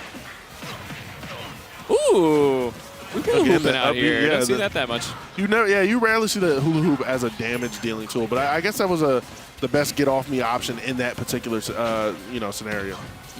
I thought. Every time You thought. I thought like a side B would come out. Oh, did he? No, he said it. It's coming. Uh-oh. Burn it. I'm It's there. I was just about to say, I'm nervous about Oolong going for grabs with limit online. That was just a little too close to ledge, man. That I mean, was- Wii Fit Trainer's so comfortable off stage, so comfortable stalling the air with the header, but just a little too close to ledge there. SPV had that ready to go. Yeah, great awareness from Enhance to run off, grab ledge, and then retaliate with the back air. For sure. Good stuff. So Enhance up game, 2 games here. Oolong kind of struggling. Definitely, or potentially on their last game of this winner's run here. Enhance, looking very comfortable, very in their element. And it is Saturday night in KK the Sliders village. in the building. Make some noise. Headlining Xanadu Homecoming. Right. Oh, that's such a low recovery, but able to make it back. For sure. Oh, man. PV was just like, that's fine. I'll roll left. You're charging your move. Like, you're not going to punish me. Hey. That Great call up out. smash hits, bro. Yeah, that was deep breathing up smash. So yeah, that was definitely. that would have killed it. 80, I want to say. Yeah. Oh, that was so good by PV, just threatening the down airs at ledge. So Oolong goes, okay, all right. I'm not going to risk it. I'm going to go around right as PV disengages and catches that high recovery. I like these blade beams, too. Just get place the soccer ball away. Just don't even worry about it. Okay. Deep breathing gone. Enhance, deep breathing gone. Enhance able to get off the cross slash. Going deep again, bro. That's not gonna take the stock. Wii Fit kind of snaps the ledge pretty quickly there. Hey, with the dash attack. Great burst option, especially out of the corner. It's a pretty good lead for Oolong here. Enhance at 88 on the second stock. Yeah. You're just getting into yours. Like, should be kind of comfortable right now. Good awareness, honestly, to just not press forward, even off the parry against that move. Oof. Oh my God. Oh man, you hit my shield. You're gonna get back aired. Yeah. Don't get me wrong, that's very scary. PV just running up on your shield. But once the F tilt comes out, it's no. You can't do that. You can't do that. Ooh. I would say, Man, that landing back air hitting even crouched Wii Fit Trainer.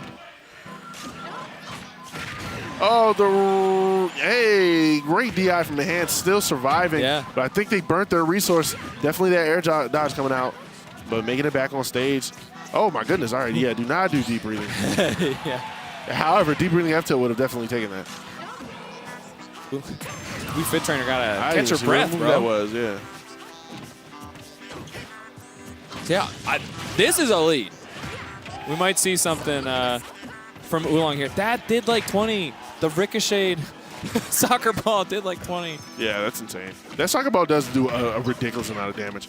Yeah. Oh, the frame trap there. And that's... Okay, gonna have to burn. All right, making it back. Oh my gosh. That is so huge for enhanced PV being able to get back without even burning limit. Able to make it back. I like that limit blade beam. I mean, it was about to run out. All right, deep breathing on deck. And Enhance going for the trump. But, Oolong having the awareness to, push a button, buffer a button to get the hell out of that option. Man. This feels so even, and then you go, Yeah. oh, wait, but we got a stock difference? Okay. Nair instead of back air there. 'Cause I'm not gonna lie, I don't know the mechanics of like, if it's more reliable hit the nair out of the ledge trump, but I don't know either. I mean, we got it one stock apiece now. Anything can happen. Yeah, Oolong up there earlier. He was in the the platform just waiting out the limit. The angel platform. Man, for being pretty far behind, Enhanced is playing pretty comfortable. Right. Not forcing anything. You would think like he's kind of position-wise like in the lead here, but Oolong wants to be in the corner, wants to be on the ledge. So. And even with this lead, which is rapidly dwindling, by the way. Yeah. We got like 3 minutes on the clock. It's not really a timeout angle. You kind of Enhanced PV does have plenty of time. No. But The Oolong DI is rapidly running out of time now himself. Yeah. Okay, that's kind of cool. Wow. Hey, yo, deep breathing. That sped him up so fast. Why were you able to catch that? That was a full stage sprint. That was a full stage sprint just to like dash attack at the very end and catch that. I see your power of anime, and I raise you the power of fitness. Right. We get there. Oh, man. Why does that do that? That is really funny just to see the We Fit running animation that long. It's the form of... It's such a perfect form of running. Olympic sprinter, bro. Yeah, Olympic sprinter. The form. We're pumping those arms, This is such a silly character. I love it. Just a fitness coordinator just beating up on children and monkeys and stuff. Like guys with swords. Like, this is such a stupid concept. Yeah, I mean, literal gods. Literal gods and this fitness coordinator beating up on plumbers. And, hey, like I said, anything is possible. Anything is possible in the game of Smash. In this game. All right, so Limit is on deck. Let's see what Enhance is able to get off. I feel a cross beam. And yeah, there you go. Nice crouch. Yeah, crouch right out of that. Oolong not really getting all the hits looking for with like Nair. Great snipe. Oh, I wanted that to hit again. But it despawned. Man, okay. There was absolutely nothing Enhance can do to make it back there. Like, Oolong with these snipes, he's just sitting there, just perched on a ledge. Pew! That's one of those things of like, okay, I can do everything I can to get back to stage, but if you just hit all your shots, hey, you got it. Steph Curry. Nothing I can do. Right? Yeah, right. That is nice stuff. I love all the ping pong elements of We Fit. The ball bouncing around and everything. Hey, that able to make it back. Yep. Oh my God. I was surprised that Salute the Sun didn't hit. All right, both powered up. This is my true form. Right. Okay. Yo, Oolong's kind of cooking right now. Truly. The advantage state is popping. Right, yes. In ways that were not happening in the first two games. Oolong lands a hit. It's a whole sequence.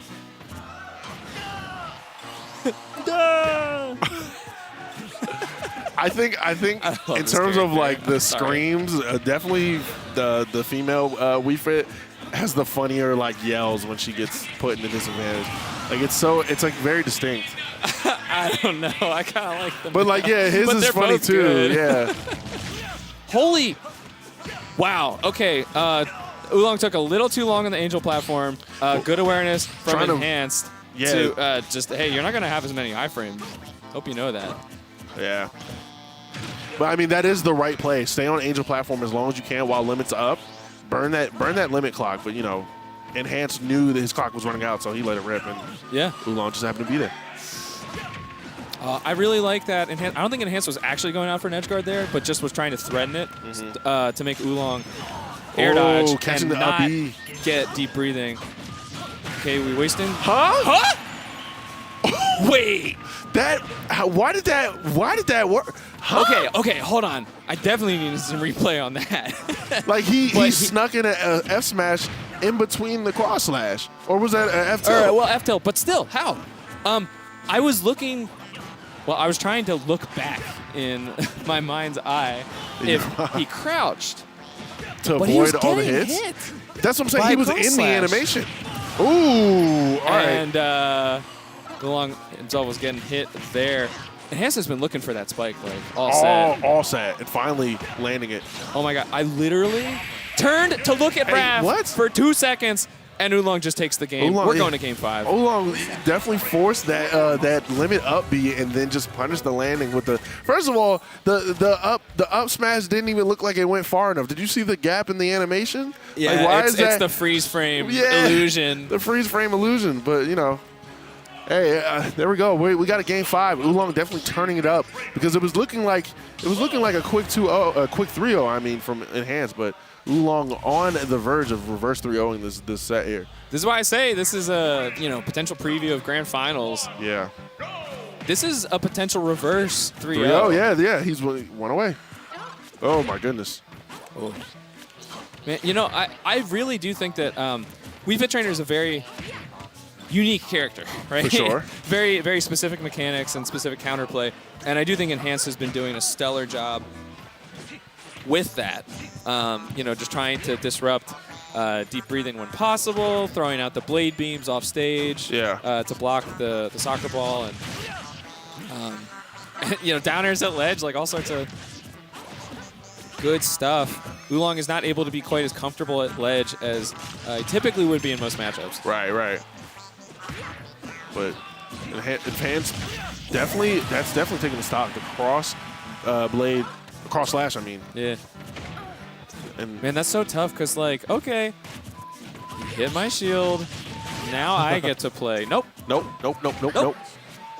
LOL. Oh, was it back air? Yes. Oh, no, you don't get to play. Oh, big opportunity. Oh, man. The great air dodge from Enhanced. Yeah, that definitely. Yeah. It's a scary spot for Enhanced, honestly. I mean, Oolong predict that air dodge and catch with the down air right in front of the ledge. That could have been a whole Oh, stock. I could have sworn Enhanced was going to go for that deep breathing, but he kind of just chilled back. Better to play it safe than to run off and do something, insane. I think I would like to see Enhanced actually That's gonna be the commit. stock. That's going to be the stock, yeah. Yeah. I don't think Limit was anywhere close. I don't think so either. I hope, because otherwise, like, at least try. Yeah, To get back, it had to have been not close. So Yeah. Enhanced knows better than I would. oh, going deep. Oh man, Oolong. Oh, go ahead. I mean, you think Cloud, doesn't have great recovery, doesn't work that great off stage, but like, he can kind of that go back out there air. on his terms. Yeah, that back air. You don't need to go out that far because the back air already has such a huge hitbox. Hey, we got a game 5. Let's go. Last stock. That's huge. All right, so technically Oolong here playing on the back foot, but you kind of want to be in the corner. And already taking the lead percent-wise. Oh! Ooh. All right, this Little is bit of jitters Oolong's here, game puts- right now. Oh man, Enhanced cannot land, and he's able to land with the F air. So much on the line here. I love. See, this is what I'm saying. That was a good use of Limit, just because. Well, deep breathing. The was reverse. Hey yo! disrupted, but deep breathing was Oolong. back, and it's got Oolong's back. Oolong said those first 2 games were a show. Here I am taking it, reverse 3-0ing it. Man, good stuff from Oolong, sending the king to losers, keeping that winner's run alive and well. Man, that's great stuff.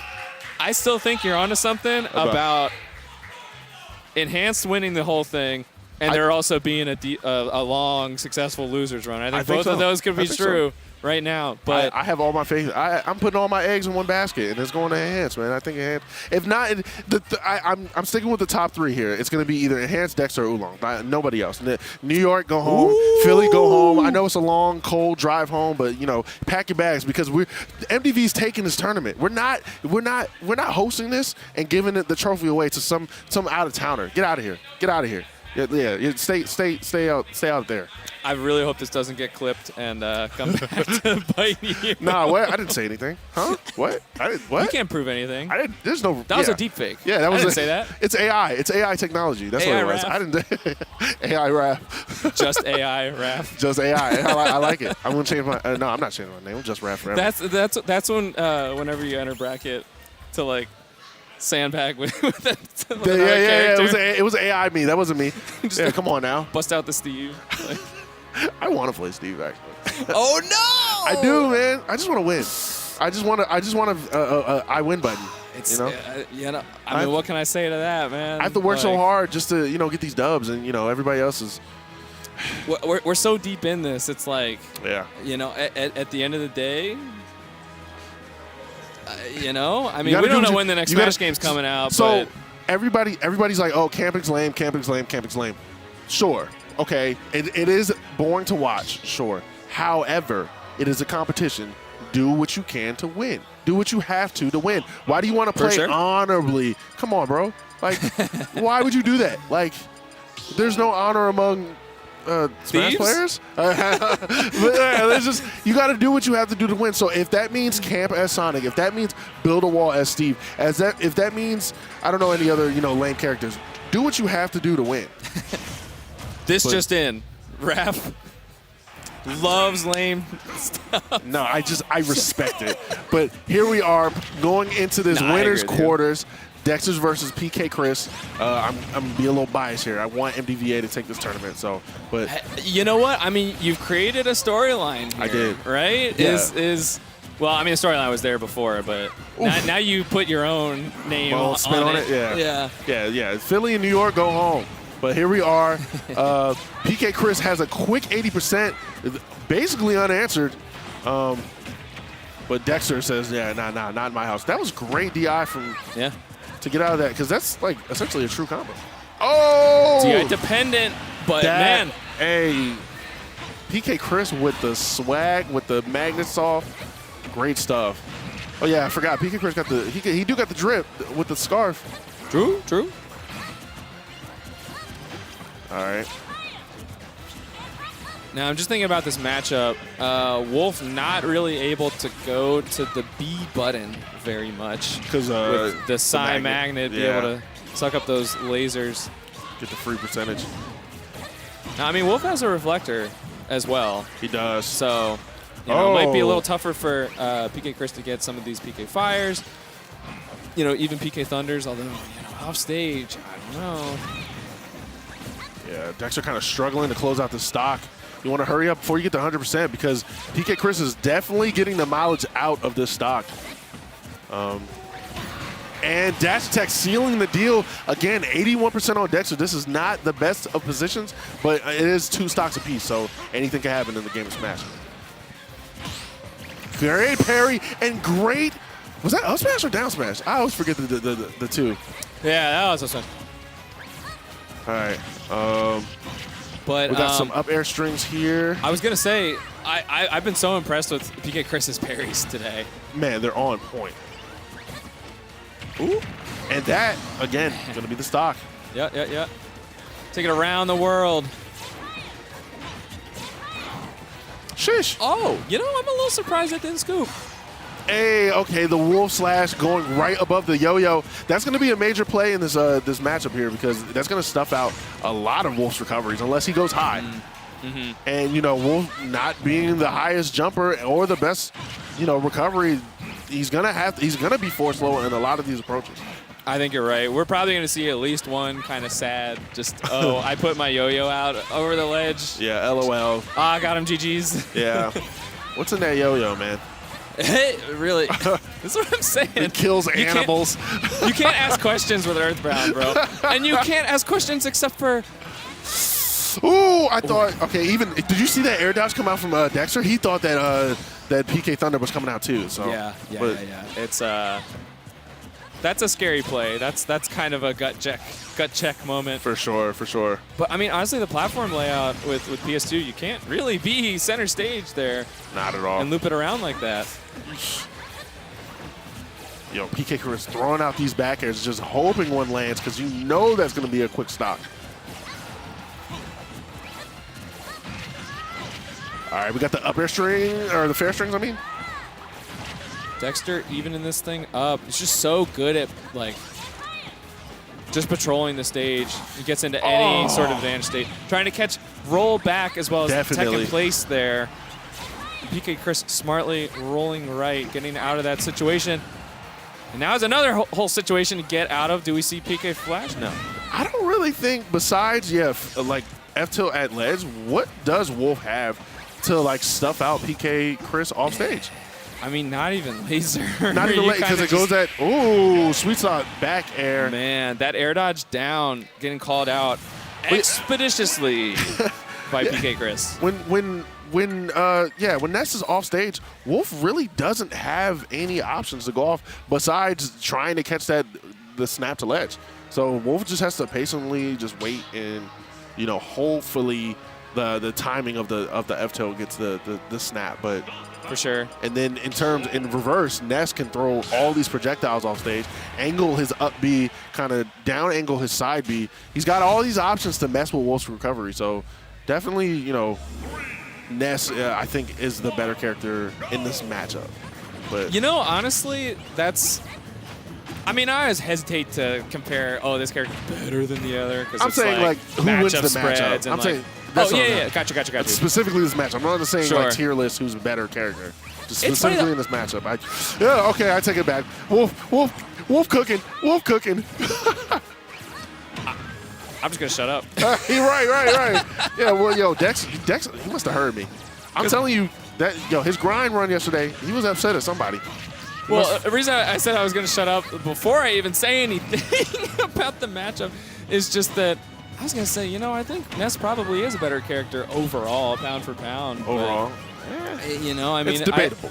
It hurts just the offstage game and everything. Yo, Dex, chill out, man. But Dex just like as long as I got stage under my feet, like I'm fine. I don't need to go out there. I don't need to do all that. Yo, Dex is really upset about that game one. Like, yo, you shouldn't have won that, and I'm gonna show you why. This game 2, I'm gonna cook. Gas is turned all the way up. Stove on high. I like that. All of Dexter's options are just correct. It's so brave to throw out the blaster at all. There goes the yo-yo. Okay. Yeah, man, finally the yo-yo. Yeah, it is brave to throw out the blaster for sure. Just because, like, PK Chris is throwing out side magnets just for movement without even predicting, a blaster coming. So sometimes it might just, like, have it out and be ready to absorb it. Accidentally, basically. Yeah. But he's obviously very accustomed to throwing out the magnet. Definitely. Just kind of in neutral, just real quick. Yeah, just real quick. So I would believe in PK Chris's ability to just kind of quick draw that. Right, just react to the blaster bolt coming.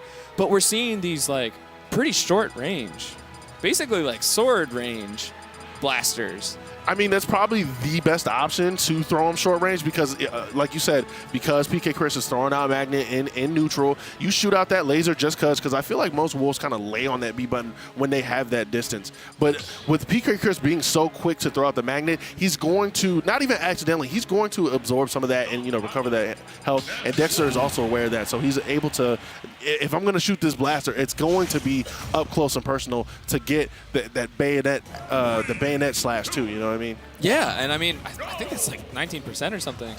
I don't know how much percentage. I know it does a lot. It does. It's very tilting to get hit by the Wolf laser, the hitbox of it. Bro, that's a projectile. Why am I taking extra? Right. Why does the gun have a knife on it? Like, honestly, though, it's very in character. I really like that touch. He's got about Wolf. Spikes on his boots. Why wouldn't he have it on his gun? He's got it on his shoulder pads. Does he have spikes on his shoulder pads? I can't actually see that close. Bro gets his attire at Hot Topic. For sure. All right? That's just the way it is. But Final Destination is interesting here. No platforms to escape to. Oof. I don't even know how important platforms are in this matchup. Because I feel like a lot of the combo starters that both these characters have are not often extended by platforms that much.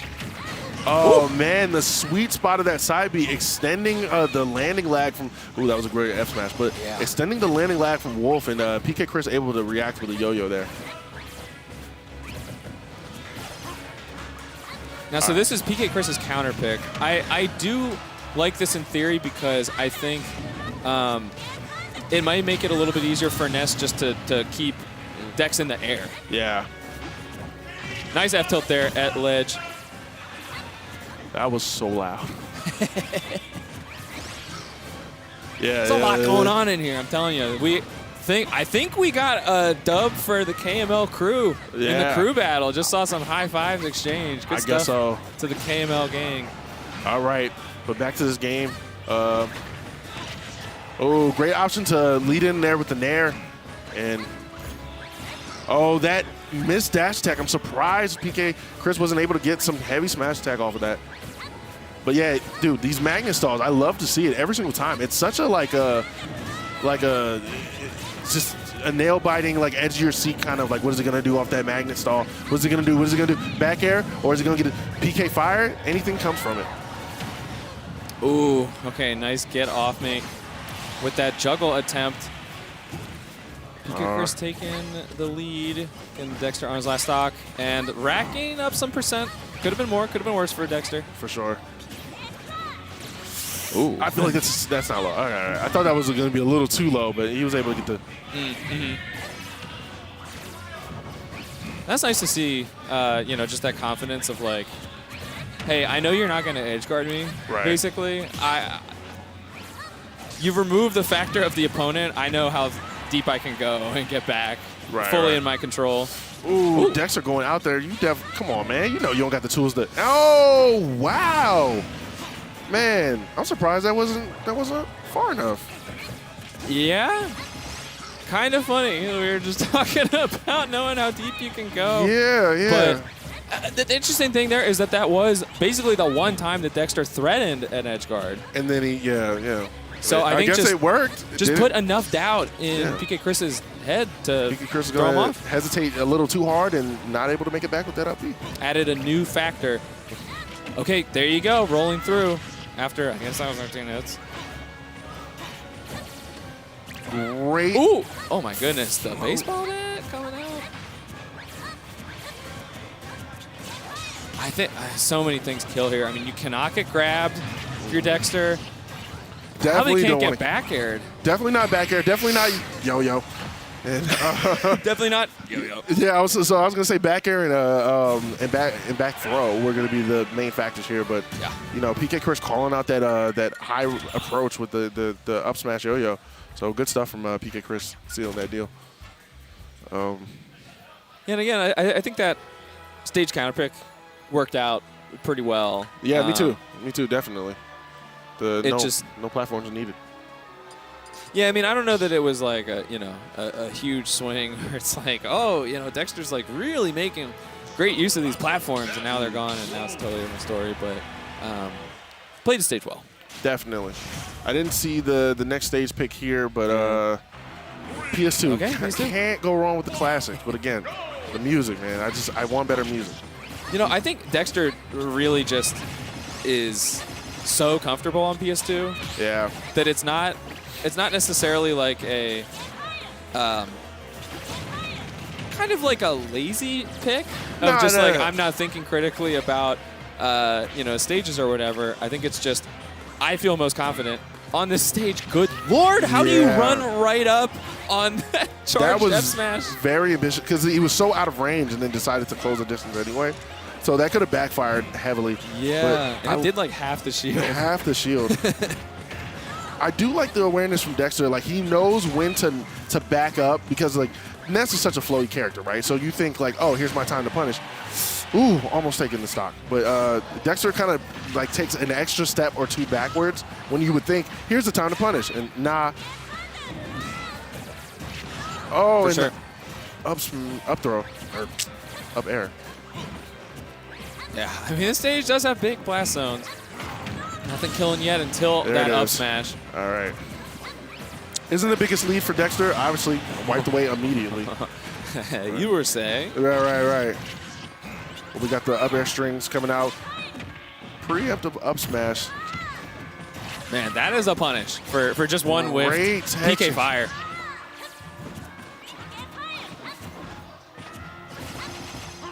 Good call out with the up air. Oh. I don't know why I thought he was going to do the full PK Thunder.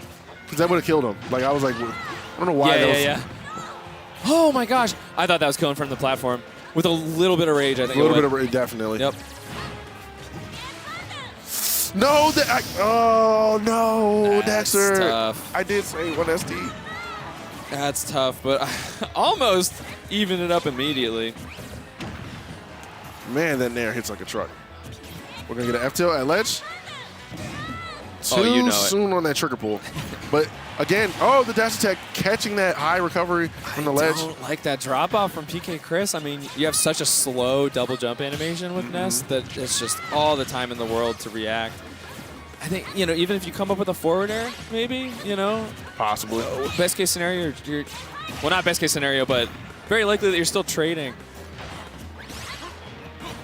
That honestly probably would be the best case scenario. Yeah. But then you still die. Yeah. Probably, Yeah, so- I guess you're right, yeah. Might have been a little bit of analysis paralysis, but Chris still in this thing. Actually has the lead, right?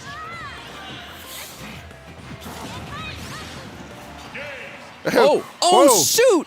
Oh, no. That was so quick. Our commentary manager, Yeah. the great Scavs, Definitely showed took up our in the attention. building. And we both look over to the side. We both looked and waved, and then game. Game. Like, oh, wait, what is it? I'm sorry. I wasn't paying attention. Oh, jeez. Nah, it's All right. okay. No. Our fault, boss. Yeah, Our fault. Our fault. yeah. Yeah. It happens. It happens. That was a quick stock. But, yeah, PK Chris taking that 3-1, I believe it was. I believe so. That's a big dub, Yeah. honestly. All right, that great dub from PK Chris.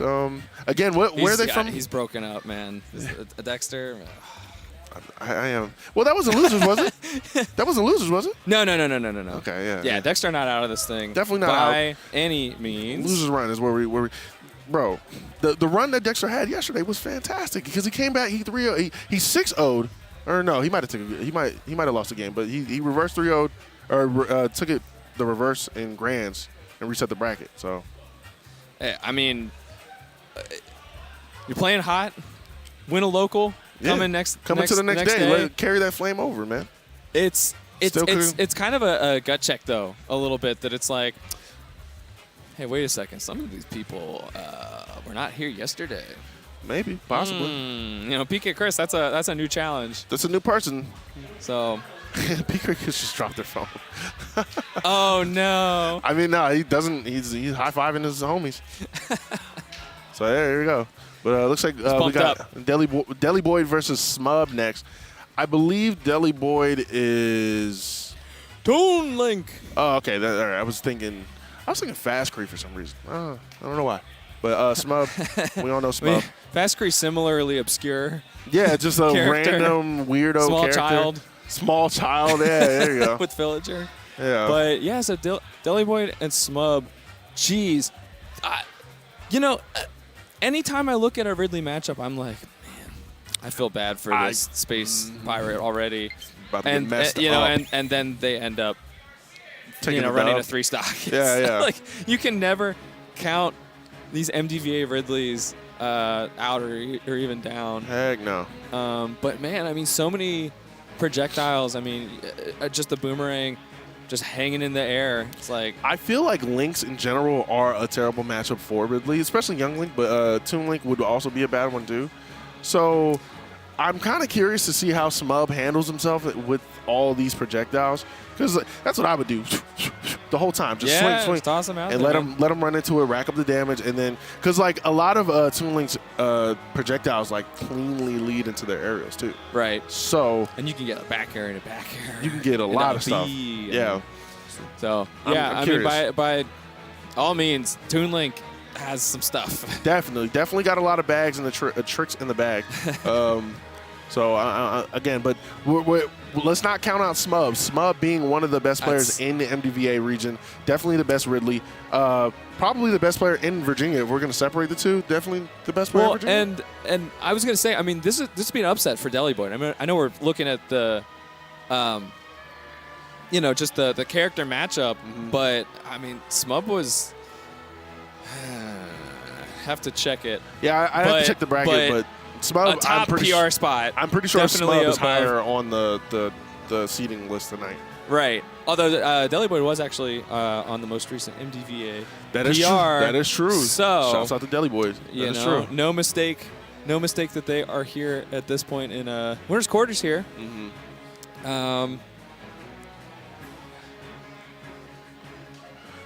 Ooh. Okay, JV5.com, subtle gameware for streetwear. Definitely, they sold out of the current hoodie right now, but if you check the website, you subscribe to the drop list, you'll they have a new hoodie coming out early 2024. You definitely don't want to miss that. You don't want to show up to these events with no drip, you know what I'm saying? Like, half the battle is coming out and just, you know, styling on your opponent. I'm talking in-game and out of game, you know what I'm saying? For sure. So definitely visit JV5.com and sign up and be aware of that website and, you know, stay tuned. But we got a little bit of downtime here. So, yeah, we got a little bit of downtime. So, again, Deli Boy versus Smub.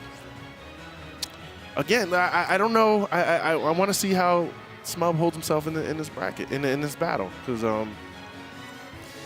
it's going to be tough. It's going to be really tough. Yeah, I mean, I think my gut reaction of like, oh man, that seems tough. That seems annoying. It seems annoying. I don't want any parts of that. I don't like playing against a Lincoln. I'm a Falcon fan, you know?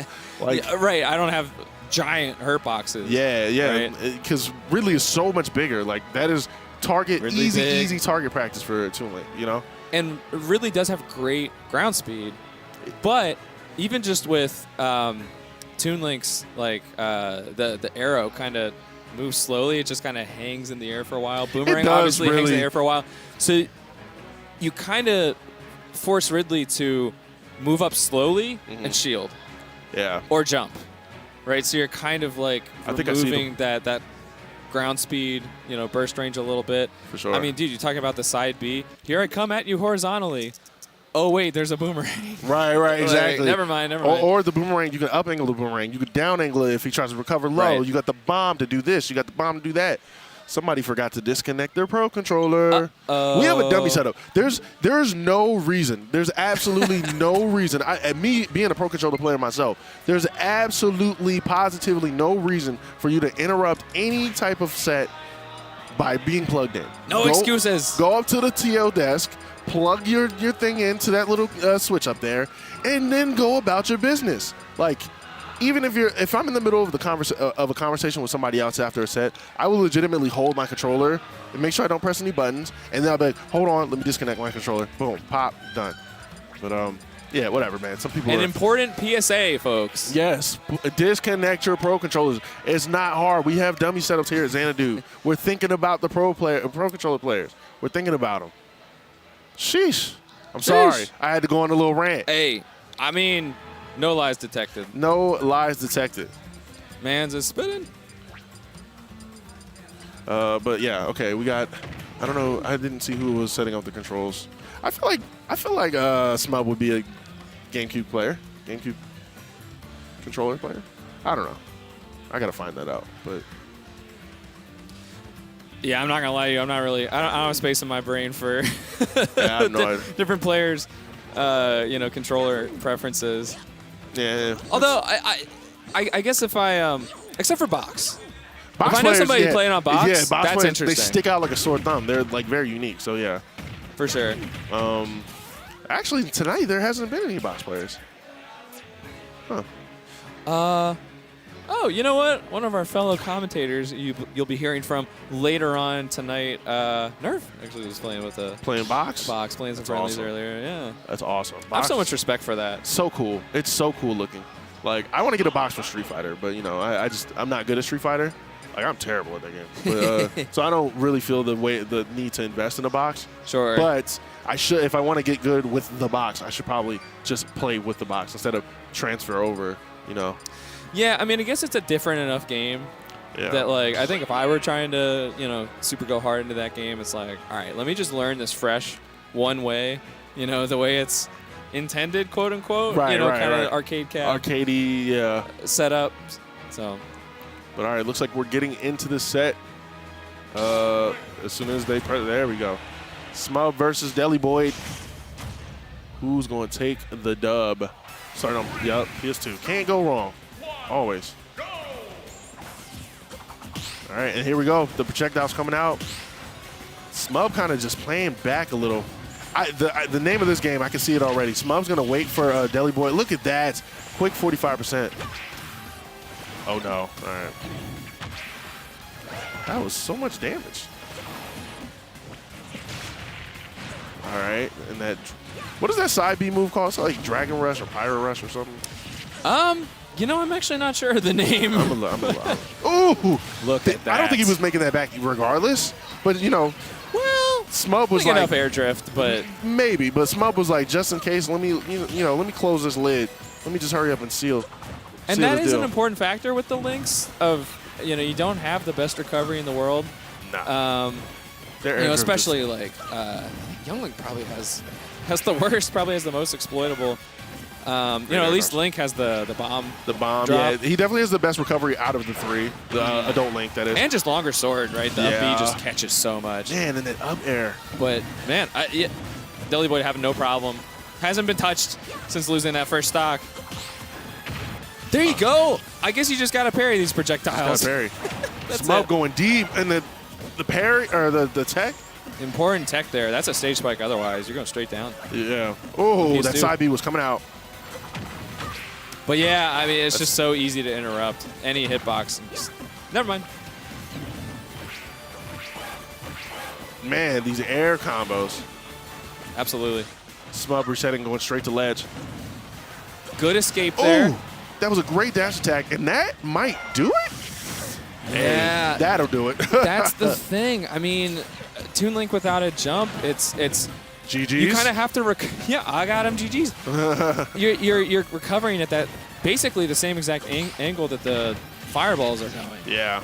and they push you away. So Your only bet if you get hit with the fireball, like your only like option, I assume, is just to mash up B and see if you can just get another one out quickly without losing like the vertical momentum. yeah, That's I your mean, best, and that puts you in a terrible spot because now you may recover high, or it sets up more problems than it solves. right. And I mean, you've always got the hey, maybe I can pull a bomb, wait as long as I can, up B. That is up B true. again. Yeah. Although I know Toon Link's bombs have a longer fuse, so it might not blow up in time for you. Oh, jeez. Great Smub air just dodge. putting him on notice.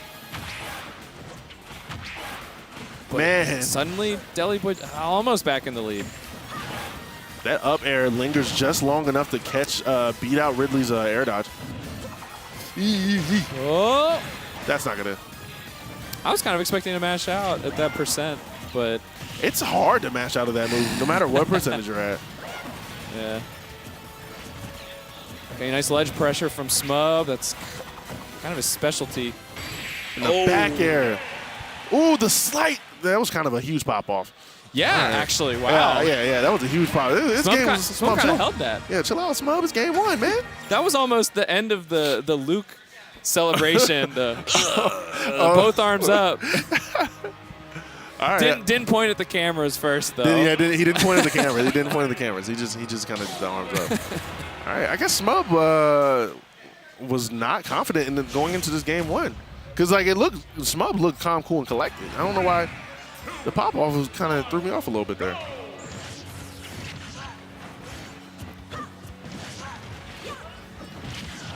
All right. You know, I didn't have time to bring this up, but I do think I guess I started to. The recovery from the Lynx being so exploitable, being at like the perfect angle for the plasma breath, I think is the actual name of it. Big factor in the matchup. I think it is. Yeah, I think it is called Plasma Breath. Oh wow, just dropping shield, sending the side B. The confidence of this man. Ooh, that hook shot kind of went a little. Was that a long shot? That yeah, right. I know it's not the claw shot. It's definitely not the claw shot. I missed the claw shot. What if like they bring 2 hook shots, like in Twilight Princess in the next Bro. match. Bro. I don't know how you would implement that. but Double that'd be- claw shot, but you can grab onto like anything. Yeah, that'd be Please. That'd be cool, man. But all right, That would definitely change Breath of the Wild and Tears of Kingdom, though. 100%. Got lots of other movement stuff. Don't need that. Oh man, that's a bad spot for Toon Yeah, Link. that's tough. And Wow! man, that is such a great option in this matchup. Like those that's F-tilt, right? That's like That's pretty frame tight. yeah, man. To That's catch that with the sweet spot. sniping, Right? dude. Very nice by Smub. Oof. I mean, even if that catch with the F tilt is like, Yeah. you know, you hit those 1 out of 10 times. Oh, I thought some shenanigans were going on there. Oh. Every time Smub tries to, Smub is so animated. But every time he tries to side B from ledge, Deli Boy has a little bomb just ready to stop that approach. For sure. Oh my God, what a recovery, and now you're back. Yeah. I love that. Deli Boy had to hold away Yeah, stage to there. avoid that, yeah. only because I was holding the bomb. So I love to see that kind of innovation on the limited recovery. And that combo, is that a true combo? That looks Sure unfair. looked like it. Man, reminded me of my character. Up tilt, up air, man. Yeah, it did. It definitely does. Yoshi type beat. All right. Deli I Boy like this playing. drop. Sheesh. Sheesh. Nice back hit. Oh, I was expecting maybe it's not guaranteed at 0, back air into back air. Yeah, probably not. Because it takes so much discipline to know when your combo is not a combo yet. I mean, Don't most of this game of Smash, that. there are some people that know like numbers. Oh, great Bomb bomb combo. combo. But a lot of the combos in this game, I feel, are feeling. Like you play your character so long, you just know when things like link into each other. Yeah, I mean, it can be hard to like analyze and be confident of like this will work right now just because rage and Right, some of right. these sliding scales that And kills at 112 kills. after the hit. All right. You're Then right. Smub is pretty animated about this one. I don't think he's that confident in taking this dub. Or maybe there's some, maybe do they live close to each other? Do they play each other a lot? Is there some No, Deli Boy is rivalry? actually from Delaware. Really? Okay. Oh, I Yeah, did not know that. kind of a. I don't know too many Delaware players. I don't know any of them. I don't want to call them a rare breed, but Yeah, I'm sure they out there. I mean, part of MDVA for sure. I think part of it though is that Delaware is like a lot of parts of Delaware. You're closer to Philly. Yeah. You're kind of in between a little bit. But yeah, I mean, this is a big tournament, right? This is stacked. Like This is a Smub huge tournament. Smub should be in top 8, For sure. right? Definitely. He's got a lot to prove. Definitely. All right, the combos going again, and hey, that And was a a bomb for great your option. troubles. Oh, the recovery a little slightly off. Okay, I definitely would expect a match out there. Yeah, that was a very low I percentage. don't know. I mean, it's harder than it looks, right? That's the stock? That's That's the stock. the Toon Link cartoonery, Yeah, bro. This character is just funny to look at. Just, Yeah. dude, And just Smub- listen to everything. Smub has been doing the side B off ledge quite a bit, and This owner got hands. he really does. I kind of want Smub to switch it up. Ooh, Jumping over the hook shot with the the up smash. I love that stuff. On any character, there's so many moves like that. Yoshi up smash. Yeah, exactly. Yeah. That's, Ooh, okay, not quite an up air. See, this is what I'm saying. Like, that was such similar percents, except Deli Boy had more rage. Wasn't able to, knew not to go up there and try to get the up air, but got the up smash. yeah, I don't like how Smub is opting for side B off ledge every single time. Like, I don't. It's like more times than not. I can't remember what other option he does, but I know side B from ledge most likely is coming. Maybe because Deli Boy is playing close to the ledge, he's thinking like he's close enough, I can get this off. But Deli Boy has the bomb ready, so it disrupts the side B. So I'm kind of expecting a different approach. And the jab, taking that stock. Yeah. Don't see that too much on this character. Yeah, you really don't. Jab. That's so important, though. That's such an asset for like any character, though, being able to kill with jab. Definitely. Oh, man.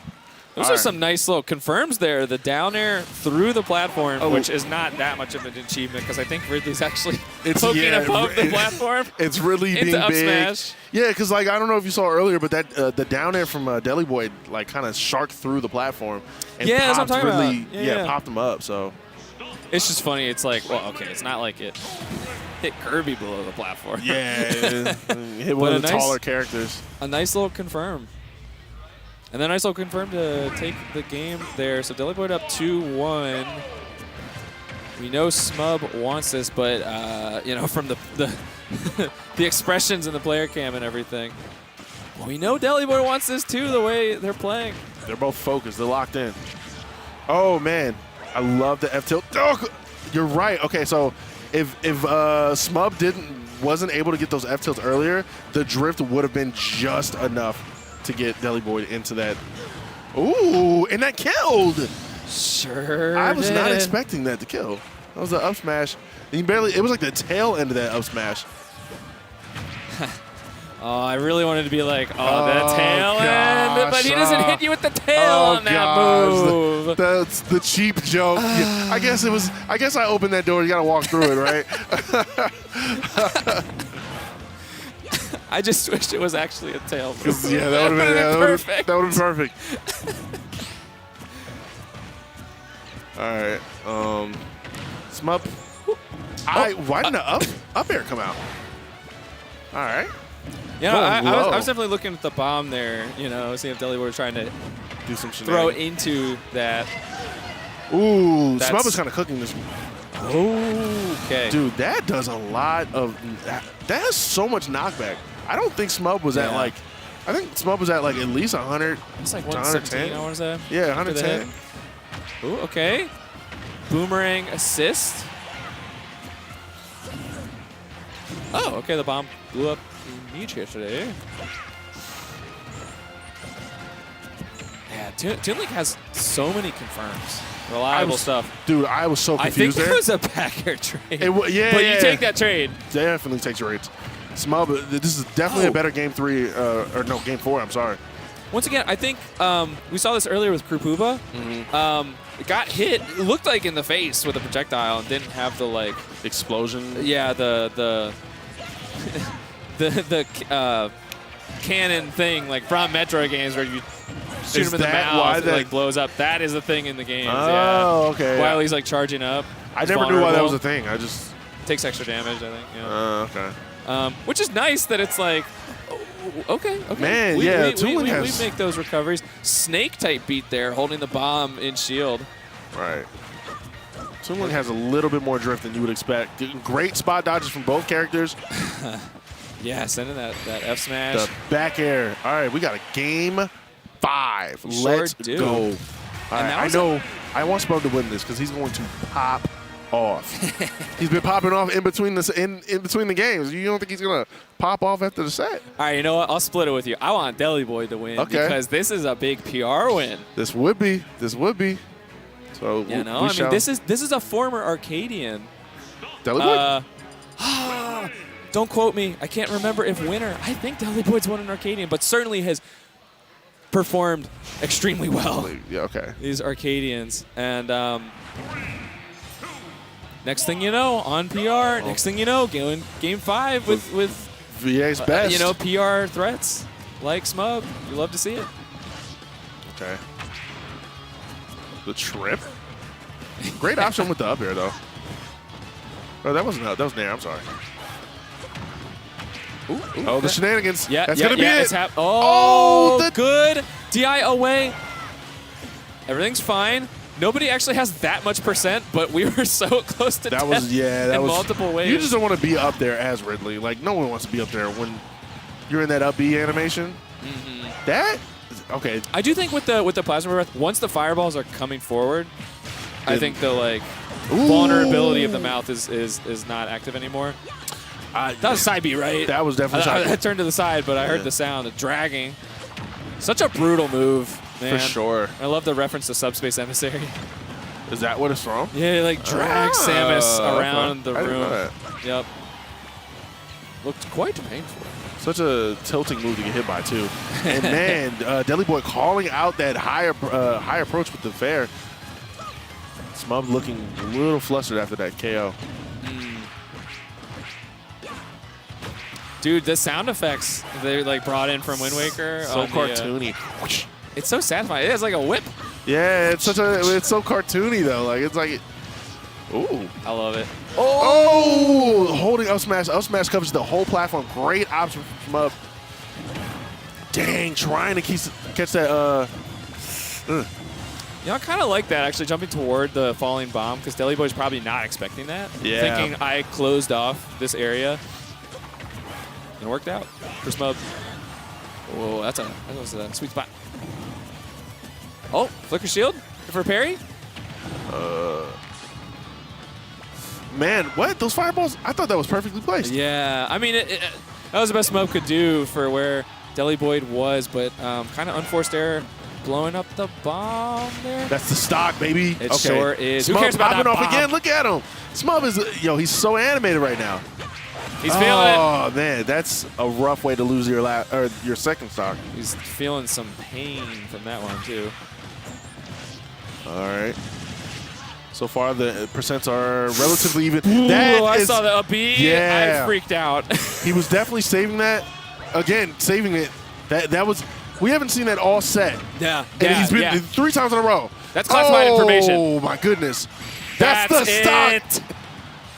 It's got to be. Wasn't able That's to pull a bomb. That's it. Wasn't able to pull a bomb. That Smub actually is popping it. off. Let's go. Shout out to Smub taking that dub. Deli Boy not enough. But, man.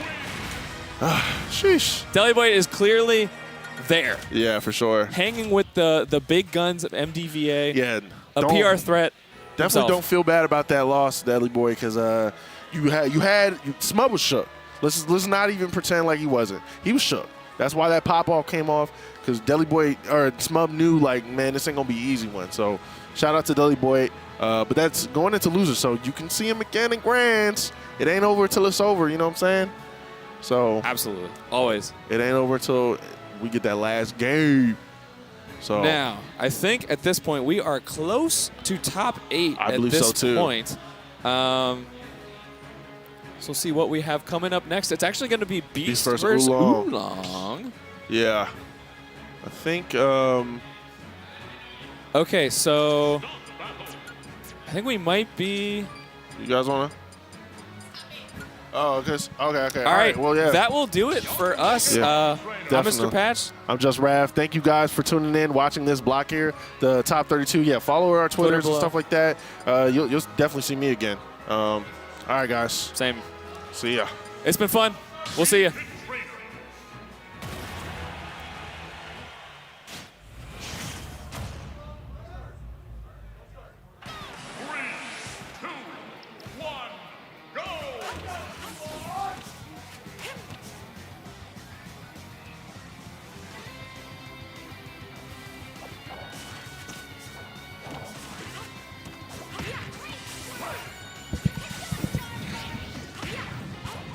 Honestly, Nerf, it's always a pleasure. I gotta keep it a stack. Easy stuff just casting with Lyric yet again.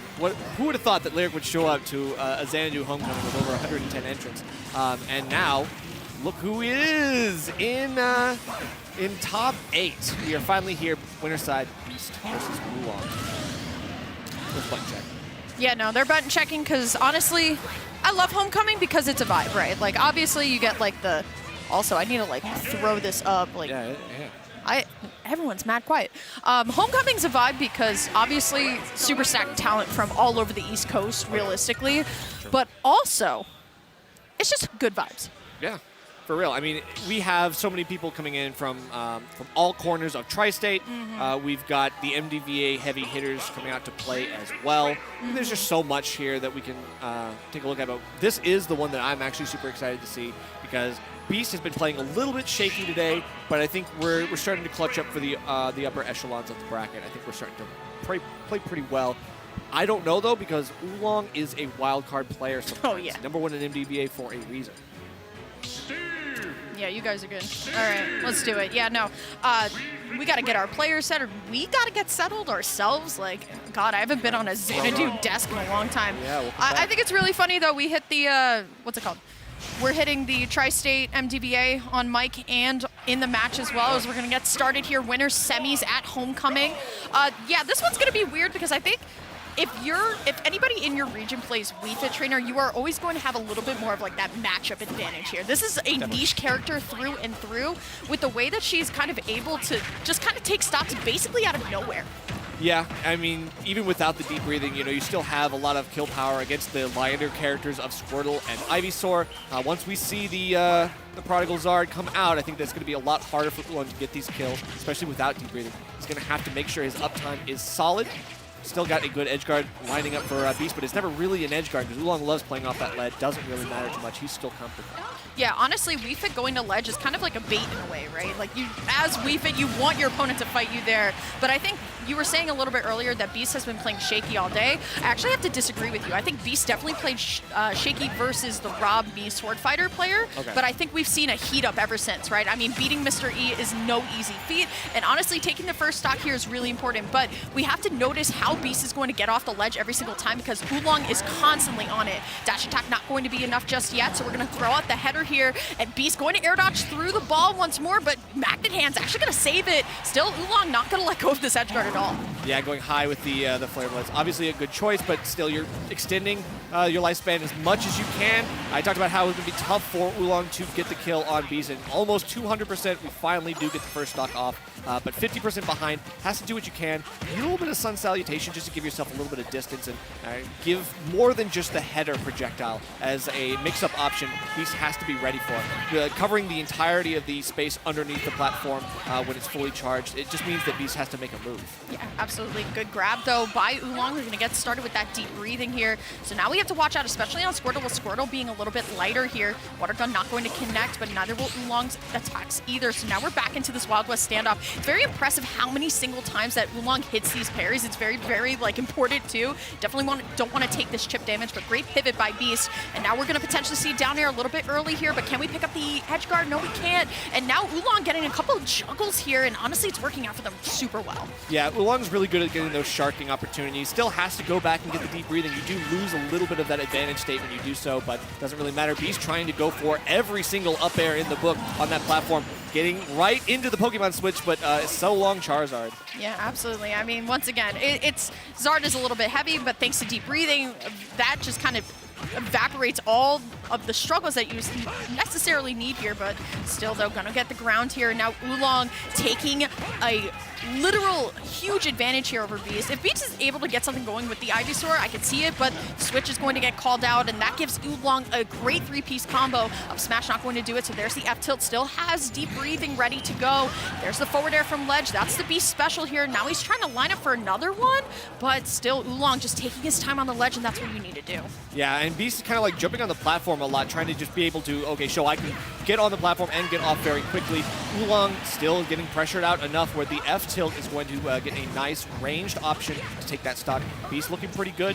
And I will say, like, I think Oolong still has a little bit more work to do, but he's still doing okay. He's just got to make sure that we don't see a long-lived Charizard. That's actually a 2 for 3, so the third one, we did have that like long life where it's like almost 200%, but the last two stocks were very quickly gone, and I think Oolong was able to find the kill options a lot more fervently than in the first part of the game. Yeah, absolutely. I think Oolong is playing extremely well, waiting for the switches, waiting for the correct time to get a lot of things started. So we'll see. Once again, it is a best of 5, as all of top 32 has been, which once again, we love long brackets at the end of the day. So let's see what this next game is going to bring to us. I'm sure we are in it for the long haul, but there is the very signature Beast hood up. That means we're just going to focus. But once again, I love the way that Oolong is playing so aggressively here. Definitely. I mean, Oolong can be a mixed bag. You know, sometimes he will camp off the side as long as he likes, but I mean, Beast, I think, kind of lends himself to being a little bit more of a swing fest, no matter who he's up against. So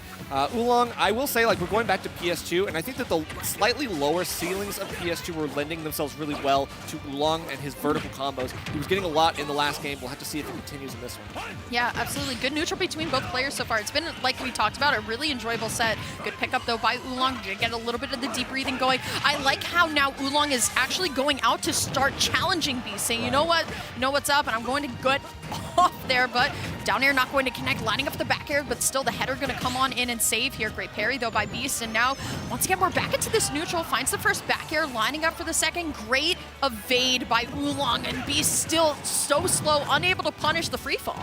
Yeah, I mean, it feels like Oolong is a phantom off stage, just does not get hit no matter what.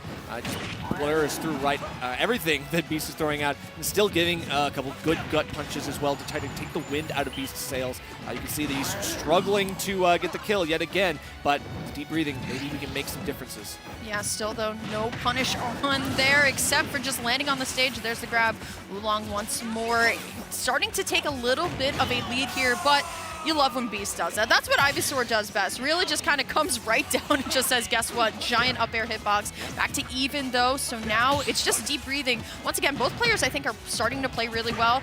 I've seen Beast like try and back air through header a couple times with Zard, and we gotta stop that, right? We gotta stop taking unnecessary damage. I mean, I can understand the risk rewards, like, yeah, maybe you can extend through it, and if it's at range, maybe knock it back at Oolong, but I just think that the reward is often not there. It's not working out in many situations, and you're right. I mean, Beast is kind of tunnel visioning a little bit on it. So right now we are looking for a little bit more of a pickup. Oolong's getting the right air dodges, but he's still getting right back in the mix too. Yeah, absolutely. I think Beast is good at finding a couple of good hits. Love the Vine Whip there. It's not going to be enough, but we got to get some finishers going. I feel like I've seen a couple of missed opportunities here. Beast going for the Flare Blitz. Not going to be enough though.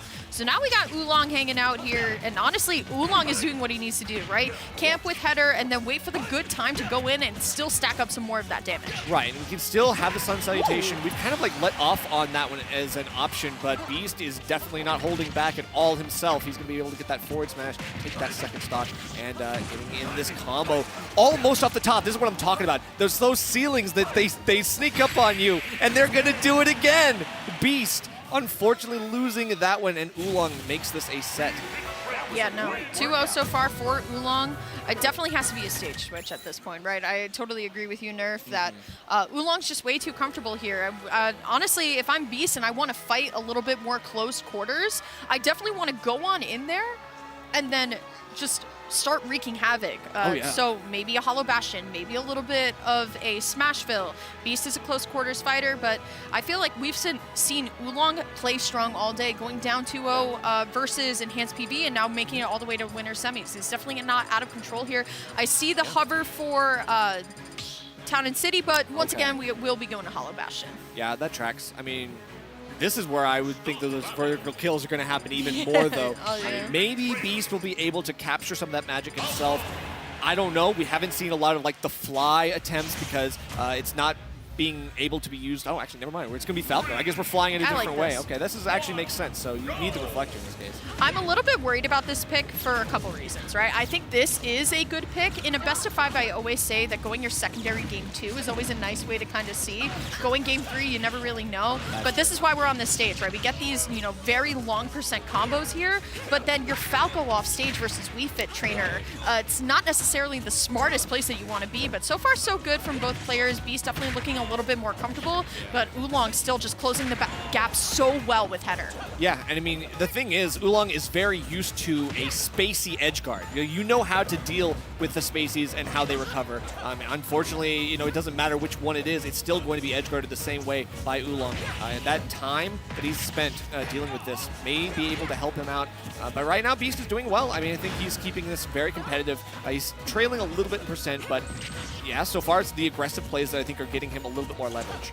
I'm not seeing a lot of adaptation from Beast. I'm seeing a lot of like, oh, I hope this works, but I'm not seeing the avid waits. I'm not seeing him try and kind of like dissect when Oolong is throwing out some of these projectiles either. So now, once again, we're seeing just this little neutral. There, it's right there, there. It's like you're saying, it's like, I hope this works. And it doesn't because it's on shield. It's super unsafe, and Oolong has the right out shield options. He's practicing this. We don't have like a lot of Falcos in this region anymore, but I mean, it doesn't really matter. Oolong's going to send them right up to the sky. I have no idea understand why he went straight up like that, off the back foot. Weird hitboxes on these moves, and of course, like the angles are crazy. Like you get hit with a back hit of like forward air, and you're like, what the heck? Oh God, Beast taking so much damage here from Oolong, and Oolong pulling away. I mean, we started the stock 0-0 nerf, and now Beast kind of getting caught up in the blender here, but with Falco, it's very easy to kind of give that back here. Beast able to stabilize a little bit, but once again, you just don't want to battle Wii Fit off stage, and once again, Header coming in as MVP. Yeah, I can just tell Beast is playing in panic mode. Like it was the double grab on platform. It tells the whole story. Right now he's kind of like reeling in his chair after that hit off the top. Again, it's these like vertical kills. Oolong has aerial supremacy, and this shouldn't happen against Falco. Yeah, absolutely. It's just looking a little bit tough, right? And I think Beast, all he needs to do, go back, throw a couple lasers, figure out the header timing. But here we go, double up tilt here. And honestly, Oolong is actually playing better around the center platform than Beast is. Beast is finding a lot of, you know, the drag downs and the up tilts and the extreme combos, but we're not, I mean, Oolong's getting so much more mileage off of it. Definitely, and he's recognizing the Falco habits. I think Beast is wearing his heart on his sleeve in his play right now. Getting a quick back throw, and now just a quick sunset, a quick deep breathe, and now we got this big buff. What are we gonna do with it? Yeah, I mean, there's a lot we can do, right? Beast, a great parry by Oolong, but honestly, Oolong really doesn't need to do much. The back air off the top, even with great DI, that is going to be Oolong pulling away, cementing himself into winners finals here at Xanadu Homecoming. Yeah, for sure. I had to think about that for a second. It's okay, yeah, that was one side of winners semis, obviously panning out really, really well for Oolong. I mean, I just didn't. I will have to say, like, Beast, he fought really hard. He still has a second chance in Absolutely. losers. But, I mean, I think even the switch to Falco, I think you kind of alluded to it a little bit at the beginning of that game. It's tough when you swap in game 3. Yeah. You're already down 2-0. You know something's got to change. You're more desperate. I think those desperation options for Falco were really not helping him. Yeah. I think he needed to play a little bit more defensively, and it's tough because Oolong is such a defensive player, and he knows what's coming. Yeah. So it's really difficult to kind of out-camp the camper. It's hard. Out-camp the but camper. Falco That's is tall order. the anti-camper character for some. Yeah. It's like it can really work in these situations. We just didn't get to see it because it didn't flourish enough. We didn't have the conditioning that we needed to set in. There were a lot of factors, but right now, I mean, I think it was the PT getting demolished a little bit that I think was a little bit more telling. Sometimes I like to call it playing on instinct rather than playing on reaction, and I think Beast's instinct during that set was more so panic than it was just like chill, right? So regardless, Beast very much still in it, guaranteed 5th here, and once again, just not out of it, but we do have another side of Tri-State versus FDVA 7-up to bat here. What was that? That was the... oh, jeez. I start. Anyways, yeah, PK Chris Smub. Yeah. So this is the one that I'm actually really excited for as well. Well, of course, Mr. Virginia himself. But I got to talk about Chris, man. I mean, Chris is a really great player. I think Chris has been playing Ness for as long as I've known him. I feel like sometimes he flies under the radar. I feel like a lot of times when you think top Tri-State players, you're not really thinking about PK Chris, right? I mean, it's because Tri-State's so stacked. But he has definitely been a solid player for a long time. And honestly, unfortunately, I cannot speak to Long Island's character pool, but I gotta say, there's probably a lot more Nesses around here than Ridley's in Long Island. Someone's got to speak to them about it. Yeah, right. Honestly, get it fixed. Whatever it is, you got a disease, multiple diseases. All right, but we still got Smub with the quick drag down in the forward air. You don't often get to see that, but against a character that loves being in the air like this, maybe you will see a lot more than just that kind of shenanigans. Smub trying to get every inch that he can take here on ledge, but PK Chris is relentless. I will say Smub trying to get this edge guard, but even like the hands exchanging of control on this ledge has been very frequent. Yeah, absolutely. Chris going to be able to recover here as now Smub just trying to figure out a path. We definitely have to be looking at these edge guards from both players practically the entire time, right? Definitely want to read exactly how Ness is going to come up from the ledge. The down smash, unfortunately, not going to hang off the ledge too far where it hits Ridley, but this back throw, not going to be enough just yet. Even with Rage here, gets the PK Thunder, goes for it again. Good shield right into the dash attack. Smub, stop one. I mean, Smub recognizing when PK Chris is stuck in that animation for long enough that he can steal something very quickly. And that's the awareness that you need. That's the kind of shot calling that you need to be able to hang with some of the best. And right now, Smub is getting a lot of big call-outs. He's already looking for the angle down up B. I expect nothing less from my GOAT. It's an absolute style fest if you're Smub, right? This is one of the players, right, that you have to come to MDVA to technically, like, quote, experience, right? Smub with no Twitter doesn't really, like, kind of make a presence known for himself there. But if you come to MDVA, you get this Smub experience, if you will. But now PK Chris taking advantage of Smub, losing the stock very early here, going to just send Ridley all the way down, and that is Chris making a statement, popping off game one for Tri-State. All right. He knew that this was going to be a demon for him to conquer, and so far he has done a great job. That was a super, super intense situation off stage, and PK Chris, with the knowledge to get that in the magnifying glass, that just shows he's on another level. Yeah, absolutely. Great stuff from Chris. Once again, keeping very composed. But if you want to talk about people that are composed, I don't think I've ever seen a different expression on Smub's face. Like, quite literally ever. Like, he's very calm, he's very animated. That's the thing. In player camps, he's animated. You'll see it. Like, when he starts feeling himself, like, he gets locked in. Like, the Mario Kart DI is once. But still, I like the pick of Small Battlefield too, because Ness sometimes like to kind of jump away and then throw the PK fire, but now Smub, we're saying close quarters here. Going to be able to get back to the ledge is now Smub just going to get caught up a little bit into the blender here. We're seeing a little bit more of a scramble, but honestly still really close to stock one. I mean, this is going to be the flow chart for Smub. He's going to try to get him on the platform. He's going to try to up smash him, and that's why we call it Smub Battlefield, because at this point, this is his space. This is his zone. He loves this stage, and he knows he can get a full coverage of the platform on either side with the up smash. He's going to be looking for it as many times as possible, because it completely removes the escape options that PK Chris would normally be able to have if he's sent into a tech situation on that platform. Side special, the Space Pirate Rush, not going to be enough here, so now Smub has to decide how he wants to get this stock. Great tech though by Chris, and going to be able to get the reversal into forward air, but the PK Thunder is also going to take the KO as well. Going to see a double KO here, but now here comes Smub, just going to get one hit before Chris going to reset neutral and doing what Ness does best, and that's going to be a ton of juggles. And Smub is usually pretty decent at getting out of these advantage states. Like, he knows that when he's in disadvantage, he has to escape as soon as possible. He's a kind of lighter character with the big body that he has, so he's got to be careful. But when he gets his advantage states, he is absolutely golden. He can roll with the punches, and yep, he's going to roll with the kicks too. What can you say? I love how Smub calls players out for landing into him tons of times. That whole sequence was just Smub dropping through platform with up air multiple times, and the moment that Chris tried to come down with an option, he said, bet, I'm an up air again. Exactly. Honestly, great by Smub. Definitely not out of it for PK Chris, but look at this! Chris just chasing the great text, but honestly, the second one was just untackable. Yeah, exactly. Like, that was, you played the game so well, and if you had the opportunity, you could have survived, but the game didn't give you that. So you just got to run it back to the next stock, and that's okay, because Smub still has a little bit of a lead, still starting to trail as soon as he gets hit with the PK fire. Got to get this edge guard going and punish Ness. It's a little bit of a delayed recovery, but it's really punishable once you get it, once you actually figure out the patterns. Absolutely good F-tilt there by Smub, but all he really needs to do is guess right here on the edge guard. Okay, still, I like how both of them are giving each other space, and Chris feels kind of locked into this corner, but I actually think Smub misplayed there. I think he should have pressed him a little bit forward, because now this gives Chris a chance to come back in neutral here. Finds the down air into the back air. There's the PK Thunder trail, but love the fact that Smub's jumping away. Up air does not connect, and now Chris finds the nair. Side special does not connect, but there's the up smash, and Smub going to go for the F-tilt, not going to be enough. It's so close here. Oh, and there it is. Stock, but there it is, the drop-off aerial. And Smub gonna throw That's what I'm talking about. Let's go. That's what I'm talking about. That's my boy, Smub. What do you want? I love it. All right. I love the energy, That's the kind of energy I love, because let's be real. That's a great way to fire right back and say, okay, get a kill screen. It doesn't count. I win the game anyway.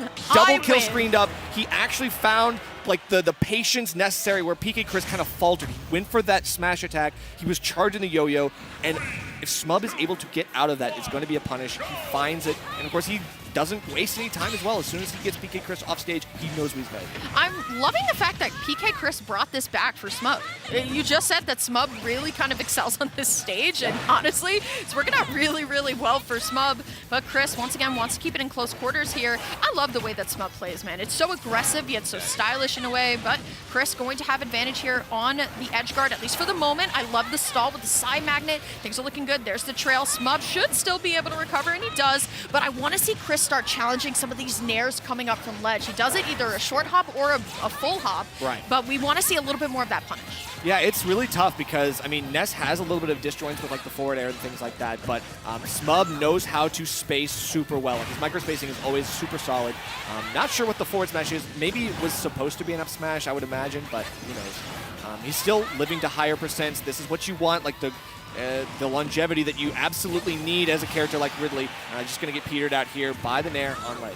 Yeah, definitely not over though for Smub. Love the air dodge out by Chris. And once again, your Ness, you can take your time off the ledge, finds the forward air into the Nair, into another forward air, and one more too before Smub able to kind of jump away. Fires back with a back air of his own, going for the F tilt, not going to be able to find it, but still Smub now has edge guard advantage, at least for the moment here, going for the poke, not going to be able to find it here. Chris now going to be able to find the PK fire, and Smub needs to get this stock soon because this is going to be back throw soon with Ness percent. Good tech though, but the up or the recovery actually is going to take that stock. Yeah, PK Chris went for a pretty risky spike there. You can't really challenge Ridley up B like that. You can with a big enough disjoint, and I think down air theoretically could do it, but I think it's just really tough, and you have to get your timing and your spacing perfect. Otherwise, it's just not worth the risk, and especially when you are you're still having a little bit of a lead, but Smub can turn this around. Rage on Ridley is really, really good, and I think PK Chris is doing the right thing by treating Ridley like a sortie, but I think we just need to see a little bit more, and that's going to be it. Yeah, gets the chip of the forwarder into the back throw, and Chris with an amazing lead right now, but it's up to him to keep it. Finds the PK fire. I'm loving the way that Smub is getting out of a lot of these advantages too. It's very easy for Ridley to get kind of juggled around. No fun zone here, but Chris going to be able to find the back air. He has the right idea with the down air, but sometimes, you know, the move comes out faster than what you're expecting here. Smub, though, still once again getting punished for every move that he wants to get coming up from the ledge here. Chris, though, unable to find the down air, so Smub now going to be able to get a little bit of a second chance. But once again, there's the same thing from game number 1, I believe, where Chris is trying to challenge Smub on the way down, and Smub is getting a punish for it. Oh, yeah, it's game 2, yeah. So it's game 2. Yeah, so at this point, we still have, like, Smub making a lot of differences in these games, but the one that matters is going to be PK Chris taking it in a JV2. So that one's going to be a 2-1 lead for PK Chris. Smub just wants to run it right back. Yeah.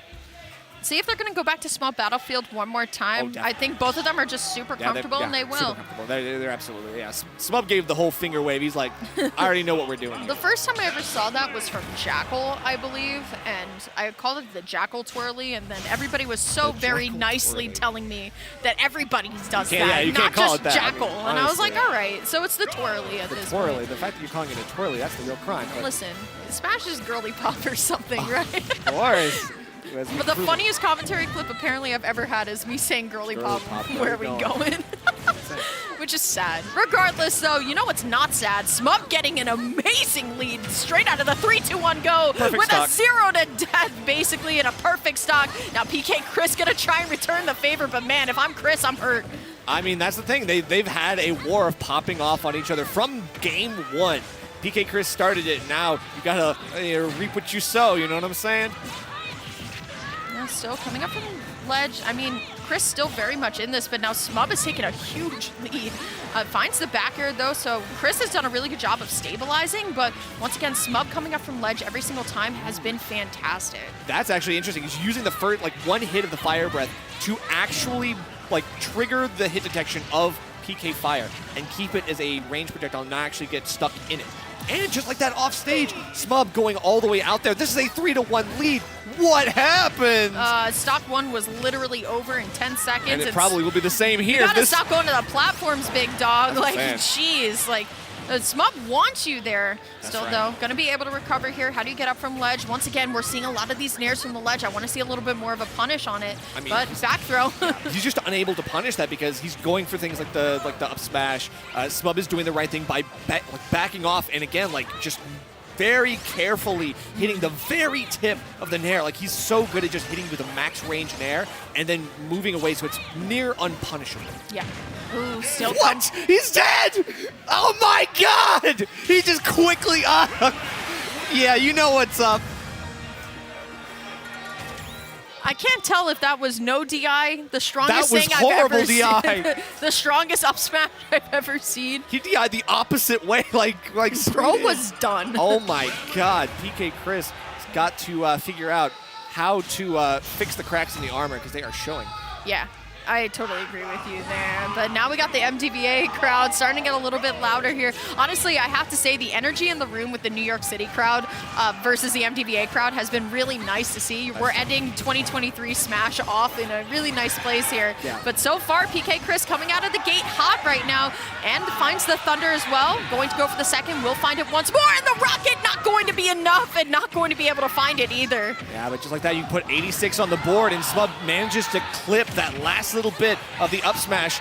Okay, that's going to be a quick stock as well. PK Chris not wasting any time, getting the back air on the platform. Nice coverage, but can we get the edge guard? Ridley still unable to get this 2-frame. It's so hard to get that on PK Rocket. I have to just kind of like question Chris's like decision making at times because he should know by now that landing onto this platform at any point is what Smub wants, right? Oh, yeah. Ridley reaching above it with up tilt, up air, up smash as a whole. Still though, great get up attack from Smub here. So honestly, Chris has stabilized extremely well. We just got to get this first stock off. But once again, Chris holding so strong here. The up special from Ridley is going to beat out the PK Thunder. But now, what do you do in this scenario, Nerf? Well, it's really tough because, I mean, obviously, as you can tell, Smub has been, like, he's lost the ability to use Space Pirate Rush. Like, he's basically has not used it in minutes, in games. He's just unable to do it because PK Chris is doing the right thing by staying aerial, but not just that, by covering his air presence with moves, right, with like hitboxes. We're finally going to get one here on the ledge, and that's the one that counts.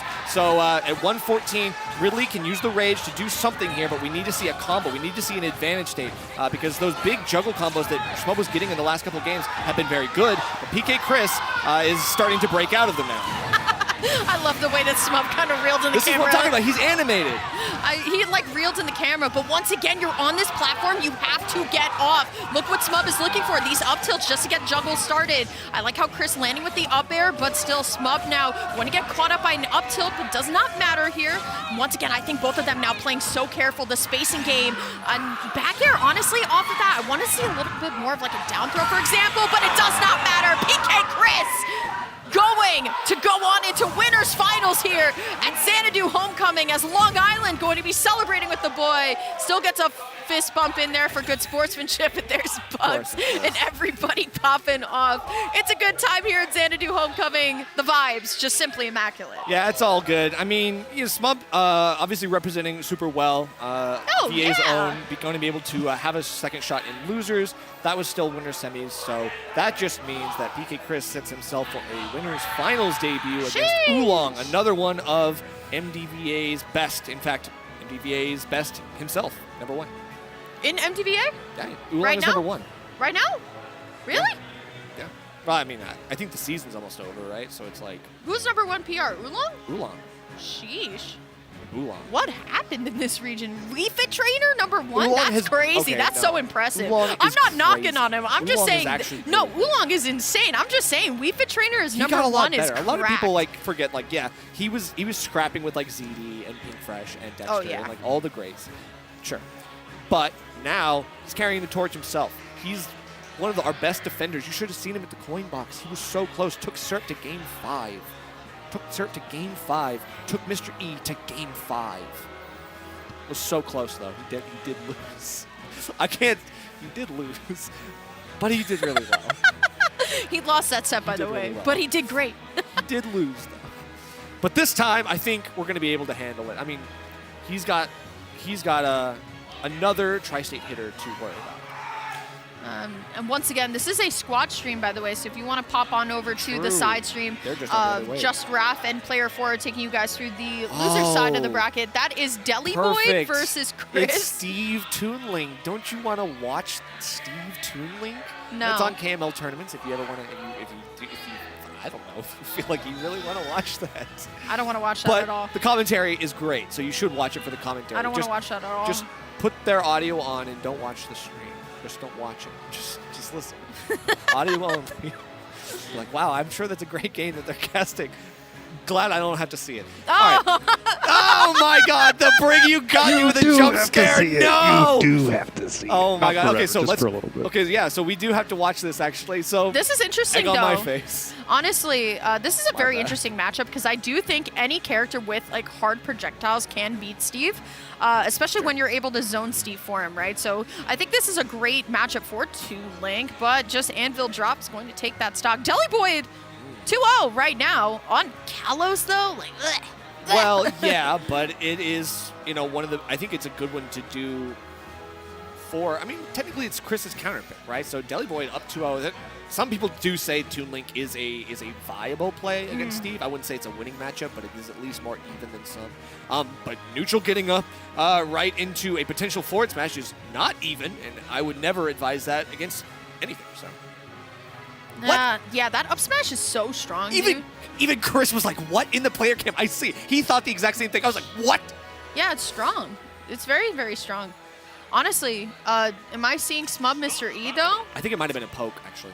Ooh, okay. Well, hold on. Tri-State versus MDVA is going to be the block that we got here. That's Nerf. good. That's so what we I have want. Smub Mr. E. Smub coming off a hot win.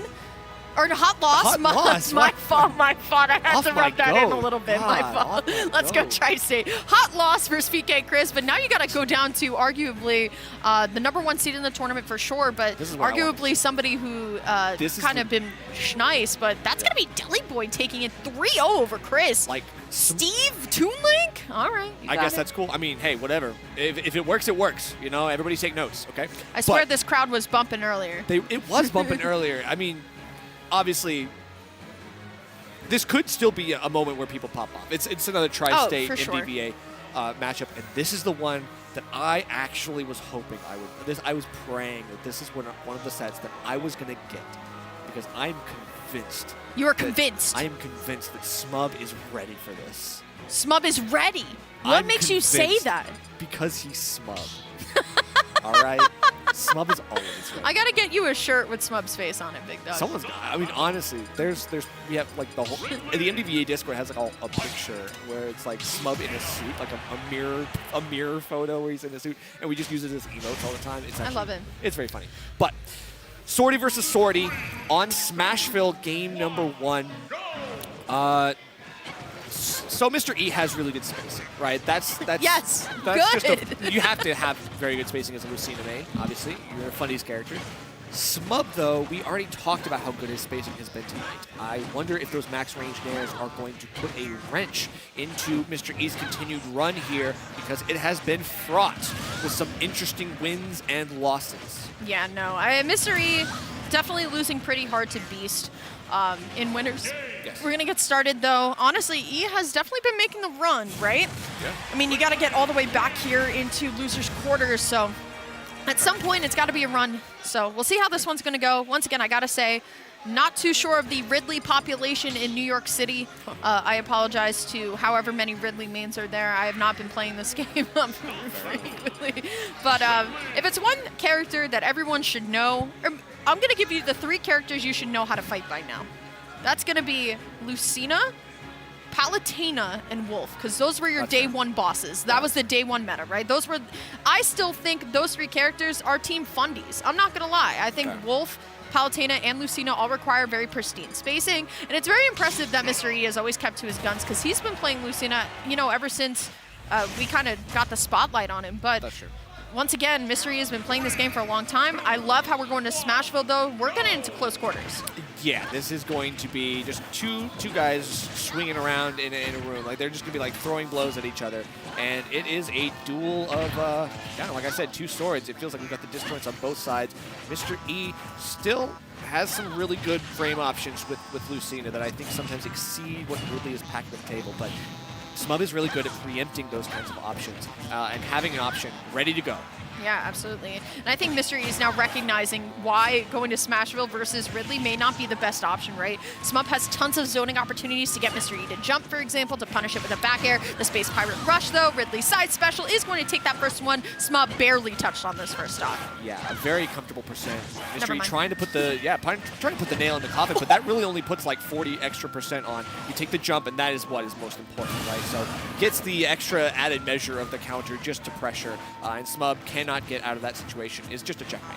Yeah, absolutely. Still, though, Mr. E landing beautifully and after getting that stock, a little bit more of a kind of spark of confidence within the player here. Good spot dodge, but Smub is going to be able to turn this around. Once again, we were talking about this the last time we were watching Smub. The one fireball, just the one tasteful fireball that zones enough, puts you in enough hit stun where Smub is able to get a little bit of a follow-up for it. Mr. E, though, going for the Dolphin Slash, unable to find anything, but now we're back to the little neutral here that we've been seeing this entire time. There was a couple moments where I think like Smub was getting some like falling nairs, but he's not spacing it well, and Mr. E is able to get the easy out of shield options. Like Smub just needs to elevate the spacing just a little bit more. He's starting to get better about it, but it's these edge guards that are really going to win him this set if he's able to capitalize as much as he is starting to. I think it's just like the neutral on Smashville is pretty well going for Mr. E, but Smub's advantage states continue to be legendary. Yeah, I love the way that Smub just finds the pristine spacing on the angle down F tilt. It's going to be stock there. Mr. E, though, going to try and find a way to even it up in terms of stock, but I love the follow-up from Smub here. Going for the edge guard, not going to be able to find anything, but once again, this F tilt has been so hard for Mr. E to punish here. Going to be able to get the top hit of the Dolphin Slash here is now Smub, though, still trying to carry on all the rage here. Down air not going to be punished, but the run-up grab, up throw is going to be coming into play. You can tell Smub just trying to line up for an up smash. Yeah, of course, he's going for it again. And he's just looking for the same options because he knows that they're going to work. Gets Mr. E to pull the trigger a little bit haphazardly, go for the high Dolphin Slash to give himself protection, but it actually does the opposite. Sets Smub up for a prime positioning for the dash attack. Yeah, really good stuff from Smub.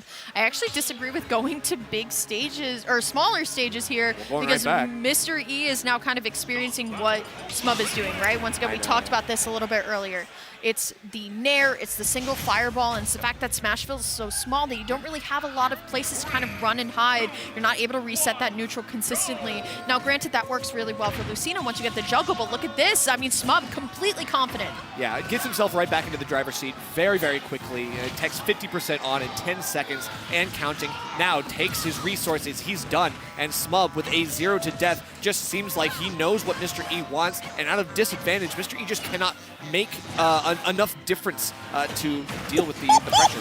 Back to back, though, bodying each other. Perfect stocks and 0 to death. Mr. E not going down without a fight. But now, once again, I feel like Smub has been the primary aggressor this entire set so far, and Mr. E has been the reactor. He has to find a way to carry out this aggression, but there we go. Landing aerial into the dash attack is once again going to put Mr. E in the corner still, but dash attack is going to get punished here. Now Mr. E going to have advantage here on the ledge, at least for the moment. The air dodge is going to get caught, finds the grab here. Now Mr. E needs something explosive because Smub, once again, just turning the tide so quick. And it's tough because Lucina often not an explosive character. You could find a couple good 3-hit combos that could lead into a back air or something like that. And Mr. E on a bigger character can make that happen, but it's the jump trying to get back to stage control that I think is letting Smub find his options very nicely. Smub does an amazing job of calling out people who jump around him. We saw that versus PK Chris, and we're seeing that now with Mr. E. You cannot land into this guy. He is ready for it. Coming up with the aerial from the ledge here. Mr. E going to be able to find the aerial himself. Brings us down to last stock, game number 2. And once again, this player has been playing for so long. He understands adaptation, and he's looking a lot better in this game than he was in game number 1 here. But now Smub, once again, Ridley's so big, covers so many options. It's unsafe, even with Ridley standing in the middle of the stage, for Mr. E to just standardly get up at the ledge. Exactly, and look at how much like an imposing presence like Smub is able to set up here on ledge, covering the space just below the platform and being able to jump and easily cover the entirety of it with a nair as well. I mean, there's so much that Smub can do here. Mr. E is just running out of options and patience here on the ledge. Another jump, the same way we lost the second stock, we lose the third, and Smub goes up 2-0 on Mr. E. Yeah, I mean, we can only call out what we're seeing, right? We're seeing the adaptation from E. I'm liking it for sure, but it's just pure fundamentals, right? You're jumping above somebody. Ridley's up smash is gigantic. Gigantic. So we'll see how this one's going to go. Mr. E needing to dig a little deep for this one. Yeah. Gotta stop jumping like right on top of him. It's just gonna get called out. Oh boy, so FD, this is actually interesting. I don't often see Smub opt to go to FD. Well, but Mr. today, E went to it. Right, but earlier today, Smub did do it. And I'm wondering now, is it just, it's starting to become a little bit more comfortable. In certain matchups, I think maybe he can see it happening. The juggles that he already is able to get are amplified by the polarization of this stage. And I think that Mr. E, it might be a double-edged sword if he's looking for that kind of escape option. Still though, stuck once more, and Smub now just once again taking his time. Single fireball is going to connect once more here.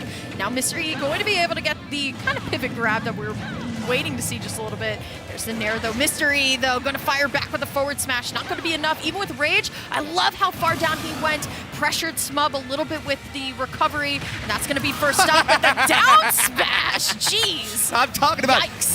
this is something that you can do on FD too, because there's no escape, there's no way out, there's no escape route that you can go to. And Smub loves getting his one free shot. He does often go for down smash because it's a huge wide encompassing move. It can anti-air as well. It's pretty crazy. Yeah, absolutely. And now Mr. E looking a lot more confident in this game number 3 here. Going to punish Smub with the up tilt and still carrying out very well. Love the jump and the air dodge away as well. We're playing a little bit more defensively, but oh no, Smub finds the angle down F tilt. Not going to be able to complete it though. Mr. E, another lease on life, has to maintain. Great mash out though, and still not going to be able to find the stock, but we're definitely looking a lot cleaner. Yeah, at that percentage differential, I think Smub's going to be ready for that mash out. And again, is the jump out. Smub leaning back in his chair, recognizing this is his time to 3-0 Mr. E, pushed to last stock. And all this rage, it seems like Smub is going to be able to just reset on the ledge as many times as he can, but Mr. E will find the precision with the Nair. I cannot believe I just experienced the Ridley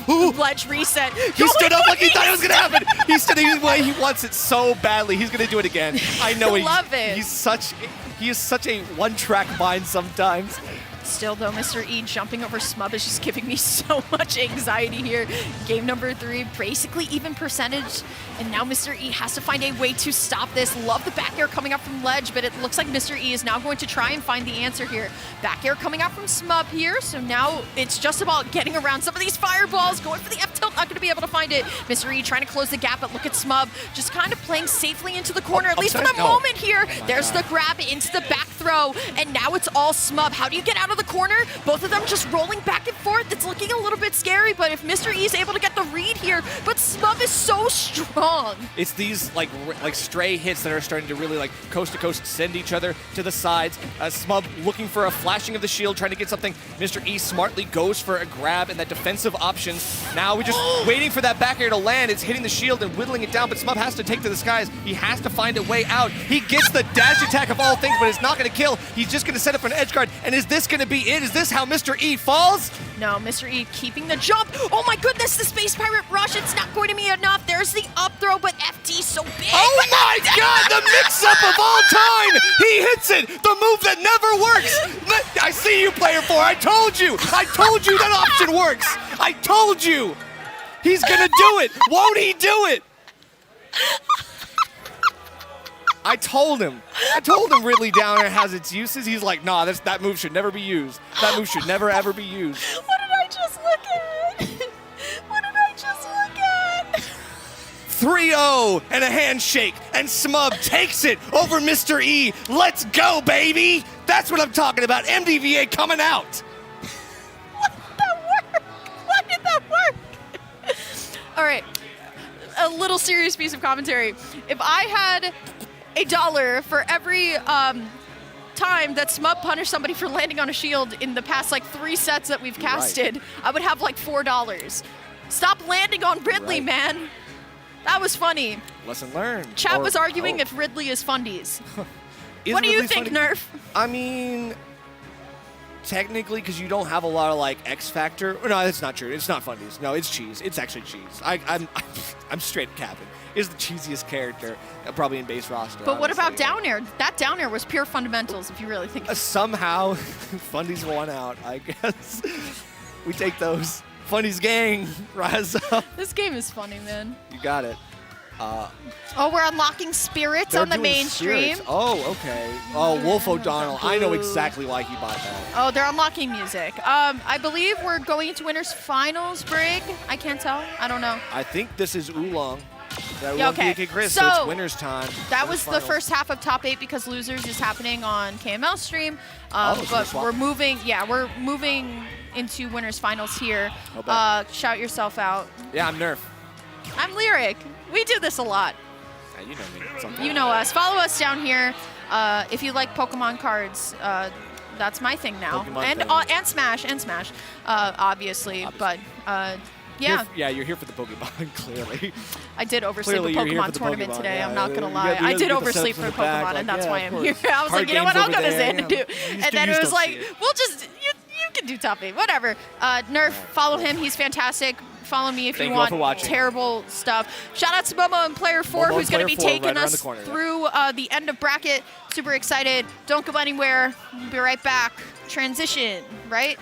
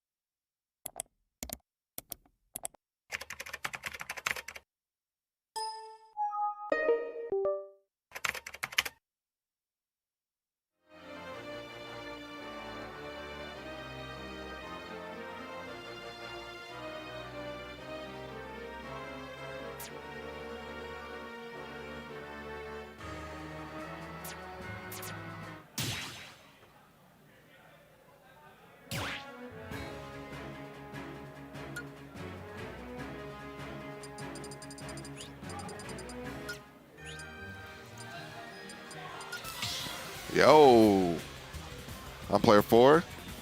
We got Momo here. And we're in winners finals of Xanadu Homecoming. Yes, sir. Yeah, yes, sir. Winners finals of Xanadu Homecoming featuring Scabs on Twitter, tagging top players. It's Yo. been an absolutely phenomenal event so far. Yeah, no, it's been a great event. He wasn't even here for most of the event. He was like, no, I'm flying in. I'm like having fun. Scab's partying here. I love that guy, man. Yeah. He's here doing his thing. And we have these players coming out doing their thing. PK Chris, who has been on a run and a half today. Yeah, beating Smubs, beating who else? And Smubs was the most recent set.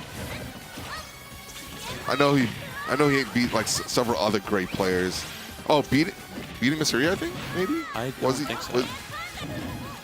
I'm not sure I know exactly. they were en route. All I know is that Chris has definitely cemented his place here, but Oolong, who has been the long-standing #1 player here in MDVA, who, as I've heard, going on a very long local winning streak, is pretty much uncontested except for maybe a couple players beating him here and there. Yeah. And Oolong is really much cementing himself here, getting his win over enhancedpv, the former #1, and Yeah. looking to make it into Winterside Grands. Yeah. From my knowledge, Chris and Oolong hasn't played, but all of Oolong's usual threats, being Enhanced PV, Dexter, who was getting wins on him, and Mr. E, are no longer in bracket. So this might be the Oolong's homecoming. Listen, man, Oolong is looking comfortable in his zone right now, doing the thing he does best, which is Wii Fit dash attack. Yeah. Utilizing that very, very well so far. It was in the ledge trapping game in general, but PK Chris trying to feel out the game right now. You definitely tell he's trying to set a pace at ground. Oolong, who's kind of doesn't really play at a pace so much. He kind of just does his thing at the ledge and makes you feel weird. This is the thing that Wii Fit does. Yeah, and taking that with the back air, just calling out. Chris tried to call out with an up smash, but he's like, nah, my feet are stronger. And the ledge trap situation, we get so much mileage from just doing soccer ball from ledge. It's able to do so much shield damage if you're just miss base properly, and a lot of players can't contest it. Yeah, it's very tough dealing with all the projectiles and disjoints that Wii Fit Trainer throws out, especially in a matchup like this where Ness struggles inherently against disjoints in general. And we're seeing Oolong playing around those platforms very well and catching the landings, because what you can do very well against these floaty characters and using your up air and your disjoints to catch them on the back foot, we're seeing PK Chris trying to take the advantage and run with it, but Oolong is commanding the advantage so far. Yeah, no, he's doing a great job. Okay, he tried to read a Sun Salutation, and Wii Fit has the longest roll in the game, so you're going to see Oolong roll from ledge quite a few times, and you're going to wonder like why Chris ain't punishing it. Man, that shit goes deep. I want you to punish Wii Fit roll from ledge first, and then we'll start talking, because that is ridiculous. Yeah, I can. All I can say is no. Well, I can't speak on that. But anyways, we have Oolong sitting up here at the ledge again, waiting for him to strike, but I love that PK Magnet back on PK Chris, and then finding the spot dodge. Not going to take it just yet there with that up smash, but the shield there too. PK Chris finding all of these reads from the defensive game from Oolong, but here comes that back air out of shield. Regardless of all the reads that Chris has found, the disjoints coming through for Oolong again and again. Yeah, you can't challenge or like hit Wii Fit from the back. Back air out of shield is just too fast. -4 on shield is like, you can't do much about it. So it's just not worth hitting her from back there. But Chris managed to find the stock anyway, and 29% through those PK fires. Just taxing on. Finding some good damage there. Here comes Chris trying to find more damage on the platform. Comes the up airs once more, catching Oolong on the back foot here, and realizing the one thing he can really do in this matchup right now is force Wii Fit to never get comfortable keeping this off kilter and just forcing you to stay in the air. Because once we're in the air, once I'm above you, that's where Chris is in his best spot. Oh yeah, no, definitely. Wii Fit doesn't have the best landing tools, and Ness, one of the craziest characters that can juggle with up B, up airs. Definitely will make you have a hard time. And back air right there, yeah. That's my favorite thing that Nesses do, is using moves to make space. Yeah. Right? Necessarily wasting buns or empty hopping. There's no empty hopping. It's just hopping. Yeah. We're throwing out every time we hop, every time we move. There's I'm pressing a button. There's something there. There's no pressing the stick without pressing a button. We're doing something. We're being active. Yeah, and Chris does a really great job of utilizing that. Just saying, if you're in my zone, get out. Mm-hmm. He owns it. Literally, it's like the animation of the move. It's a giant blue circle, symbolizing, buddy, you're not getting through this. This is my place. I don't know why you're doing this. I don't know who you think you are, Mr. Oolong. Regardless of all the disjoints that you have, you're never going to feel comfortable on that ledge, which is why we're bringing this to Kalos Pokemon League, which is going to make it much more challenging for PK Chris to lock down and playing around those platforms. But I feel like, especially like you mentioned earlier, the long roll range with Wii Fit, it's going to make getting off the ledge so much easier for Oolong here on the stage. Yeah, no, definitely. And another big thing is you seeing those deep breathings trying to come out a bit more. Deep breathing does allow you to live a bit longer. So Oolong could take advantage of that. With Kalos being such a big stage, it could be super difficult for Chris to get a stock at the normal kill percent that he normally gets it at. Yeah, because we know the one thing Oolong wants is to make that range against his nest. Does not want to be in his face whatsoever. PK Chris, though, finding so much damage so far here on this first stock. Again, floating around there with that PK Magnet. Oolong trying to find the pressure on the platform again. PK Chris coming through with the PK Fire, and even catching that roll, he has adapted to the long roll. Yeah, He punished Wii Fit Trainer roll. He did it. He's the first man to do it ever. Yeah, first documented person. Can we find a person that punished Yoshi egg roll? That's for another story. Oh my. Yeah, but Oolong taking the first stock right there with that F tilt. He's doing a fantastic job and just now landing. I love the crouches that are being implemented by Oolong. Basically, we're seeing him crouch and it's like, okay, you can't hit me anymore. It's like a pseudo shield. And if you do manage to hit Oolong, he's already in crouch cancel motion, so he's not going to take as much knockback.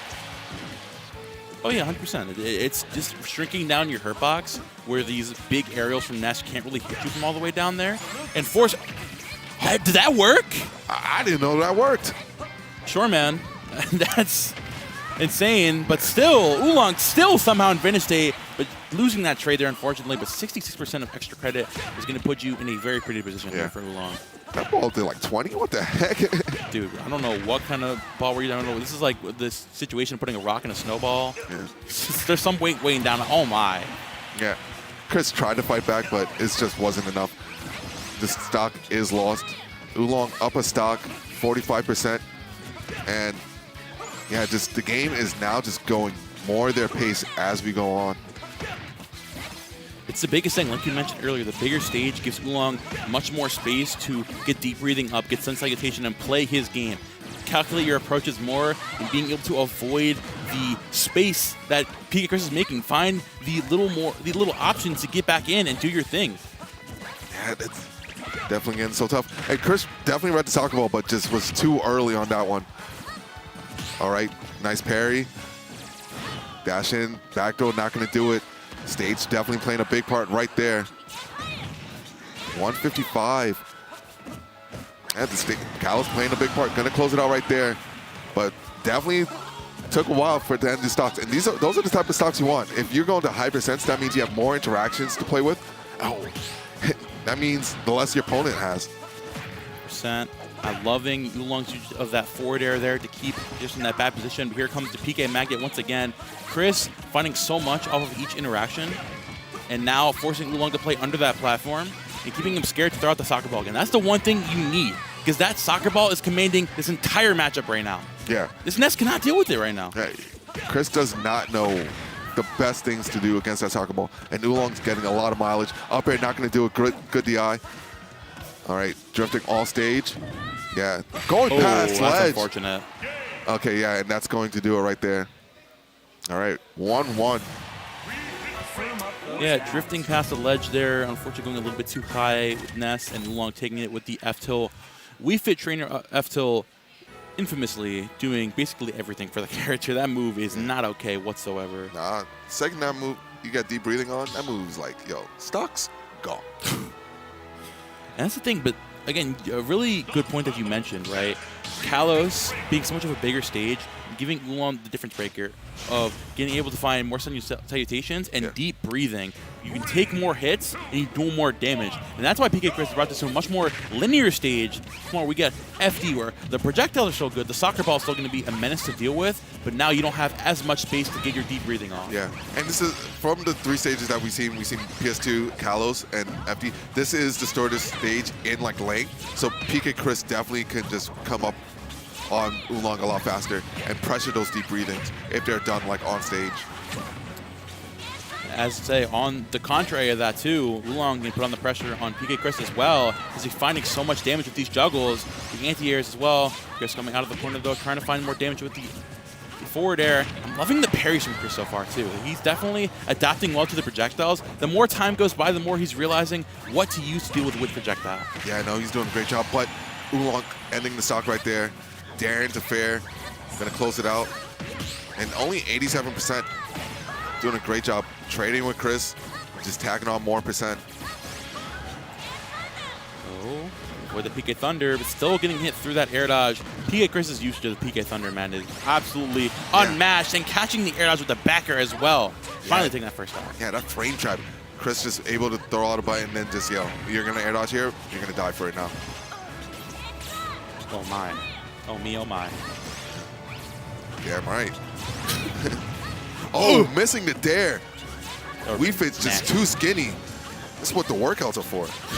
This is what CrossFit does for you. Yeah. Just get slim fit, right? Forget SDI. Here comes the F-tilt out of the corner as well. Deep breathing again. The difference maker so far, doing so much work for you. Holding on the ledge once more. PK Chris struggling to find an opening because, again, these disjoints been doing so much. The soccer ball coming back and hitting him. That's so unfortunate. Yeah, if that soccer ball is in motion, it's most likely an active hitbox. And F-tilt going to take it right there. Just the counter pick just doesn't seem to be working out for Chris right now. Again, I understand the idea behind it, and there are certain things that are coming into fruition more, but at the same time, Oolong's saying, hey, buddy, this is not a one-sided argument here. Yeah. If you've got your advantage state, oh boy, I've got one too. I'm feeling comfortable in this chair right now. Oh, definitely. All right, we're seeing dares come out, but Oolong is showing why he is running the region right now. Oh, 100%. Saying this is no fluke. And some people say MDVA not the strongest region. This is being Tri-State's best right now. So man, this is not Mickey DVA, bro. This is real. And I'm changing the narrative. Oh, don't change the story, bro. Don't put in the cliff notes. Player 4 version. Oh, my. Yeah. And game 3 going to Oolong. 2-1 in the set. Yeah. The boys are coming out. You're hearing the cheering in the crowd. Look, and before we hear it from anybody, before I hear the tired argument of certain tiredies of a state fighting each other all the time, how often does PK Chris fight John Numbers? Before anybody brings that up. They don't play that often. I would assume not. No. Because Long Island is not very close to Brooklyn. No. No. Man, not close at all. So Chris before I hear any of that, before I hear any of that nonsense, do not play that. Right? Especially where Chris is in Long Island. So definitely on the deeper side. So it's definitely not a common interaction between those two. Might not even have played this year, to be fair.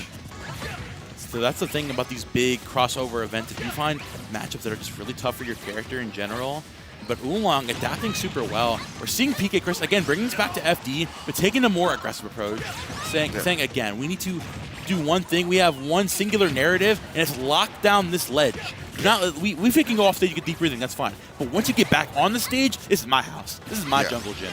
I own the park. This is my place. Yes, sir. And yeah, that's what I wanted to see. More up airs. Oolong's been directly above him a bunch of times and has been trying to challenge him with like an aerial or something. And Chris was trying to go for like fairs and stuff. But up air kind of beats out that exact thing, that exact approach. And exactly on the other side, too, we've been seeing the Wii Fit up tilts coming in clutch for Oolong. Juggling of his own. That's the thing, you can't be sleeping here. Because while PK Chris wants to be in the air, so you're like, wait, I'm in the air. Wait, Wii Fit's up air is really good. Yeah. Wait a second, I don't know why I chose this. There's so many factors going to a matchup like this. It's really tough to stay on top of. Oolong trying his hardest to take this first stock. Gurgus out of the corner again and keeping this Wii Fit on his toes. Yeah, and I like the dash back from Chris saying it's like, okay, essentially he couldn't get the tech chase right there. So he's like, okay, Oolong, I'm going to bait you into doing something. And he did and got a bit more damage. But now Chris is at the ledge. And how can he get out of this situation? Roll from ledge, put it back on the other side.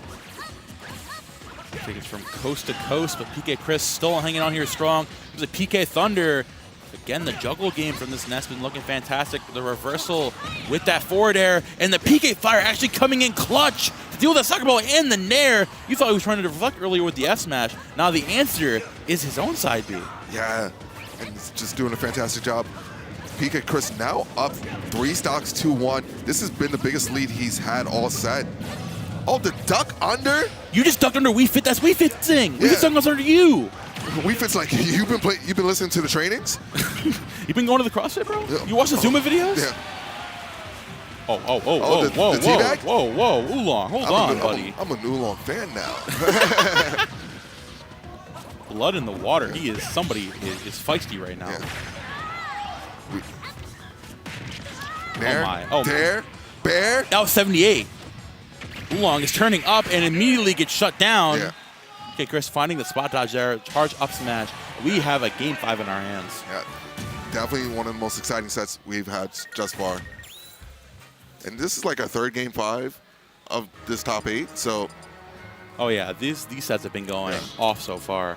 These two have had each other's numbers. This is one of those things. This is one of those sets where you see on those like Smash breakdown videos of like breaking down adaptation. We're seeing like we're just trading games back and forth. Chris adapting to the soccer ball each game. Oolong adapting to playing around PK Thunder and playing around getting juggled up in the air. So I'm excited to see which stage you go to the end. We're taking this back to Town and City, which this is going to be tough for both players, honestly. Yeah, Oolong definitely gets the space, but it can turn into FD, and we saw Chris starting to juggle Oolong. It makes use of those like lack of platforms. So definitely not starting off strong for Chris right now. Oolong has him at the corner, calls out the side magnet. Yeah. Just going for the call out of his life there. Now finding the 2 frames with the down smash. Not finding too much there, a little reminiscent of 2019. That comes the back air out of the corner as well. Now PK Chris being much more comfortable. Like you just mentioned, right? We went from Town and City where Oolong was holding it down. The second the platforms went away, oh wait, we're back at FD. Yeah, oh, now I'm comfortable. Now I'm chilling. We're chilling. We're going to see a bit more jugglings come about. Ooh. Oh, dash grab in. And Chris is getting a lot of snipes from these PK fires right now. Throw coming out. Oolong trying to find the pressure, and there it goes, catching the spot dodge once more. PK Chris recognizing when to keep your feet on the ground. Yeah, a lot of players love to spot dodge there because they think, oh, he's just going to do a turnaround grab. Not Chris just knows, doing the adaptation. And Oolong answers right back with that fair. These players are keeping it neck and neck, Momo. Oh yeah, we have even Stevens on this 2 stocks apiece. Now Oolong finally breaking the silence there with that soccer ball. Here comes a spot up to the grab of his own. PK Chris getting a little frisky with it with these combos. Yeah. And now we got Oolong again. Here comes the platforms once more, and you finally have that peace of mind to finally get that deep breathing and the soccer ball up once more. Yeah, and I'm liking Oolong starting to slow down the pace, saying, okay, the platforms are back. I need to take advantage of this and just like play at a pace where it is more beneficial to me. Oh, gotta be careful playing around these platforms. Yeah. Comes the Nair and setting up there once more too. Here comes the back throw from Oolong, setting up with the soccer ball as well. I love the air dodge from PK Chris, but still getting stuck all the way out there. Finally, we're back to final destination, but is it too late? PK Chris still keeping the arrows out. He's hanging on just fine. All right, down smash, not gonna do it just yet. And the Wii Fit roll just able to get Oolong out of the situation, but that bear is not gonna be what Oolong wants. Oh, just hitting Oolong to the other side of the stage. And the damage from the soccer ball, tacking on with the up air, taking the stock. That's got to be a very unfortunate time for Oolong. Now, possibly the final stock of the winner's side. PK Chris trying to lock in here as well. The double jump, that huge jump height from Ness, keeping this pressure away. Just playing for the time now, if anything. And again, the side magnet keeping the space very, very well. Oolong trying his hardest to find a hit, but PK Chris's movement is fantastic right now. Yeah. Chris did a great job of doing the movement, just wasting the deep breathing timing. And now Oolong has no deep breathing and is fighting on regular Wii Fit hours. All right, trying to stand in the ledge. F-tilt not going to take it right there. We got this deep breathing sun salutation. Oolong is charged up for this next stock, but he just has to take this one off of Chris. Yeah. He needs to take this stock as soon as possible. But PK Chris is willing to place as long as he needs to. Yeah. And I love the weight on that platform too. Yeah. Oh, okay, back air, going to take it right there, 20%. We got ourselves a set, baby. Each person one more stock, and Chris is going off. Missed a footstool right there. But it's Oolong's turn. Oh, not getting the max damage, 44%. Energy of this venue is off the charts. The players, both of them, New York City versus MDVA, the two fighting region tonight. Who's going to take it here? Here comes Oolong with the jab. Not going to take one just yet. Here comes the soccer ball as well. PK Chris finally looking for a tech chase here. The back air catching the jump as well. Oh, with the platform coming in clutch from the top rope. Yep. Oh my God. Player 4, what's going on? What do we do? These players want it. I like the stall right there. Catches the landing though. Chris is in a bad position. Can he reset?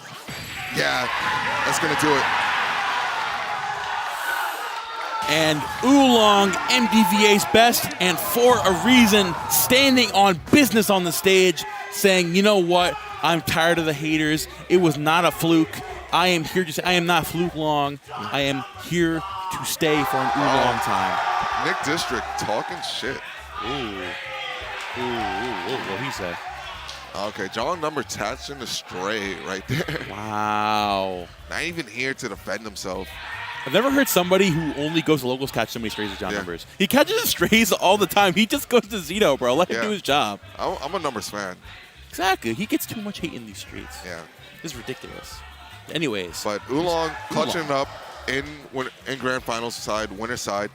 Hopefully we get to see how does the rest of this bracket play out. Maybe PK Chris gets the run back, or one of these two players that are going to come up right now. I'm very excited to see the rest. I mean, honestly, we've just got a plethora of invaders left in this bracket. We've got Smub and Beast heading up to the stage now to play in loser semifinals. And then we've got Philly versus Virginia. And we've got the winner of that plays against New York. And the winner of that plays Maryland. Yeah. So there's four regions facing off at the ground. Four different states. I'm going to put basically Tri-State versus MDVA, low-key. But guess what? We're both Tri-State, so... Yes. No bias, no bias, no bias, no bias, no bias, no bias, no bias. All the bias, all the bias. The voices. The biased voices are winning again. Okay, so Smub versus Beast. The last time these guys played was regular Bears 391, where Smub went for a random invasion and actually ended up losing to Beast 2-0.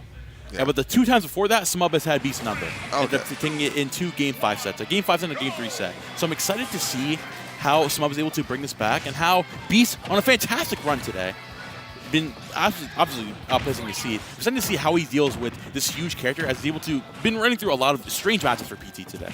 Yeah. So playing Beast in friendlies was destroying him. Started playing him in bracket, playing the best he's ever played right now. So definitely playing really hot, but had a bit of a cooldown. There was a break in between, and he wasn't warming up, just sitting there on the couch, I saw. So this is not looking great. And Smub, he's been going through some hard sets before. So, and he wants to run back on Chris. I think my favorite thing that Smub has been doing today is using those reactionary side Bs, right?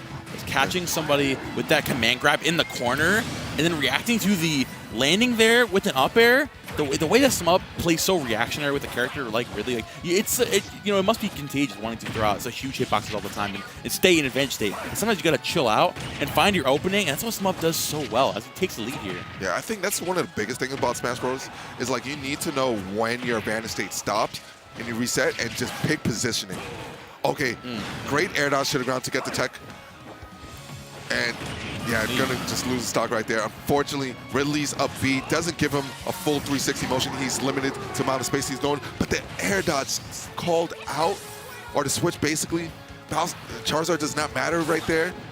Smub's just taking stocks. Yeah, the one thing that Smub is able to abuse really well on Pokemon Trainer, sorry, I thought he was going to go somewhere else with that, is the fact that this lackluster advantage state is really tough to get through for Beast, for the PT player right now. But once you get back into advantage state, the huge character that is Ridley, that's what you got to do. That's what you got to get through.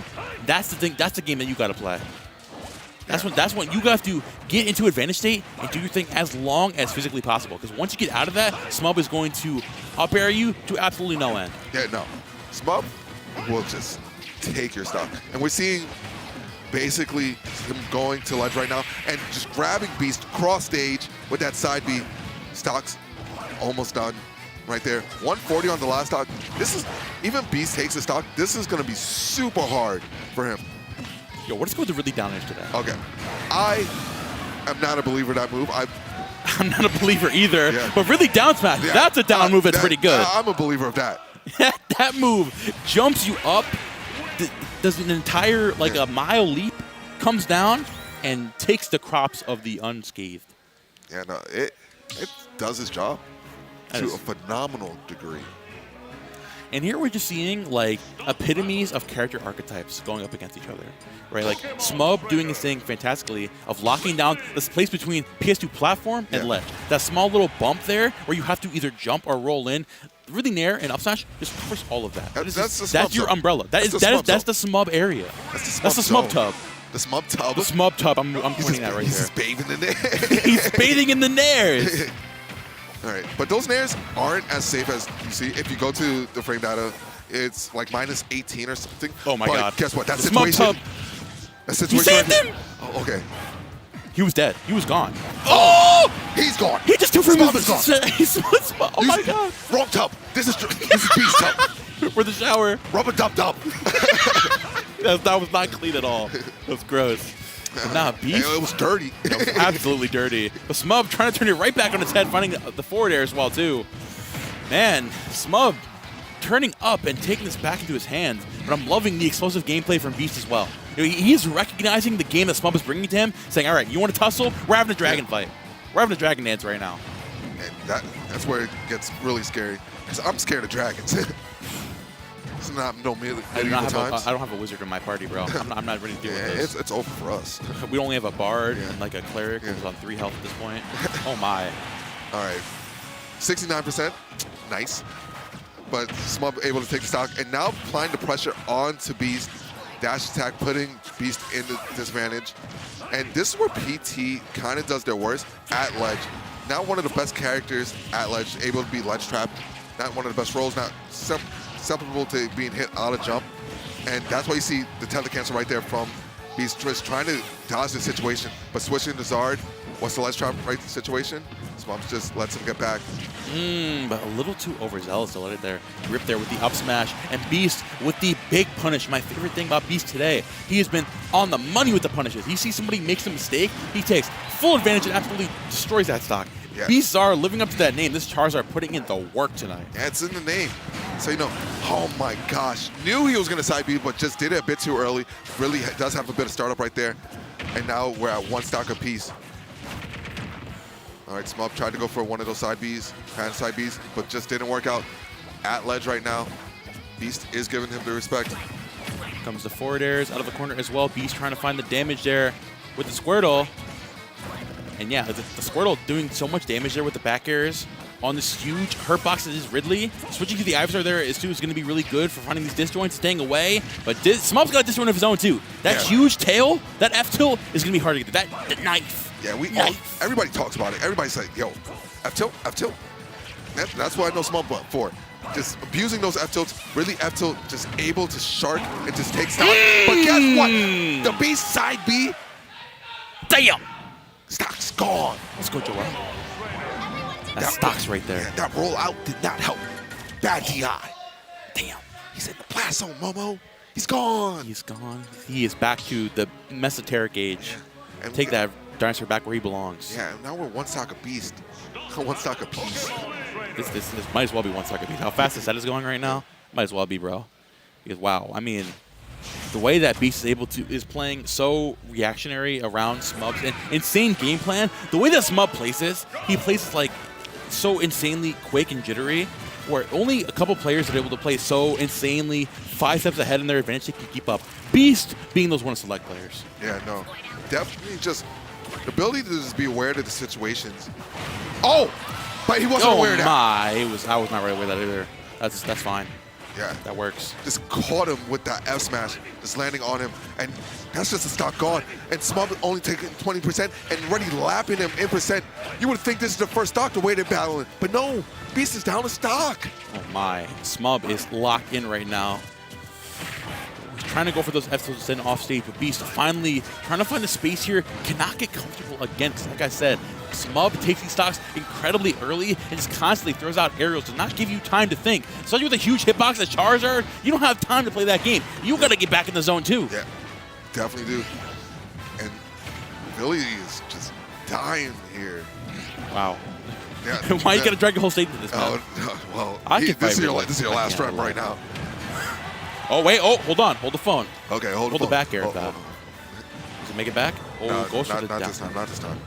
Yeah, not the Ivysaur down in there, so you can find that. But the reverse up smash! Run past him, saying, I know he's spot dodging, so I'm going for the sweet spot. But Beast manages to answer back, but still down a full stock. It is getting hard out here. All right, trying to Smub going for the tether. Oh my. Is he able to live it? Yes, he is. And they're just fighting off stage. Oh my, Smub stands up with the quickness. He back aired him. He's like, what are bands? You've been hit by, been struck by a Smub criminal. That was nasty.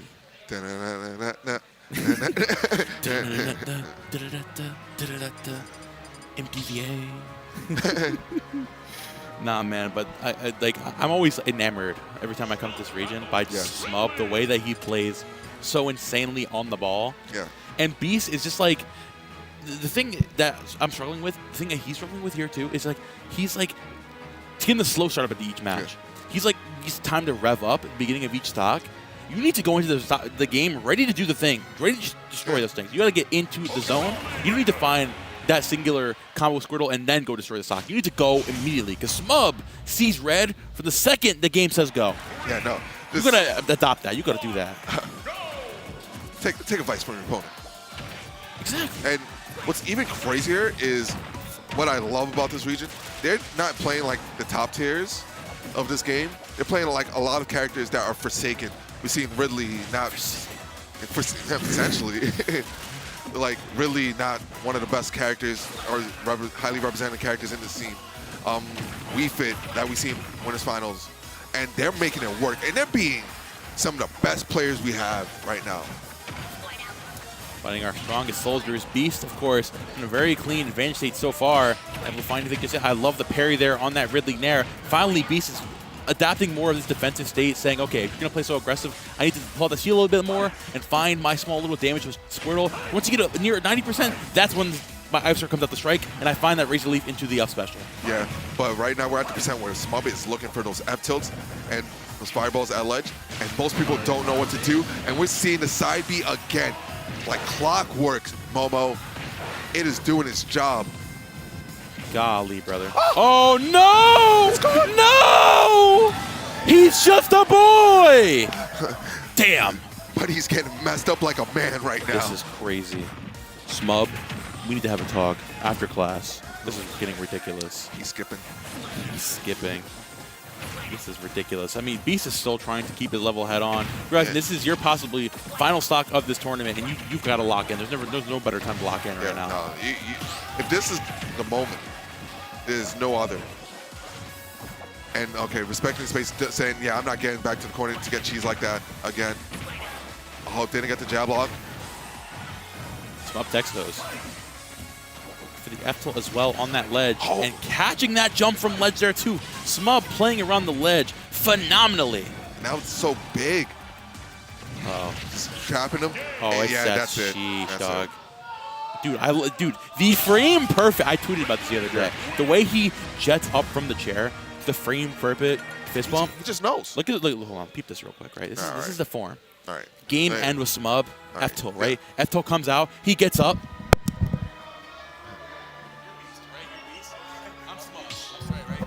Game's over. Yeah, he's perfect on it. I love MDVA mid-tiers. You're part of the He problem. doesn't speak for us.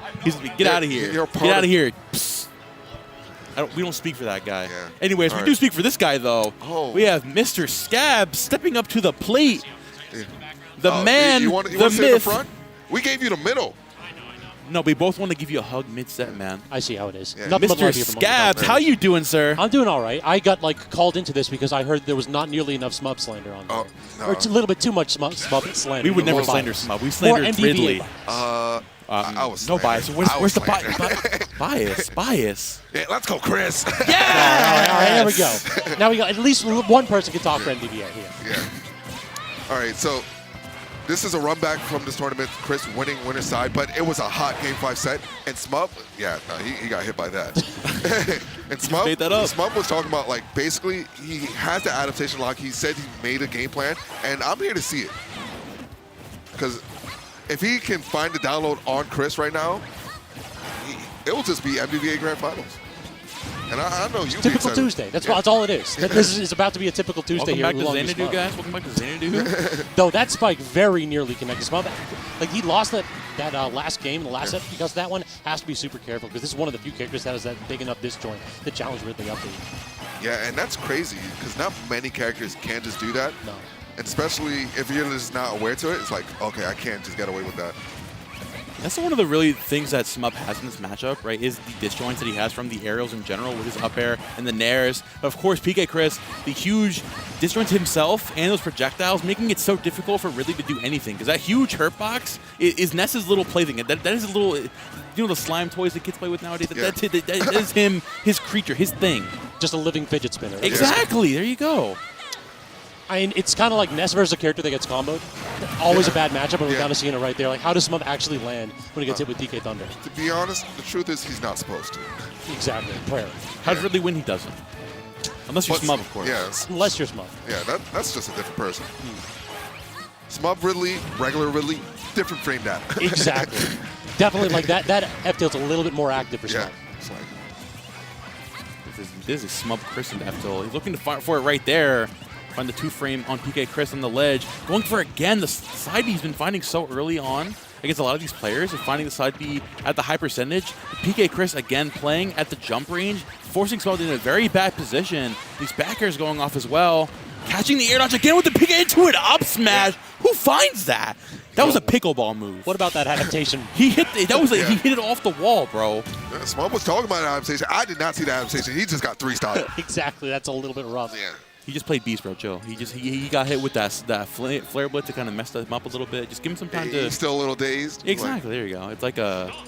Still got PT on the brains. Like the games went too fast. I didn't know I was playing a different It's character. like Pokemon, like paralyzed, like lasts a little too long. You gotta let it wear off. It only works one-third chance, just movement. 1/3 chance to just do absolutely nothing. Yeah. Game 1. Give that one up. But yeah, this is definitely a stage that we've seen like Smub counterpick a bunch of times. Up smash covers the entire platform as his neutral air, and immediately trying to get that forward smash to kill like 0. Good God. Yeah, no, he's been out for stocks. Yeah. That's a mental switch up too. You get 3 stock set game 1, and then you coming out, you're like, I'm still that dude though. I'm gonna hit this forward smash, gonna kill you at 1. I am the Smub. Yeah, no, you have to be though. You have to also execute though. Yeah. Damn. Because if not, Chris is just gonna do stuff like that. It's the thing, man. Chris, again, like having so much leeway to find so many of these confirms with Ness. Like he throws out a lot of characters, and he's throwing it out towards empty space, like we said earlier. But against Ridley, it's not empty space. His hurt box is the size of Rhode Island. There's no empty space on this stage. He is getting comboed. He's getting mixed. He's getting smuggled. He just got kidnapped. Yeah, no. He just got thrown across the border. That was ridiculous. You would have thought Ridley kidnapped Ness? Nah, other way around. He just got Can I get an Amber Alert for that stock, please? We got a Ness player driving a 2014 Silverado. What? They can't drive. But this is kind of the difference we're seeing here. It's like Smub's not hitting the 2 frames so far. PK Chris has the recovery that's a little bit susceptible to that kind of stuff. Trying to get that magnet cancel, finally picking him up off stage. 1 air dodge, and yeah, that's Why is this an even game? What happened? 0 to death. Smub, who are you? Yeah, adaptation People alert. need to know. He's woken up. The man behind the Okay, and he got the full charge on it. I don't know. We do have at least a double jump, but great up air. Able to get out of that, and then we get the bounce. Okay. Now, terrible. Yeah, now it's Chris's turn to apply the pressure. But I love the fact that Smub goes off stage and is just willing to challenge it. Throwing out these down airs all crazy. Here comes pressuring that Ridley shield as well. PK Chris doing a fantastic job of catching Smub jumps out of the corner because he knows he needs to find a nair something to get back in this game. The drag downs into a forward air throw as well. PK Chris needs to take his stock as soon as possible because Smub, the second he gets back on, the second he gets his grubby little mitts off of Ness, it's going to be over. Like, this has been immaculate so far. Chris has basically been untouched, but no, the trade right here, no double jump, but what a recovery. He saved him. That was the only way Smub would be able to get back. There's no double here, though. I think we jump from ledge. So we go super deep, and yeah, take the aerial. Easy stock. Smub clutching it out, and I honestly thought we were going to see another 3 stock. Yeah, same. It was looking that way, but Smub able to clutch it up. And that's been the big thing about the MDVA players here. Whenever they're down and it's like, yo, their back's behind the wall, they just clutch up. True. They'd be able to take these games. I know Conquistador versus Beast earlier, just able to bring it back. Oolong was down against Chris, able to bring it back. Smub right here, able to bring it back. This is the region of perseverance. Yeah. I believe in them. Yeah, these guys play. You gotta have faith if you play a mid tier out here. That's all I'm saying. You gotta have that tenacity. You have to. Just kind of about knowing what your win con is, and nobody knows it better than Smub. It's just one of those where all you need to do is understand that, hey, I'm always in this. I just have to hit my 1 move. What they call it, Smub dub? Very true. Guys on turn. Solid analysis. Yes! Yes! Everybody gets one. Oh my God. All right, yeah, no, that is stock. What happened? Hello? He went a bit too deep for it. Able to take the stock, though. And we're playing a 2-stock game, essentially. Some old-timers' favorites. Don't say that. I was going to be playing a 1-stock game with that favorites? back air connector right there. Locking down again with the fireballs as well. Smub is just doing such a good job now, finally, of once PK Chris finally resets and lands on the ground, that's when he goes in. Now facing him in the air, because PK Chris, he owns the air at this point. Yeah. Air to air, Ness has got that. Once we get back on the ground, Ridley's grounded game is doing the work. I'm digging that aggressive forward air by Chris, too. Oh, no, that's I'm a not buffered digging air that. dodge. Even though you've got all those jumps and the great up B, buffered air dodge off stage, no chance to recover has Smub. Yeah, and Buddy caught the jump right here. Okay, just barely make it on. Oh, Short Kings? Short Kings rise up. Dude, You guys find they Happy went Days? down. They did not rise up. They wanted to stay under that one. They just stood up. That was standing height. Stand on business with that one. Where are we going? What's happening? We don't know. It is 10:23. We're Players kinda, don't know. I don't know. Do you know? It might be past both of their bedtimes. definitely past Ness's. Oh, yeah. This child got school in the morning. Chris is Hold like, on. yo, I need a couple milk. Give him 5-hour energy. He would be off the walls. Oh, good God. I mean, we already know this character aggressive enough with these hitboxes that we just need one hit, but you're not going to be able to connect. PK was really swinging with that magnet. Smub says this is a no-fly zone. Oh my. And that's the thing we saw there at the very end. Like, we saw PK Chris recognizing, okay, we're playing on the ground 2v2. I need to find an opening. Now, I need an up air. Smub saying, get down. Stop that. If we're on the ground, I want to play on the ground as soon as possible because my grounded moves are so huge. They play around Ness so well. If I'm staying under the platform, there's nothing Ness can do about it. True. No. My up smash owns you. Really, under platform, that is his stage right True. now. That's probably why we see the single plats like Smashville and Hollow Bastion getting banned most likely. Yeah, because he doesn't cover the full space there. And Smub's really good at sharking underneath, too, so FDs just feels hard to fight him. Agreed, especially when you don't have that air drift with Ness. Oh, no, missing no. the tech and that jab block. Not quite going to finish it off, though. Yeah, wasn't able to push him to the full side of the stage. Finally, Smub back into the movement here. I love the aggression off of those platforms as well. PK Chris has been locking on the ledge very well and finding by the skin of his tail, taking that first stock with a very nice place up smash. All right. Yeah, Smub, you gotta please. take that. Just do it again. Yeah, he got stuck on the platform. That does so much hits that you could just like mess up your inputs right there. Yeah, I just ate the buffer 100%. And look at that. Speaking of buffering, PK Chris immediately buffered an option the second that he grabbed ledge. Incredibly smart right there. And then look at the damage you get out of it. 40% and very nearly a ton more with that flash connected. Chris is turning up right now. The movement, look at him. Oh my. The double mag cancel? Yeah. I'm digging it. Yeah, that he's double in back it. cancel to get grabbed by Smub. But Chris now able to keep his distance, playing from a safer mid-range outside of Smub's buttons, where he's able to throw PK fires at semi-reactable distances. And it gets a lot harder for Smub to deal with anything. That back air is still not going to do it just yet, but that not going to miss the ledge. Are going to miss the ledge, unfortunately. Smub now down 2 stocks to 1, but we've seen it. Smub did the last game, the game before. He's still in it. He can bring this back on the flip of a coin. Smub is the man to do it. I'm really digging Chris's decisions to go ahead and mix up between hitboxes and grabs in a lot of these pressure situations. Oftentimes, if you're Ness, you're figuring, all right, the forward air is coming out. Instead, he mixes up dash grabs so well because look at the damage it can lead to. 103 unanswered so far, and if Smub is going to make this comeback, it has to start immediately. But no chance whatsoever back here from the corner. An immaculate stock by PK Chris. Take a little bit of momentum and then just close out the game. Force it to a game 5, too. Yeah, no, this has been an exciting set right here. Each player has just been back and forth. Once they get their stuff going, it just snowballs into their advantage state. This has definitely been literally just snowballs all over the place. And like I said, utilizing the stages as well. It's whenever we're under the platforms in neutral, Smub owns the game. But once we're getting above there, once we get into the upper echelon, once we get to the higher atmosphere, playing towards the middle of the stage, that's when PK Chris starts to come to life. So I feel like Smub, if anything, wants to stay under these platforms and way out to ledge and keeping PK Chris in this advantage state. He's doing a great job so far. Oh, no, definitely. But 67% on Chris without any answer. And here we go, the PK fires. And the crowd is getting lively right now. MDVA is going off. New York is going off. I love Philly to is see it. sitting in somber in the corner. Rest in peace to the boys. Yeah, they got nothing else to do. And also, both players, neither one of them has headsets on. So this is entirely, we are living with this crowd noise. They are You're trying to feeding feed off the energy. Dead on them. It just makes me stronger. Listen, if you ain't won a match purely out of spite and hatred before, are you really a Smash player? You're so real for that. The spite is the best motivator. I will say that 100%, straight yeah. up. It's my motivator. You're so real. Oh my God, Chris! What are you doing? don't He know. just made that up. This guy's limbo master. How low can he go? Can you get real low? I guess he can. He avoids the up smash too. PK maybe the best player in the world. He just avoids Smub's up smash. Everybody under 5'6" is cheering for Ness right now. Where are my short kings in chat?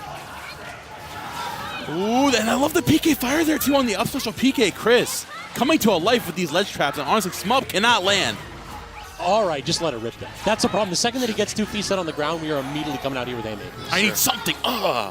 Get off me. Please. We have not seen a 2-frame yet, though. Yeah. We don't need 2 frames. 2 frames overrated. Just find a grab at the ledge. EDVA locking in for their boy. There comes PK Chris with the PK Fire. The most mundane ledge trapping is the best one. PK Fire if he jumps back at him. Simply hit your good buttons. Yeah. It's a good button for a reason. Up smash out of shield. Great button right there. Closing the stock out on that get up attack. And Smub down to full stock.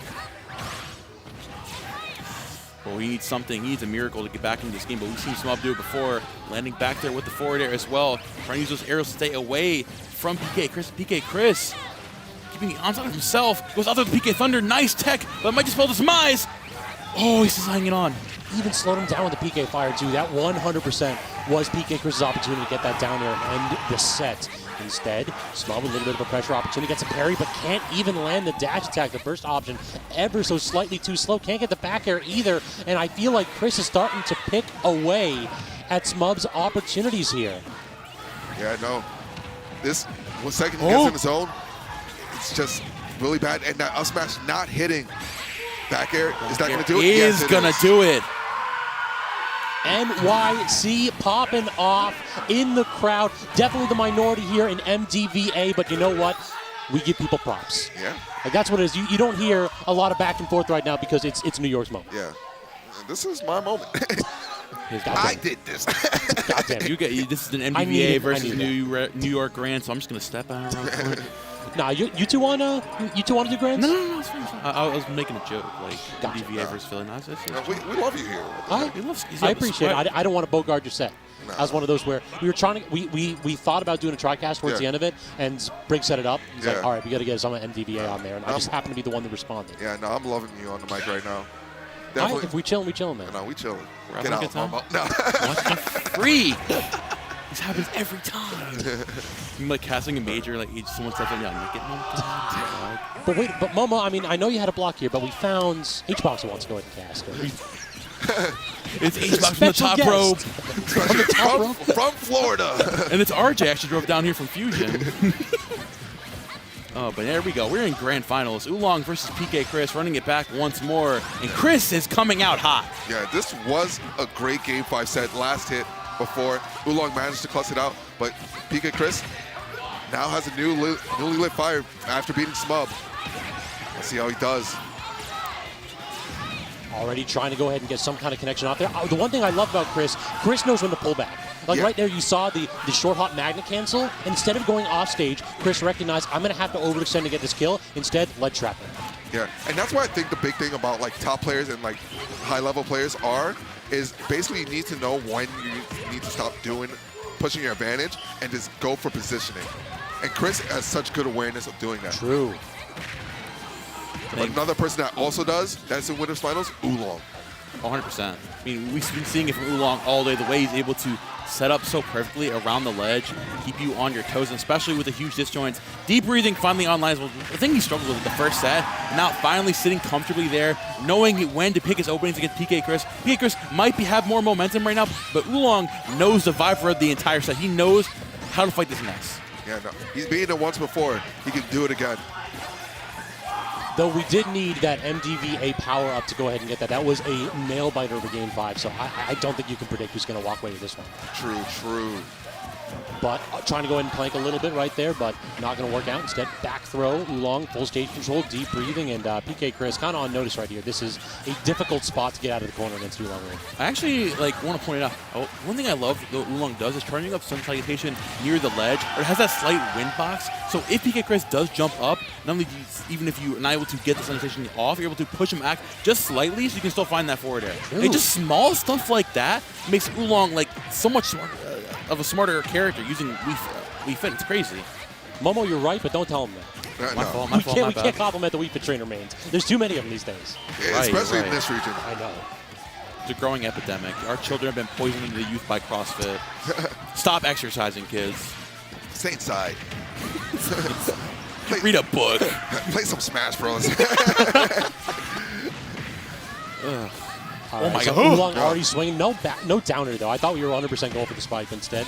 Oolong trying to pick places, but that out of shield stubbiness from WeFit. There's just no really good burst options. And look at the damage that PK Chris gets from that one whiff. Yeah. No deep breathing anymore either, but dash attack forces Chris off stage. Has to recover low, but instead using the air dodge and the footstool magnet.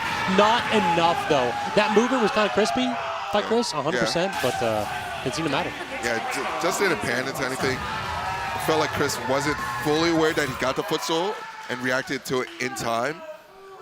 And Oolong just had enough time to recover and just F-tilt him for it.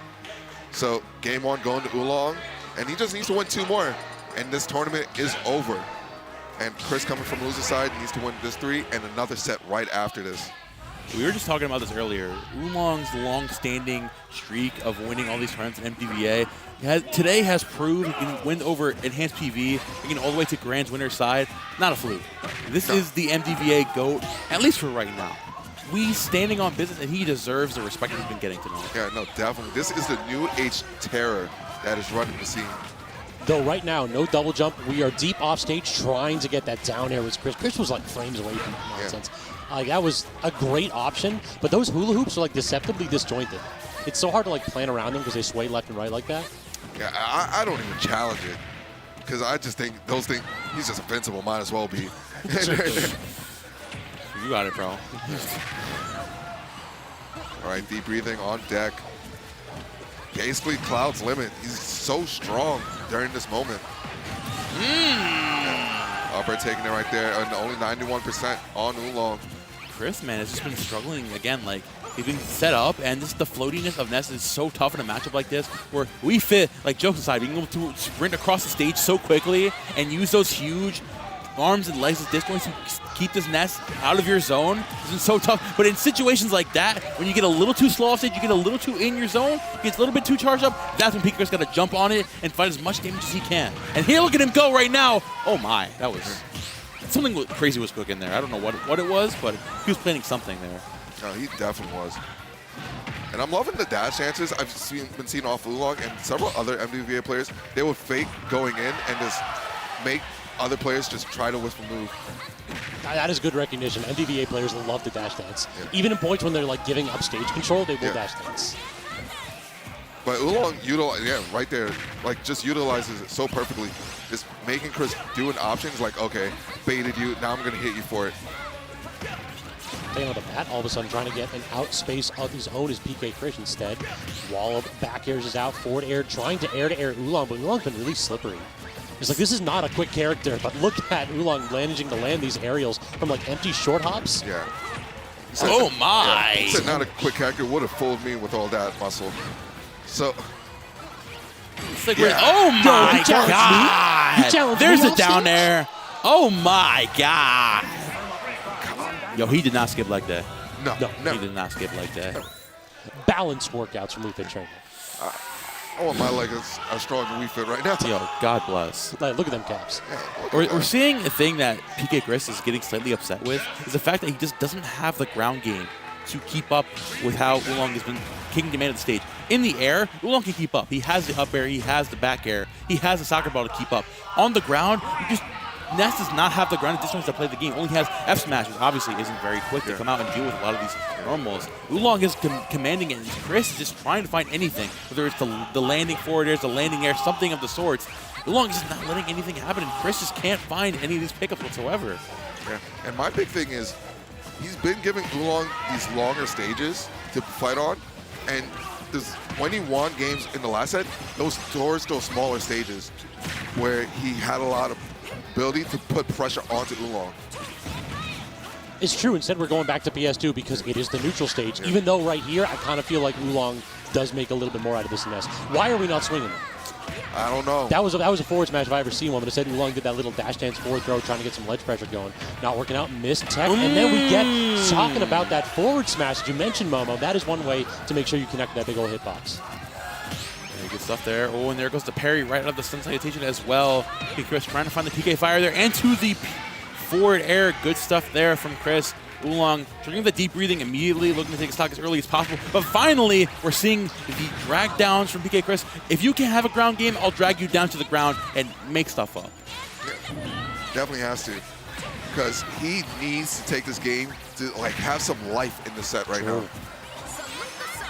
What was that? Excuse me? Was that like Moderator? it clanked? Moderator? I think it clanked with one of the sparks, so that eliminated the hitbox. That's That kind is of crazy if that's the case. That was odd, nuts. baffling in fact. Absolutely astonishing. This is That now. angle, ridiculous. Oh me, oh my. Here comes the PK Fire out of the corner as well. And nice, the back air PK Chris finally sending him towards off stage. And I love the spot dodge there as well. Oolong trying to get back into this game. But PK Chris finally sitting here with the lead and doing his thing of, again, occupying space as Ness. There is no empty space as Ness. You got to get through this wall. Here's the problem though, no double jump off stage. Ness definitely lacking mobility options. I'm surprised that Oolong decided to go ledge trapping there. That felt like one where you go off stage and you try to go ahead and put something up to interact with that up B. Instead, you're giving PK Chris max rage. This is one back throw away from being a 2-stock lead. Yeah, R1 up air if Chris can get him up there. Up smash? What a tricky option. Good call out too, like the immediate down tilt into the up smash. Chris is just putting in work right now. Is that adaptation complete from Chris? Kind of looking like it. I mean, it's got to be a good adaptation because PK Chris still needs to win 6 games. He's sort of back in his favor. I mean, it's looking pretty good right now. As I say that, with no deep breathing, finds 54% on a whim. Oolong is still definitely in this game, but PK Chris is finally looking comfortable and locking down the space as he needs, forcing Oolong to actually think more and ponder more on how he's going to approach his Nest, because these hitboxes have been active for this entire match. Yeah, no, definitely. Oh, nice spot dodge there. Yeah, just also like the triple magnet cancel. It definitely feels like Chris is adding in a couple additional like movement options, just trying to be as tricky as possible. And even that, like right there, Oolong making some money out of those sun salutations, but Chris is like parried 2 in a row. The reaction times have been on point so far. Yeah, a big thing we're also seeing is Chris is standing a lot more still and just doing basically what Oolong was doing back right at him. Dash dancing either in front of him and just baiting Oolong, saying, yeah, I'm not coming in, and you're going to whiff a move now, and I'm going to punish it. He just swatted away the soccer ball forward air. PK Chris, insane adaptation for that. Still sitting again with max rage. Oolong used to rid stock yesterday, and there we go. This is still quite possible. Oolong on the cusp of a 3-0 in the first set of Grand Finals. PK Chris, we need a statement this instant. Back here might very well set this up. Off stage does manage to land that, but the air dodge immediately from Oolong. I could have sworn that PK Thunder had the stock sealed up. Instead, Oolong with the reversal, going for the forward smash immediately, hard committing to the call out, and the last bit of that yo-yo will seal the deal. So PK Chris on the board. What a Get that fantastic sip job in, there. King. There you go. Hydrate up. I'd take a minute because we both know that you two carpool to here, right? Oh, well, Chris was originally in my carpool. He ended up Traveling himself? Yeah, traveling himself. Thanks, you Very missed sure. out on the dividends. Yeah. This man is going home with a couple extra bucks in his back pocket. You could have walked Yeah. away with a percentage cut of that. That $20 gas money, that's fueling me today, brother. That's my dinner right there. That's what I'm thinking about right now. Like, It's like, listen, I don't need $20 in gas money, but can I get a percentage? Yeah. Can I get that finder's fee? Send some maybe John numbers. I might just start charging. You're on to something. You don't charge for gas? Not charge for gas. I was about to say. Imagine. Percentage though? That's like, I'm gonna start coaching my carpool. I'll keep that in mind. You got to bring them Wall Street tactics onto the local. Yes. Forget about grassroots. Or big business. Exactly. We're monopolizing Xanadu. Ugh. But yeah, we're bringing this Hall Bastion. Like you said earlier, finally, PK Chris bringing this to a smaller stage. Well, this is not even his counter. This is Oolong's counter pick. So, True, yeah. What does he have planned? I feel What's like he plotting? it's stuff under that platform with Yeah. things like up smash, and then also you can get a platform drop up air to combo into nonsense. So the combo game is a little bit better for Oolong. We can't exploit that plat, but I'm kind of with you, Momo. I feel like, look at PK Chris. PK Chris is exploiting this stage layout a little bit more than we saw in PS2. yeah, I do know you got soccer ball shield break setups on this platform. It is the perfect height for it, and it does lead to the up smash right there, as you said before. So those are able to take stocks really early with deep breathing, around like 50% on like a Nest type character. PK Chris doing his thing again, jumping from the middle platform onto the ledge, finding more damage to PK Fire. But look, it's said, as comfortable as he was earlier on the smaller stage, Oolong doesn't have that stage to run away and force PK into a bad position. His aerials are covering much more of the stage. His PK Fire is locking on the platform as much as he would like to. And Oolong is struggling to find the openings because PK Chris has just been on it and just can't be turned off. It also kind of feels like, as stock down, Oolong was still kind of camping it up at the rebound. Oolong was not rushing in despite having a solid disadvantage, and it felt like that allowed Oolong to set the pace and actually claw that lead back. Yeah, he had 5 minutes to play with at that time, so he's like, okay. Okay, hold on. Yeah. We might be seeing the logic behind the stage pick now. Yeah, I'm seeing the vision. Some Lovecraftian horror happening on that middle platform. I don't know what's going on there, but in the depths of the Oolong mind. Nobody knows what's going on in the depths of the Oolong mind. Have you seen this man commandeering the KML Twitter feed? Fortunately not. Yeah. Lucky us. Exactly. I only got bad tweets from, like, I don't know, Fawn. No disrespect to Fawn. Fawn taking shots? Randomly. Yeah. I just thought of a New York player. My bad. Rip, Anyways, last stock. rip my carpool. All right, this is going to be worse. Oh, Chris going off. Trying to get that double up tilt, not going to work. Just PK Chris recognizing we can hit buttons in that situation. Still getting clipped by the projectiles, though, and that's been the answer here for Oolong. Tons more projectile pressure. Now in the corner, just a standard get up. No header shenanigans either. Fantastic job. Oh, catching that roll. That's been one of the big things this set. Chris has not been able to do.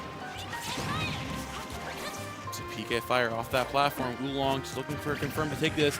Ooh, the down smash on that shield. You cannot deal with that pressure on shield there. PK Chris charges that all the way up. And once again, we are brought back to a Game 5 scenario between these two players. One game away from either the tournament ending, going to Oolong, or we're doing this to a Grand Finals reset. Yeah, no. So what stages do you think we're going to see then? I think we're just probably going to run it back. The Oolong definitely had like the theory on that stage right now, and it started to work out towards the end. He got slipped up a bit. So definitely okay. All right, we're going back to PS2. What do I know? Yeah. We're in NDVA, you know, it's in the air. You might as well take PS2. Unfortunately. Scabs, don't start Scabs with his PS2 rant, bro. We'll be here Hold all on. night if I have to get into this. Okay, we saw what he was trying to go for last game. We just saw the down throw into the soccer ball. I see what he was. I see the vision now. He's cooking. He's cooking. Oolong is finally back in the driver's seat. He wants to end this tournament now. Yeah. No more sets. He's like KBQ is about to close. Like, Oh my! it's like I'm not going to Denny's. Yeah, I mean, given the entrance, this man better be taking us all to Denny's if he wins this. The entire KML crew is going to have to go ahead and get a meal on Oolong if Oolong walks away with first place. Yeah, no, he better pay out. It's looking like it right now, too. Oolong is on an absolute tear so far in this Game 5. PK Chris cannot find his footing so far. No double jump, a great air dodge, and using that last bit of drift to get through Oolong's burst opportunity here. I think we got to time out this deep breathing. Like, this is looking terrifying here. Yeah, no, you have to. All right, and those juggles definitely did a great job of that. But getting stuck on the platform doing that S smash, getting really tough for Chris. But taking that with the fair, 98%. Good snipe off stage. Definitely one of those spots. Oolong, like his biggest weakness, he'll get greedy off stage and go for deep breathers when he shouldn't. With a lead, I kind of understand why you want to go ahead and chip it in and get that stock immediately, but you just got to give PK Chris the respect he deserves off stage. Yeah.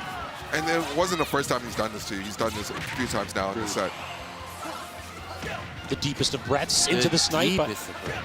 Oh my. Oh! That was gross. Right That was back gross. at you. Get hit twice. Sometimes he's still not going to connect there either. Yeah, up a whole stock. Oolong looking to run away with this tournament. PK Chris trying to find an opening there with the PK Fire. Unfortunately getting stuck on the platform too. Yeah. hardest tech in the game, getting off those goddamn PS2 platforms. I believe it. That and turnaround grab. True. Don't get me started, dog. Trying to land those landing up airs as Oolong, but I dig in the space that PK Chris is playing at. We're trying to get a mid-distance nut that's going. Every now and then you toss out a burst option, like get the shield cross up, but PK Chris is not like rushing down Oolong so much as applying safe pressure from spots where Oolong will struggle to respond. But even with that, we are just about lapped in percentage-wise. That's an awful trade. I don't think we have a jump here. The header misses. We did keep the double. Okay, so BK Chris able to recover, only to get sniped again on the roll-in. Yeah, no. I think this might be as good as over. 136 and still has to fight another stock. And it's done from Wii Fit Dash Tech. MDVA storms the crowd. Congrats.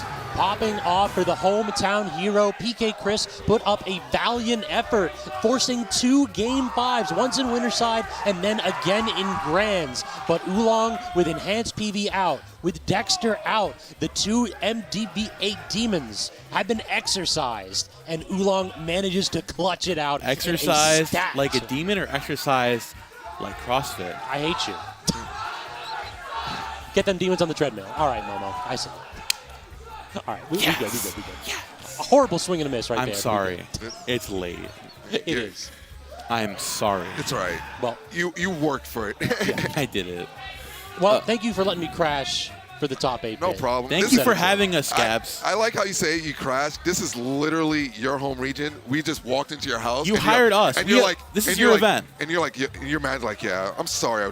You walked into my house. I was sitting there playing friendlies, and Brig just came up to like me and Nerf, and then I think it was like Raph and Patch was like, "You want to do a TriCast?" Yeah. It's like, oh, okay. I was the only one that got up. Yeah. No bias. Yeah, no bias. Exactly. We had to go ahead and get a little bit of Tri-State and PA slander on the mic. Yeah. That's really what it was. We needed that. There's that always even PA slander. balance. We did. But I mean, thank you all for coming out. I really do appreciate it. I know it's a long trip for both of you. No, it's always, I always love making the trip regardless. It's like, 2 hours and some change, but it's always worth it. Coming down to Xanadu, having a good time. You have a fun drive home. Double that for me. You have fun with that. But no, it's always a great vibe meeting everybody else down here, the MDVA crew, the players who, again, we don't meet very often, but once we all get to meet up in this nice little venue for our Jump Scare Regional, we've had a lot of them in 2023. Yeah. Maybe we'll have more. Hopefully we'll have more in 2024. I love meeting events. We will have more in 2024. Yes, sir. Yeah, I mean, this is the last one of the year, really. Yeah. That's what this one is. We are finished at Xanadu. We have one more extra credit tomorrow. That's our last tournament of the year, but this is like the last big monthly. Okay. And y'all, I gotta take a minute to say thank you to both of you for coming down so many times. To everybody that's been like in chat. I know. Yeah. Everybody that's been in chat, that's been tuning in. To all the commentators that we had a chance to highlight on the mic. Everybody that I got a chance to work with. It has been a phenomenal year, and come back for 2024 for more of the same. Yeah. We ain't changed a goddamn thing. And if you don't like that, well, leave. No, thank you, Scabs. Yeah, thank you. If anything, we'll change because we'll get better. True. Yeah. Exactly. You got more of that Smash content coming on in 2024. This was a phenomenal event. We had major level casting talent. And, I can't wait for the next one. Can't wait to see what the next year brings. So where can they find you, Scabs? You can find me on Twitter at SSB_Scabs. What about you? They can find me at player_4, the L's and I. I'm a bit tricky, bit a quirky guy. Where can they find you, Momo? You can catch me at Momo on the mic for all my Twitter shenanigans. But of course, I got the redirect for our boy here. Scabs, thank you for picking us for this event. Thank you to giving so many casters out there great opportunities. We absolutely love you. We thank you so much. And of course, like you said, that's about it. Thank you all out there for making these streams possible. Let's just about wrap it up. We will see you all next year. Yeah, next year. Next year. All see right. you later. Take see you care, in 2024. Deuces.